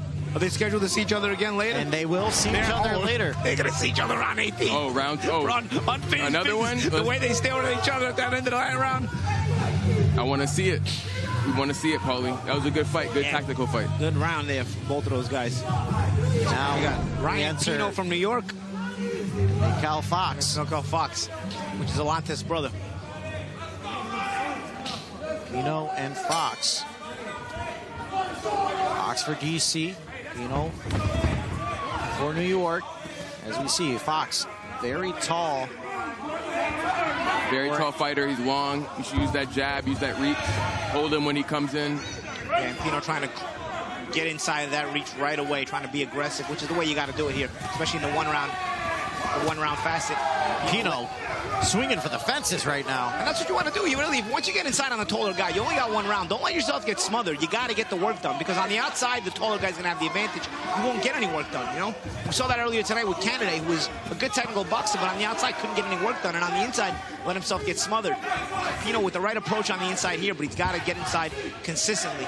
Otherwise, he risks Mikkel Fox starting to take advantage again. And it's very essential as the smaller fighter, he has to move his head to get in. Because if he doesn't move his head, he's just going to get hit with jabs all night. And right as you said that, you saw hands down, moving the head. Exactly. 2 minutes to go here in round number 9. You see Fox, southpaw, shoulder to shoulder with Pino now. This is where Pino wants to fight. Good body shot. Pino should shorten up those shots a little bit. He's got the right idea with the body shots and being rough inside, but if you shorten them up just a little bit, he'll have more success. Nice little turn there by Fox on the outside, and that's a good way for Fox to keep the fight on the outside. That's what he needs to do to win this round. Pino needs to go ahead and throw punches so he can get an opening, go to the inside, and Fox needs to use that jab. And the great inside by Pino. Right hook for Pino. Oh, another hook, partially blocked. Ooh, good shot by Pino. Pino's not letting the size of Fox discourage him whatsoever. Well, that's the only way you can really fight a guy like Fox. If you let Fox get comfortable on the outside, he's going to start picking you apart off that jab and all that. So you got to get inside and get those uncomfortable punches going. And Pino's done a good job of making it a physical fight. It hasn't always been pretty, but by making it physical, you make it uncomfortable for a guy like Fox, who wants to keep it pretty and wants to keep it at distance. Pino with the right hook again. Well, yeah, I know you could attest to this. When you're throwing combinations as the smaller fighter in general in this boxing, one of those punches are going to land. The other punches give you those openings to land those punches. Yeah, a lot of times those punches will open up other openings. You know, you don't have to necessarily land every punch in the combination. So a lot of times the initial punch in the combination will create a false move defensively or position, make the guy position his hands falsely defensively, and you can land the end of the combination instead. Yeah, Pino looks tired right now. And Fox needs to try to get back this round in the last 20 seconds. Tell you what, DC is up a point, which means Derek Davis was given that round last round against Janibek Komatov. In a very close round, it was probably because Komatov spent time on the ropes. Ooh, good punch. And now Fox letting his hands go. Did Fox do enough here in the last 20 seconds? That's the question. Yeah, I think, you know, if someone had it an even round at the end of it, he could have won it. But at the same time, depending on the view of the person judging the round, it could have gone either way. Yeah. I mean, he made it close. I thought Pino was winning the round until then, but so he made it close. He at least lets you question it. Yeah. Say that with those last 20 seconds. See Pino early on in the round, the combinations, he was moving his hands. He was trying to make it rough and get that body work going. Now we move on to Peter Dobson, Quincy Williams at the middleweight division. Quincy Williams, one of the stars for DC. He is nominated for Most Valuable Fighter. Williams had a good season, one of the better fighters. Left hook connects for big right hand there. Williams. It's always good right hand there by Dobson. It's always good to see Quincy fight because every time I see him fight, he gets better and better and better. You know, so it's always good to see his progression as a fighter. Dobson's got that right hand going though, guys. Don't sleep on that right hand from Dobson. There's a short left hook. Williams is very strong. You hear those shots, Amir. Yeah. 1-2 there by Quincy. And they're landing too, and they're accurate. So you know he feels those punches. Dobson feels them. Left hook backs up Dobson. Williams showing the wrinkles to his boxing style, changing the levels a little bit, a little check hook, step back jabs, things like that, little defensive looks. As of right now, I think Quincy's winning the round. He's landing the better punches, and you know he's just being an overall better fighter. He's starting to show the IQ to his boxing a little bit. You see the confidence in Williams. Good jab, I think. Dobson's got his work cut out for him. Still, though, plenty of time for him to turn this round back in his favor. A left hook stuns him. Knees buckled there for Dobson. And New York won that last round, so down 1 point. Counter punching, just off the jab, moving his feet, taking control of the round. This is an easy round for Quincy, in my opinion. Right to the body by Dobson now. Dobson doing some good work, but what the thing is, Williams showing different wrinkles. Dobson looking for one big right hand, and it has landed at times. Williams showing various wrinkles to his style. It's been a bit more complete combination punching, good left hook, good 1-2s, a little bit of everything on the part of Williams. Good solid boxer. Yeah, the more complete fighter is usually going to come out victorious the vast majority of the time. Yeah, you could tell Dobson's having a tough time trying to telegraph Williams. Williams does a nice job, as you mentioned, Paulie, changing his shots up. Yeah, with Dobson, it's basically looking for a big right hand, and he's landed a couple times, but you've got to switch it up so that right hand remains dangerous. Because if that's all you end up looking for, a guy like Williams will sort of hone in on the defensive radar and not let you land it. There was a nice one there by Dobson, as I say that. Williams now great punch combinations by Quincy, man. Another strong left right hand by Dobson again. This has been toe-to-toe. Williams digs into the body there. But Quincy still has to be careful because any punch could change the dynamic of the fight. He's throwing combos, but he has to make sure, Dobson doesn't throw anything back with lethal intention. Good work by both guys. I thought Williams probably did the more complete work. Dobson, it wasn't good that Dobson didn't do anything. It was just that Williams, I think, ended up doing more that round. Yeah, I would have to agree, Paulie. I think Williams was the stronger fighter, landed the cleaner shots. But as you mentioned, it wasn't as dominant of a round that it started to look like it was going to be because Dobson was able to answer. Yeah, Dobson was able to get some respect with the right hands he was landing as well, but but it forced Williams to raise his game a little bit. Again, he showed different wrinkles, defensively, offensively, different looks, different punches, combinations, shot selection, all that other stuff. Dobson had a good right hand, but it was pretty much all he was looking for. Everything you said, that's the definition of a true fighter, brother. Yep. Light heavyweight division now. Afunwa King for New York, Casey Dixon for DC. See how this plays out. DC with a slight advantage pending how the last round is scored, but it is a very close contest. It's been back and forth. I love how King just came up with the jab and he just started jabbing, and that kind of confused Dixon at first, but Dixon's coming back. He's letting his hands go. We'll see how this round goes. Another right by Dixon. Hey, King is a bit of an awkward step to him. Throw you off a bit if you're trying to time him. You can see King's a little bit twitchy. Ooh, there's that left hook. Dixon wanted to trade hooks again this time. He's like, yeah, you might have got me last time, but I want to get you with my hook. And now Dixon digs into the body as both men tied up in the corner. You know, as a fighter, it's all about making adjustments. You see that jab was messing up at first. Move his feet. There are other punches that get King off guard. Oh, like right that. hand by Dixon. Dixon with the straight right, followed it up with the left hook. Now backs King into the corner along the ropes. Some looping shots from Dixon, just missing. Good shots there by King, and now he's coming back. Good momentum switches back and forth by these guys. And again, another hotly contested battle. You know, against a tightly guarded fighter, sometimes the looping punches are the punches that get in. Yeah, they do. They get around the glove. You're right. I mean, there's a short left hook followed by the right hook of Dixon. Dixon shorter punching, carrying the day a little bit on the inside. Another half a round to go, though, so it's still up in the air here. Round 11. Yeah, when it's an even round, 30 seconds left, you have to throw everything you can, no matter how tired you are, because that could be the difference of losing and winning a round. And that's a good point. I mean, with being tired, I mean, these guys have fought at a torrid pace in the first half of the round, and now we're coming into the final minute. See if there's anything left for that final minute that might take the round home for them. Good right hand there by King. Good return by Dixon. Ooh, Dixon digs into the body, followed it up with the overhand right. King, though, staying right in it. A little bit of waiting as both of these guys are tired now. Let's see. Rounds have been that close between the teams, and it is once again a reflection here in round 11.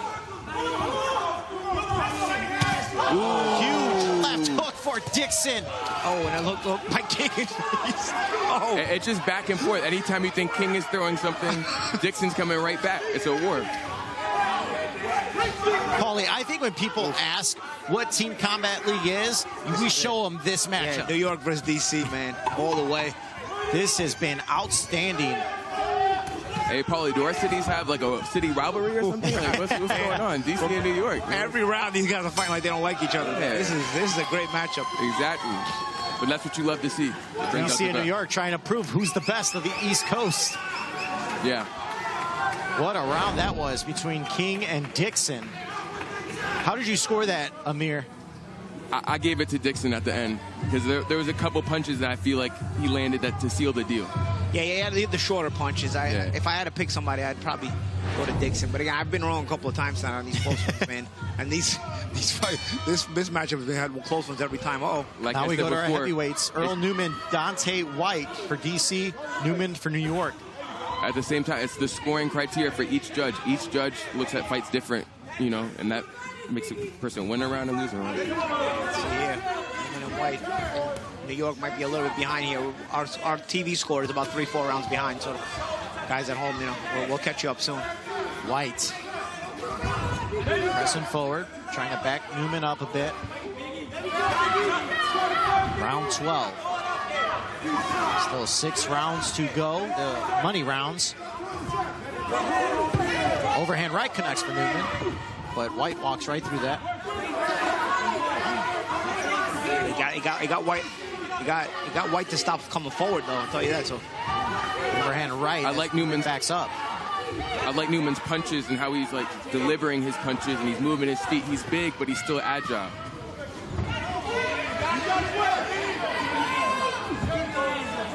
Now, Newman controlling the center of the ring. There's the jab. Shot into the body. White needs to get off the ropes if he wants to be effective. He has to move his feet a little bit, let the jab go, follow it with his right hand, and just be more consistent. Tell you what, that overhand right Newman landed earlier in the round. It just it stopped White's forward progress. White came out aggressive. That overhand right that Newman had landed. It didn't look like it hurt White, but White kind of changed his approach after that. Yeah, Newman seems to have taken control, and White being very hesitant. He's hitting, he's moving, hit, not get hit. Better boxer overall right now in this round. This is what White needs. He needs to corner Newman, but Newman, good little body shot right to the body by Newman. Good round there by Newman. We're in the final minute. Newman's White can get it back here. He's a big guy, but he can move his feet for a big guy, Paulie. Yeah, and Newman now turning southpaw. He's feeling it. Feeling that. Oh, nice hook there by Newman from the southpaw stance. Remember, he's a natural right-hander, so that right hook gonna have some more power. Great body shot. Another right hook. I think White's confused. He doesn't know what to do with Newman. You know what? I think the New York heavyweights were listening to me last week. I said these guys have been a little bit lackadaisical. I was with your brother last week, and I said these New York heavyweights, man, they're almost like an enigma. They've been a little bit lackadaisical. I think they've been listening to me, man, because these New York heavyweights tonight came out with a chip on their shoulder, man, to prove something. Adjustments, Paulie, adjustments. Week to week adjustments. Motivation, that's really what it is. Exactly, yeah. As I said last week, I know the talent they have, but it's just like, it's almost like they don't care. It's almost like that's lackadaisical, lazy attitude when they're boxing their rounds. And now I saw earlier in the night, I saw Price Taylor. Now I saw Earl Newman. I saw different guys tonight, man, I tell you. I saw what they're capable of doing. It's not like I didn't know they're capable of doing this, but the mentality they had in the ring so that it brought out the best of them is what I'm saying. They were always skilled guys, but now they brought out that effort behind it. You know, in boxing, styles make fights, and I just feel like Newman's style for White was just all wrong, and that made Newman come out on top in that round. And the heavyweights from New York have been probably the biggest bright spot for New York. So what a fight it has been between New York and DC. Once again, if DC wins, they are in. If they lose, they will have to go up against Dallas. Dallas is still alive. Dallas is not eliminated yet. So if DC somehow loses, they will have to go and face Dallas to determine the final playoff spot. Las Vegas is in tonight. They won. They defeated LA. LA is eliminated. But as for Dallas, they are still alive. They're rooting very hard for New York to try to stay and keep their season alive, even though they suffered a loss tonight. So a lot happening in the playoff implications. Oh, big playoff implications tonight. But it has been an outstanding matchup between New York, as we saw Kobe Abridi taking on Madera. Brady came on too strong. And that's going to start out our 13th round. I mean, we need an update with the score, man, because this final 6 rounds could get hectic. Yeah, Rockman was completely dominated in that round. But if you see, Rockman kind of saved DC by not going down. That could have been a huge point. Every point is magical right now, man. It's been a seesaw, 1 point lead for New York, then a 1 point lead for DC. It's been going back and forth, so it's been fun to watch. And let's send it over to Anthony Hess. We're here with the Price is Right Taylor of the New York Attitude.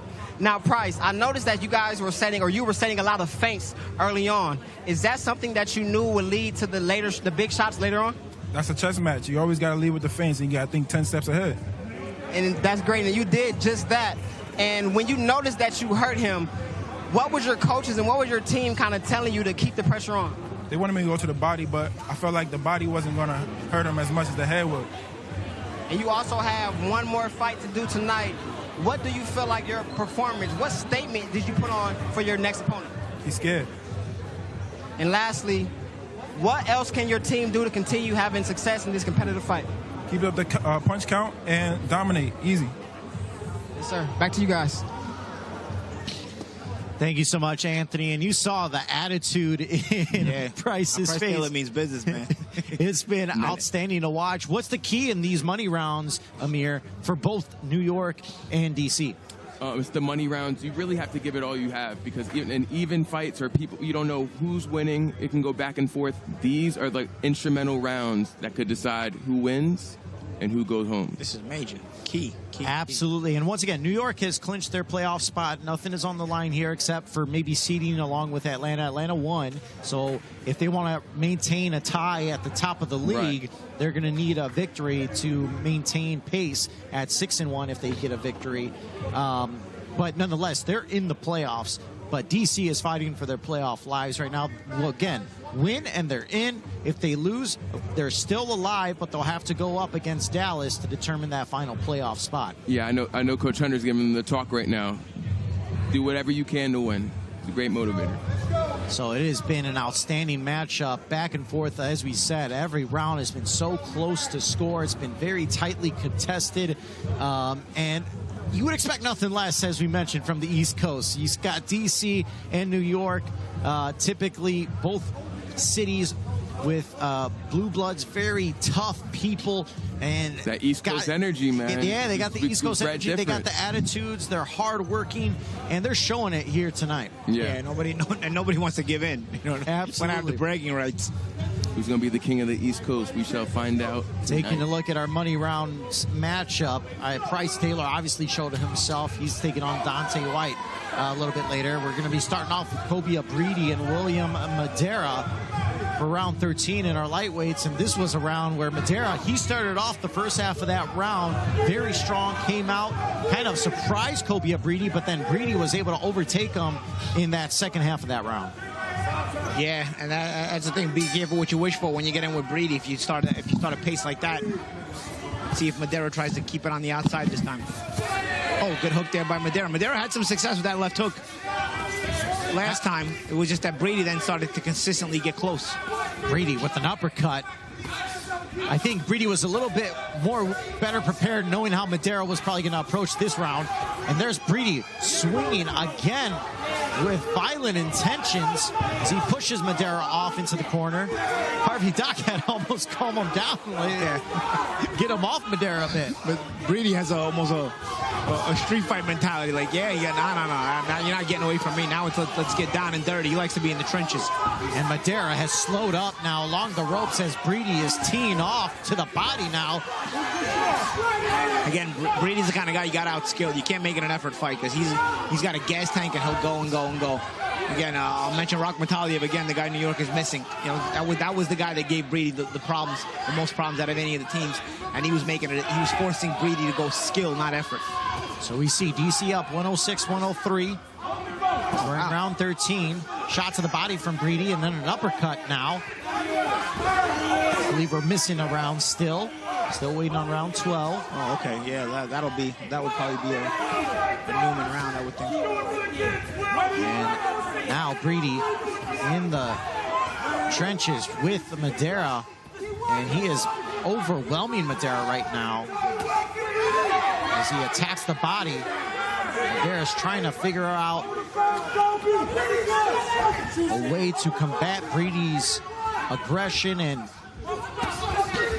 the way Bridi just... Again, if you hang around at this distance with Bridi, he's just going to go and go and go. Very persistent. You've got to be able to change the distance on Bridi and confuse him a little bit, because if you give him no change of distance and you give him this distance especially... Oh, good shot there by Bridi. I think that hurt Madera a little bit.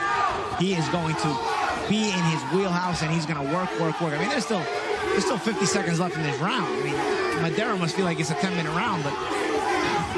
Madera's tough as nails, too. I mean, he has taken these heavy shots from Bridi. And there's another left hook from Bridi as he continues to step forward. There's another left hook to the body as an uppercut lands for Bridi. This is some high-paced action. And you'd expect nothing less from a guy like Kobe Abridi. Not at all. And he just brushes anything Madera lands at this point. He's so arm weary. Bridi's just brushing it off. Breedy is he's like a dog consuming his prey. Oh, what a round for Breedy. My goodness. That is big momentum for Washington, D.C. there. Big round for Breedy, not just for himself, for the team. Big for their morale. As they've got a lead on a first-place team in the league, and they are trying to pad up this lead and take it home tonight.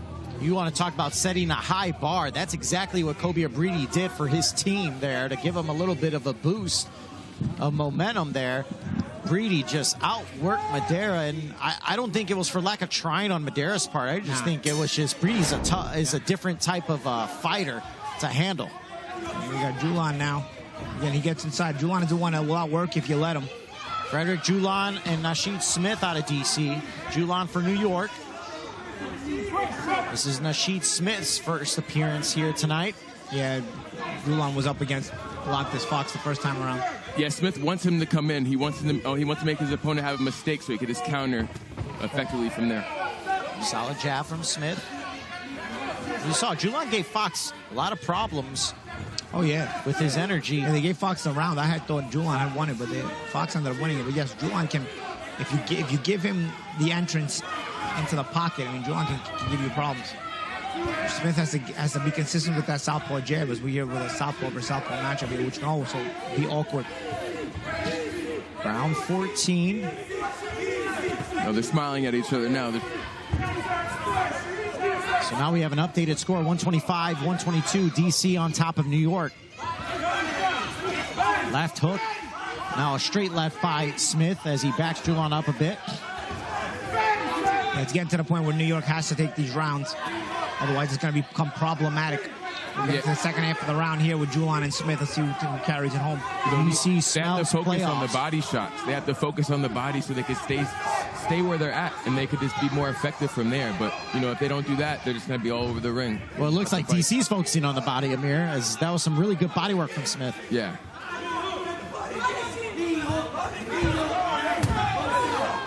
The right hook, Smith deflected. Smith using a smart approach with moving the feet. Because Julan has trouble when you change distance on him. When you get close, Julan is on you like white on rice. Just as we're seeing right here, that's exactly where Julan wants this fight. He wants to be shoulder to shoulder with you along the ropes. That's where he's got an advantage. But Smith doing a good job of trying to keep the distance. 50 seconds remain. Left hook just missed for Smith. Ooh, great combinations. You're seeing Smith rip into the body there. Smith's body shots and combinations are fantastic. They're doing well. But Julan, he needs to do, more in this round because he's not doing a lot because, Smith's taking over. That right hook from Smith, and now we're really seeing Julan slow up a bit, Paulie. Yeah. Second half of the round, Smith has come on. And again, if Julan can't be in the wheelhouse, he's not very effective. He's got to be in the wheelhouse. Another right hook from Smith. They followed it up with a straight left. Smith really putting it on. Another right hook. Backs Julan up. Final 10. Julan has to do something in these 10 seconds, but at the end of the day, I think Smith took the round. Yeah, Smith with an outstanding round. And DC starting to pull away here. It's going to get to the point now. If DC has won the round like it seems like they'd be up 4 points with 4 rounds left, which means Taylor, Cangelosi, Ocasio, and Komodov are going to have to come up with some big rounds. And that's very possible, especially with the way we saw Taylor fight against Hasim Rahman. And Dante White didn't get much of a break, because Dante White was just in there with Newman, and now he's back in there again. You see from the highlights, they both got their best work when they got him on the ropes. Yeah. Just throwing punches, was landing effective, and they got off the ropes. Now we see Bryce Taylor, Dante White. Let's see if Taylor can replicate that performance he had in the first half of this matchup. I mean, a knockdown either way would be huge for either of these teams right now. It's at that point where it's crunch time now. Some Taylor throwing a little bit of flurries out there. Not a lot behind those, but just letting White know he's there. Solid little body shot from Taylor. I like how Taylor came out with this jab, different variety of punches, body shots. He's overall just showing his diversity of his skill set. Yeah, and distance control, really. Dante White is at a distance where he can't really be effective. Taylor staying just outside of his distance, but yet in the proper distance for him to himself to be working well. Saw Taylor in southpaw for a bit, switches back. There's that jab. Backs White up. Paulie, what do you think's troubling Taylor right now?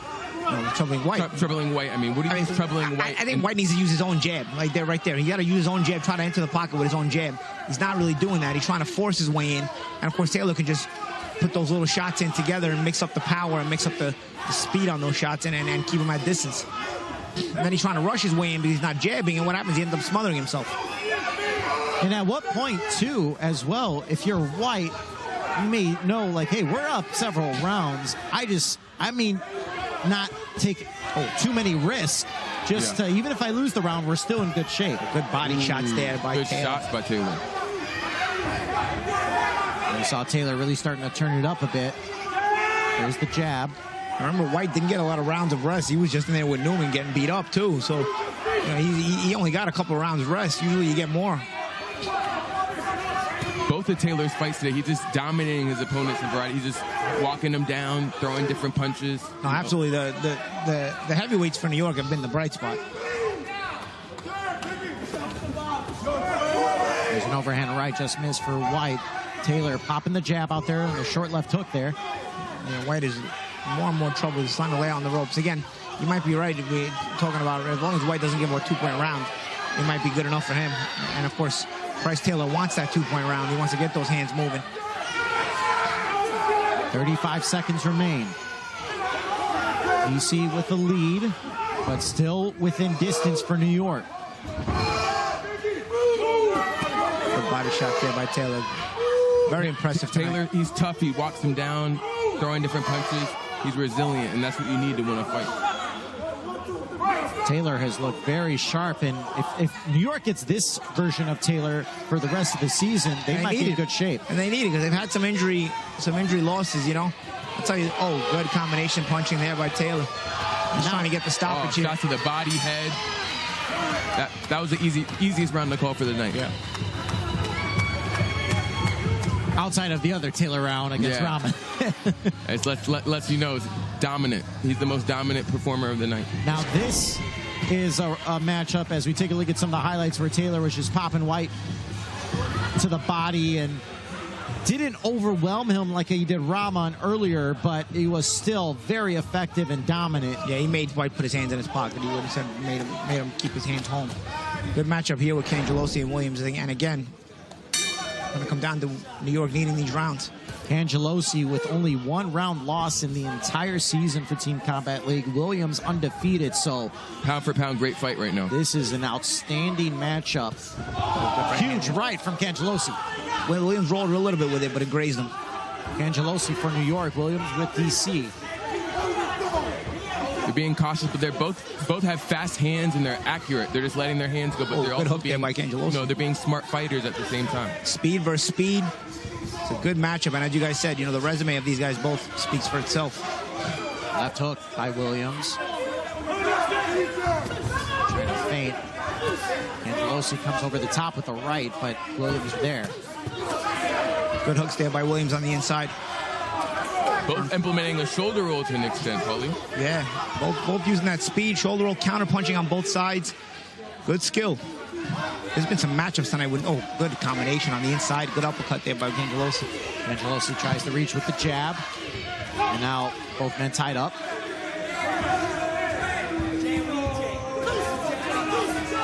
It's going to be jab against jab there. Both guys have a good, fast jab as well. There's an overhand right from Cangelosi. Just missed. Left hook connects for Cangelosi. Ooh. And Williams trying to attack the body. Harvey Doc there. It's hard to call this round because once Williams doing good work, Cangelosi comes right back and vice versa. So right now it's an even round in my opinion. That's what you expect in a matchup like this. Yeah, still a half a round to go, but I think Cangelosi's edging it just a little bit in the first half, but it's a half a round to go still. Ooh, good body punch. Body work there by Cangelosi. Williams has to get off the ropes here. This is the kind of matchup where you don't want to be on the ropes. Komatov and Davis, I think the difference with Komatov and Davis ended up being with Komatov spending too much time on the ropes.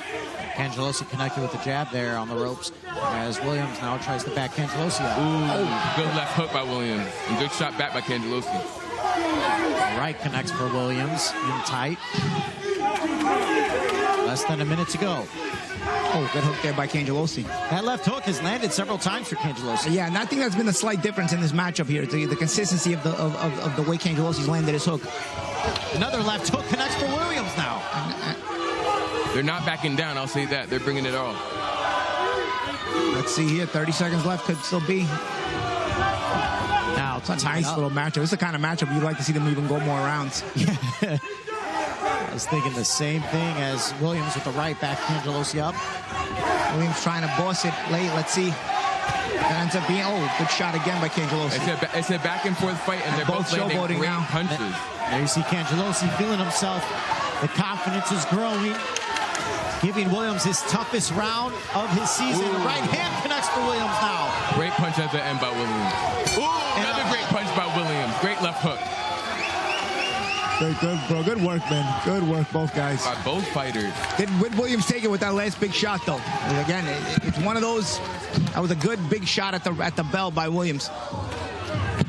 And it was a round where I thought Cangelosi was a little bit ahead going into the last 20 seconds, but I thought Williams landed some good shots in the last 20 seconds that, again, put it up in the air here.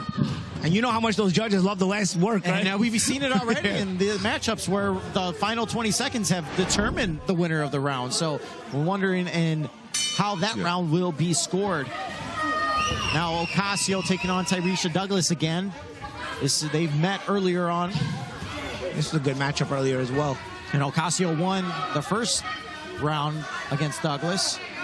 Yeah, 144, 141. Is that scored with the last round too as well or no? I believe the last round is still pending. They're just letting their hands go. And some punches are landing, some punches aren't. But, you know, it's the last 2 rounds, so they got to bring it, and that's what they're doing. As we know, Ocasio is a non-stop energizer bunny. She comes forward. He's going to overwhelm her opponents. See if Douglas made some adjustments from the first round. But Douglas, as long as she changes range, she gives Ocasio trouble. It's once Douglas stops moving, you end up not stopping the Energizer Bunny punch stats of Ocasio, and then you can't get away from it. But Ocasio is the kind of fighter where her footing doesn't let her find the range that easily. So if you can confuse her with range, her punch output will automatically drop. I think what helped Ocasio in their first round was the body work that she did. Douglas wore out. Yeah, Douglas, she has good hand speed and good movement overall, you know? So they're both going back and forth with it, but I like her movement. I like how she moves her head, and she just keeps on throwing fast punches. Douglas doing much better in this round. Ocasio with the short uppercut. Right lands for Douglas. Good battle here. Douglas holding her ground more this round than she was in the initial round when they fought. Initial round when they fought, I thought Douglas had a big advantage early on, but then gave it up back to Ocasio with a lack of movement. Seems like Douglas has used less movement here and tried to fight off Ocasio a bit more this round. There's a right from Douglas. That's the thing about having 2 fights with the same person in one night. You could examine them the first fight and make adjustments in the second fight to win it. That was close as well. Also, man, it's hard to tell a lot of these girls apart in 2 minutes. And the guys fight the extra minute, and a lot of times in the guys' matchup, that last minute is what makes the difference. But for the women, you don't get that at last minute, so it ends up, sometimes it's really tough to tell them apart. And we saw how close it was. Ocasio had some moments, but Douglas did a much better job, made her adjustments, and really, as you said, used her speed, tried to change up levels a bit on Ocasio. That's a close round of score. And now we see Jonabek, Komatov, and Derek Davis. These two, if you remember, Paulie, they were jawing back and forth, especially when it finished. So New York was given the Cangelosi round, but let's see if it's going to come down to if Ocasio or Tyresha Douglas was given the round here. This round could be huge right here with Komatov and Davis. Both of these two had some history. I believe Davis won this round. Yeah, but it was close. Good right hand there by Davis. Davis can send his team into the playoffs. DC wins. It's that close of a matchup between New York and DC. The last round, the teams really don't know what the score is like we do, but they have to bring it. Yeah, I tell you, we don't even know who won the last round yet with Douglas and Ocasio, so it could be either way here. Such closely contested rounds, Paulie. It's crazy. Yep. It's been a great matchup, New York and DC, and this is, like we were talking about earlier, this is one matchup that you might see in the playoffs, so big treat. Komatov using his jab well. Oh, good shots on the inside by Komatov, but a good shot to the chest by Davis that knocked Komatov back. Short shot from Komatov, landed flush. Great punches by Komatov. Again, these two guys skilled. Talking, trash talking. Oh, inside uppercut there by Komatov. As Davis was talking, Komatov popped him. Good overhand right there by Davis as well. This is a very close round as Komatov stumbles down. A little bit of a push down from Davis. It could be all the fight for it still with 1:10 left. Now Davis, shot to the body. Komatov on his back foot. Davis talking again. In this last minute, they just have to throw punches, be smart, implement everything they did in training camp, and just go full force. These seconds matter a lot, Paulie. These guys are still talking. DC trying to egg on Davis. They smell the playoffs. They want it badly. Davis is bringing the fight to him, though. He's backing Komatov off, and that could be a lot. Yeah. That could be big in the judge's eye. Yeah, I mean, the body language is big, especially in the close rounds. Now Davis digs into the body. You're not going to control the body language of the fight. You got to make sure you land more punches. And when it's really close, the judges tend to lean to the body language of the fight. And that's how I think Davis was awarded the first round. These two guys got against each other. A little counter uppercut there by Komatov, but a good short right hand by Davis as well in there. Yeah, it was a close. The first fight was close, but the ring generalship by Davis is what edged it in my card. Final 10 here of the night. Davis with the sharp jab. Komatov trying to finish it strong for New York. There's a solid right from Komatov. That was a good hook by Davis at the end too that snuck in. What a way to end it. Let's see how they scored it, man. This is a good fight, man. This is my favorite matchup of the season, I think, so far, man. This has been really, really fun. Two good teams that you really. I mean, dude, if New York loses right now, they drop to number 2, and I think DC is number 3. 2 versus 3 is the matchup in the playoffs. That's what you like to see. So these guys could end up against each other again. And let's not forget, New York only beat DC the first time by 1 point. And now if DC wins tonight, which it seems they might be slightly ahead. I don't know. We don't have the scores here.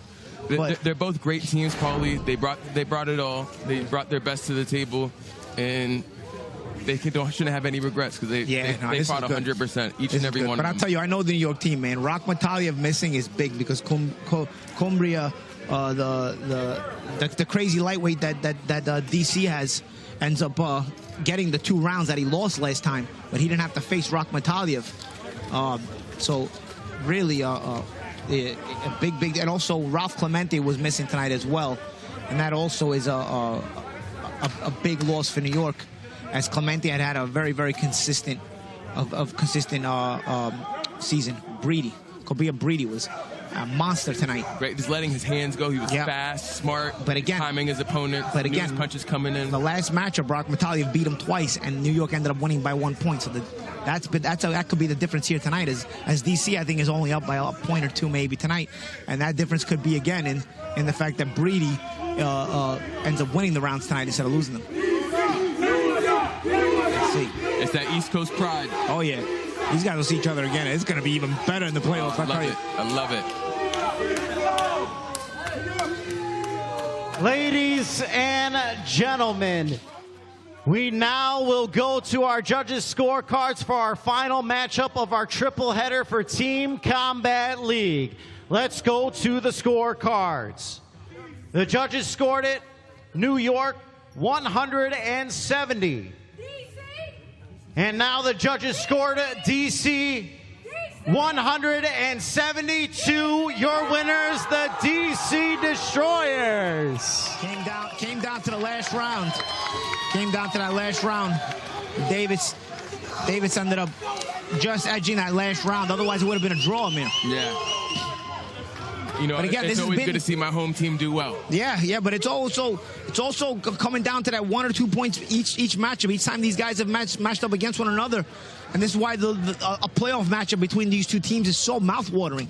I mean, every single match. You know, sometimes listen, Team Combat League, the format is action, right? You have one round at a time against each and every guy. It's action in the total of the 18 rounds, but you don't always get a constant action out of every single matchup. DC versus New York, we had 18 rounds in a row where the rounds were so close, competitive, action-packed, and skilled. Very good matchup. A lot of it, you know, East Coast pride, who's the king of the East, playoffs, everything. It was just a perfect sequence of events in general that just led up to a great performance on both of them tonight. Oh, yeah. Paulie, Amir, just as a fan, I hope we see this in the playoffs again. I don't see how we don't, right? 2 fights 3 and 1 fights 4. I think New York now is back down into position 2. I think DC with the win is in position 3, right? And I do think there's still some seeding to be figured out. Next week as well. Next week. There's one more week of the regular season, but DC clinches the final playoff spot with this victory. It was so close between DC and New York. And again, New York came still down to the last round. Has some injured bodies, so they should get healthy right before the playoffs. As we take a look at some of the highlights, Amir, what did you see? We just throwing combinations, throwing punches, you know, a lot at stake for both teams, and they were just, especially DC, and they were just doing what they had to do tonight to win.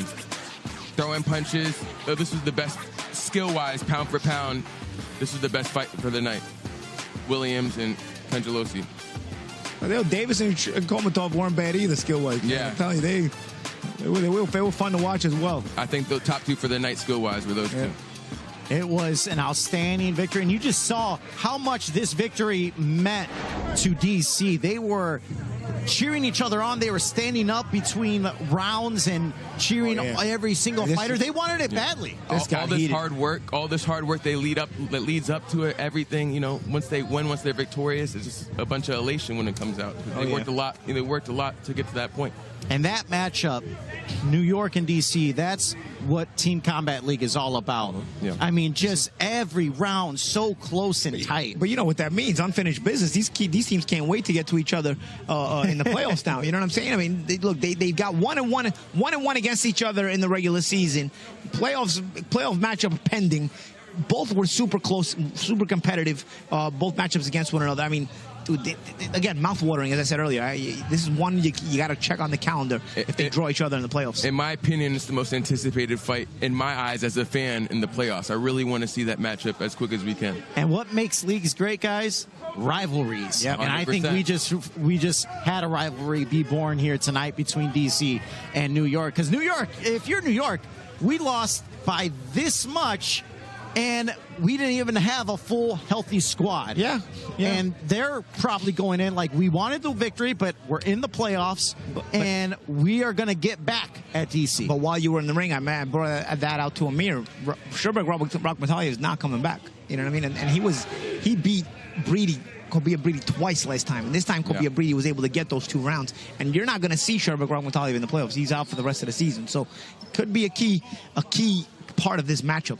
Absolutely, and obviously Alantez and Michael Fox were new additions. They weren't with DC the entire season. Ralph Clemente was there earlier, and now he was injured tonight, but he should be back soon. Absolutely, but as you mentioned, Paulie, you said the heavyweights for New York didn't seem to have the motivation throughout the season. They were on and off. And tonight, it seemed like they put it all together. Yeah, they did. And if New York is going to have success going forward, they do need some of the injuries to come back, but also they need those heavyweights to really keep producing like they did tonight. Tonight, they were very impressive, and this kind of production from their heavyweights is going to be needed if they're going to be able to have a chance to win this entire league. And Amir, looking forward, we have, I believe, Las Vegas clinched a spot with their victory. Yeah. DC clinched a spot with their victory. Mm-hmm. New York and Atlanta were both already in because of their wonderful regular season. But I think any one of these teams can run away with the title. Any one of them. All those teams that you just mentioned, it's who wants it more. Who wants it? Who pushes harder in training? And then they have to implement what they learn in training into the ring, and they have to know the playoffs are playoffs. Go hard, go home, let's go. Yeah, I mean, it's still up in the air. I think Atlanta are starting to pull themselves away from the rest of the pack just a little bit. Atlanta are a little bit more impressive than the rest, to me, just a little bit. However, New York with injuries coming back, DC with momentum stronger and stronger, hard to pick a winner. All right, let's send it over to Anthony Hess with Coach Barry Hunter. We're here with the DC Destroyers head coach, Barry Hunter. Now, Barry, earlier in the week, you told me you guys were going to avenge your third-week loss against New York, and you did just that. What were some of the keys of victory for you guys tonight? But see, like I told you, when we first started, well, let me hats off to the New York team. They bought it tonight. They fought real hard. What I told you, when we first started, we were behind the ball. We had to catch up with the concept and everything. I mean, but we got it now. I mean, and so today wasn't just about the Destroyers. We brought some headbangers with us today. That's great. That's great. And also, you guys are now on a 2-week win streak. What can you guys do to continue that momentum? Well, we're going to take this time to heal up a little bit. You know, guys are tired. They've been fighting hard, and we had to fight from the dungeon to get back up to the top. So we're going to take a few days off. In fact, I'm going to take them all out, you know what I mean, and we can go eat, just have a good time. We don't even talk about boxing, and we'll be back stronger the next fight. Man, that sounds like a lot of fun. And also earlier in the week, we spoke a bit about strategy, how important strategy is. Would you say this fight was won before you guys even stepped into the ring? I wouldn't say that, but yes, that's what I do. I'm a strategist, and, you know, we had the heavyweights, we had a time with our heavyweights today, and when I put Dante back in, his mission was not really to go win. It was just to survive. Buy time for Tyresha, and I knew Dirk Davis would bring home for us. Now, what statement did your team send to the rest of the league tonight? What I tell you about that tire, on the busted tire on the car making the loudest noise. You feel me? It make noise, but it's not going nowhere. But see, now they got e-cars. Yeah, I mean, don't make no noise, but it'll take you everywhere you want to go. Real efficient. We the new e-cars coming out. Congratulations, Barry. Thank you, brother. Back to you guys. You could tell this is why, like, his team, you know, they fight for him because he's a good guy. He's funny, he motivates you, and he's genuine. So and also, they're going to fight for you harder if you're a coach like that. I know Barry for decades, man. I mean, he's the kind of coach, when he's in your corner, you don't want to disappoint him. Right. You know what I mean? Like, he holds you accountable for everything, and he makes you hold yourself accountable for everything. And because of that, you then have that guilt that, you know what, I gotta make him proud, and and in doing so, you make yourself proud, you make yourself succeed. And then, of course, when you make him proud, he takes you out to eat. Yeah. Like you said, taking the team out to eat when they get back. Well deserved. When it's time to focus, he's focused and ready to go. But when it's time to be with his team, it's going to be just like this. That was outstanding stuff from Coach Barry Hunter. And as he said, they strategized. They had a game plan coming in, and his team was ready to fight for him, and that they did in a very close call against New York. As we saw Atlanta be victorious, they got a victory over the Dallas Enforcers. That improved them to the top of the standings now at 6-1. And then the New York Attitude and the DC Destroyers. DC fought hard. New York fought hard. New York wanted it. They had a playoff spot clinched, but DC wanted it badly, and they wanted to clinch their ticket to the Team Combat League playoffs. For Team Combat League, it's Amir Tyson, Paulie Malignaggi, I'm Miguel Flores. We say so long for Week 9 of Team Combat League. Week 10 coming your way, the final week of the regular season.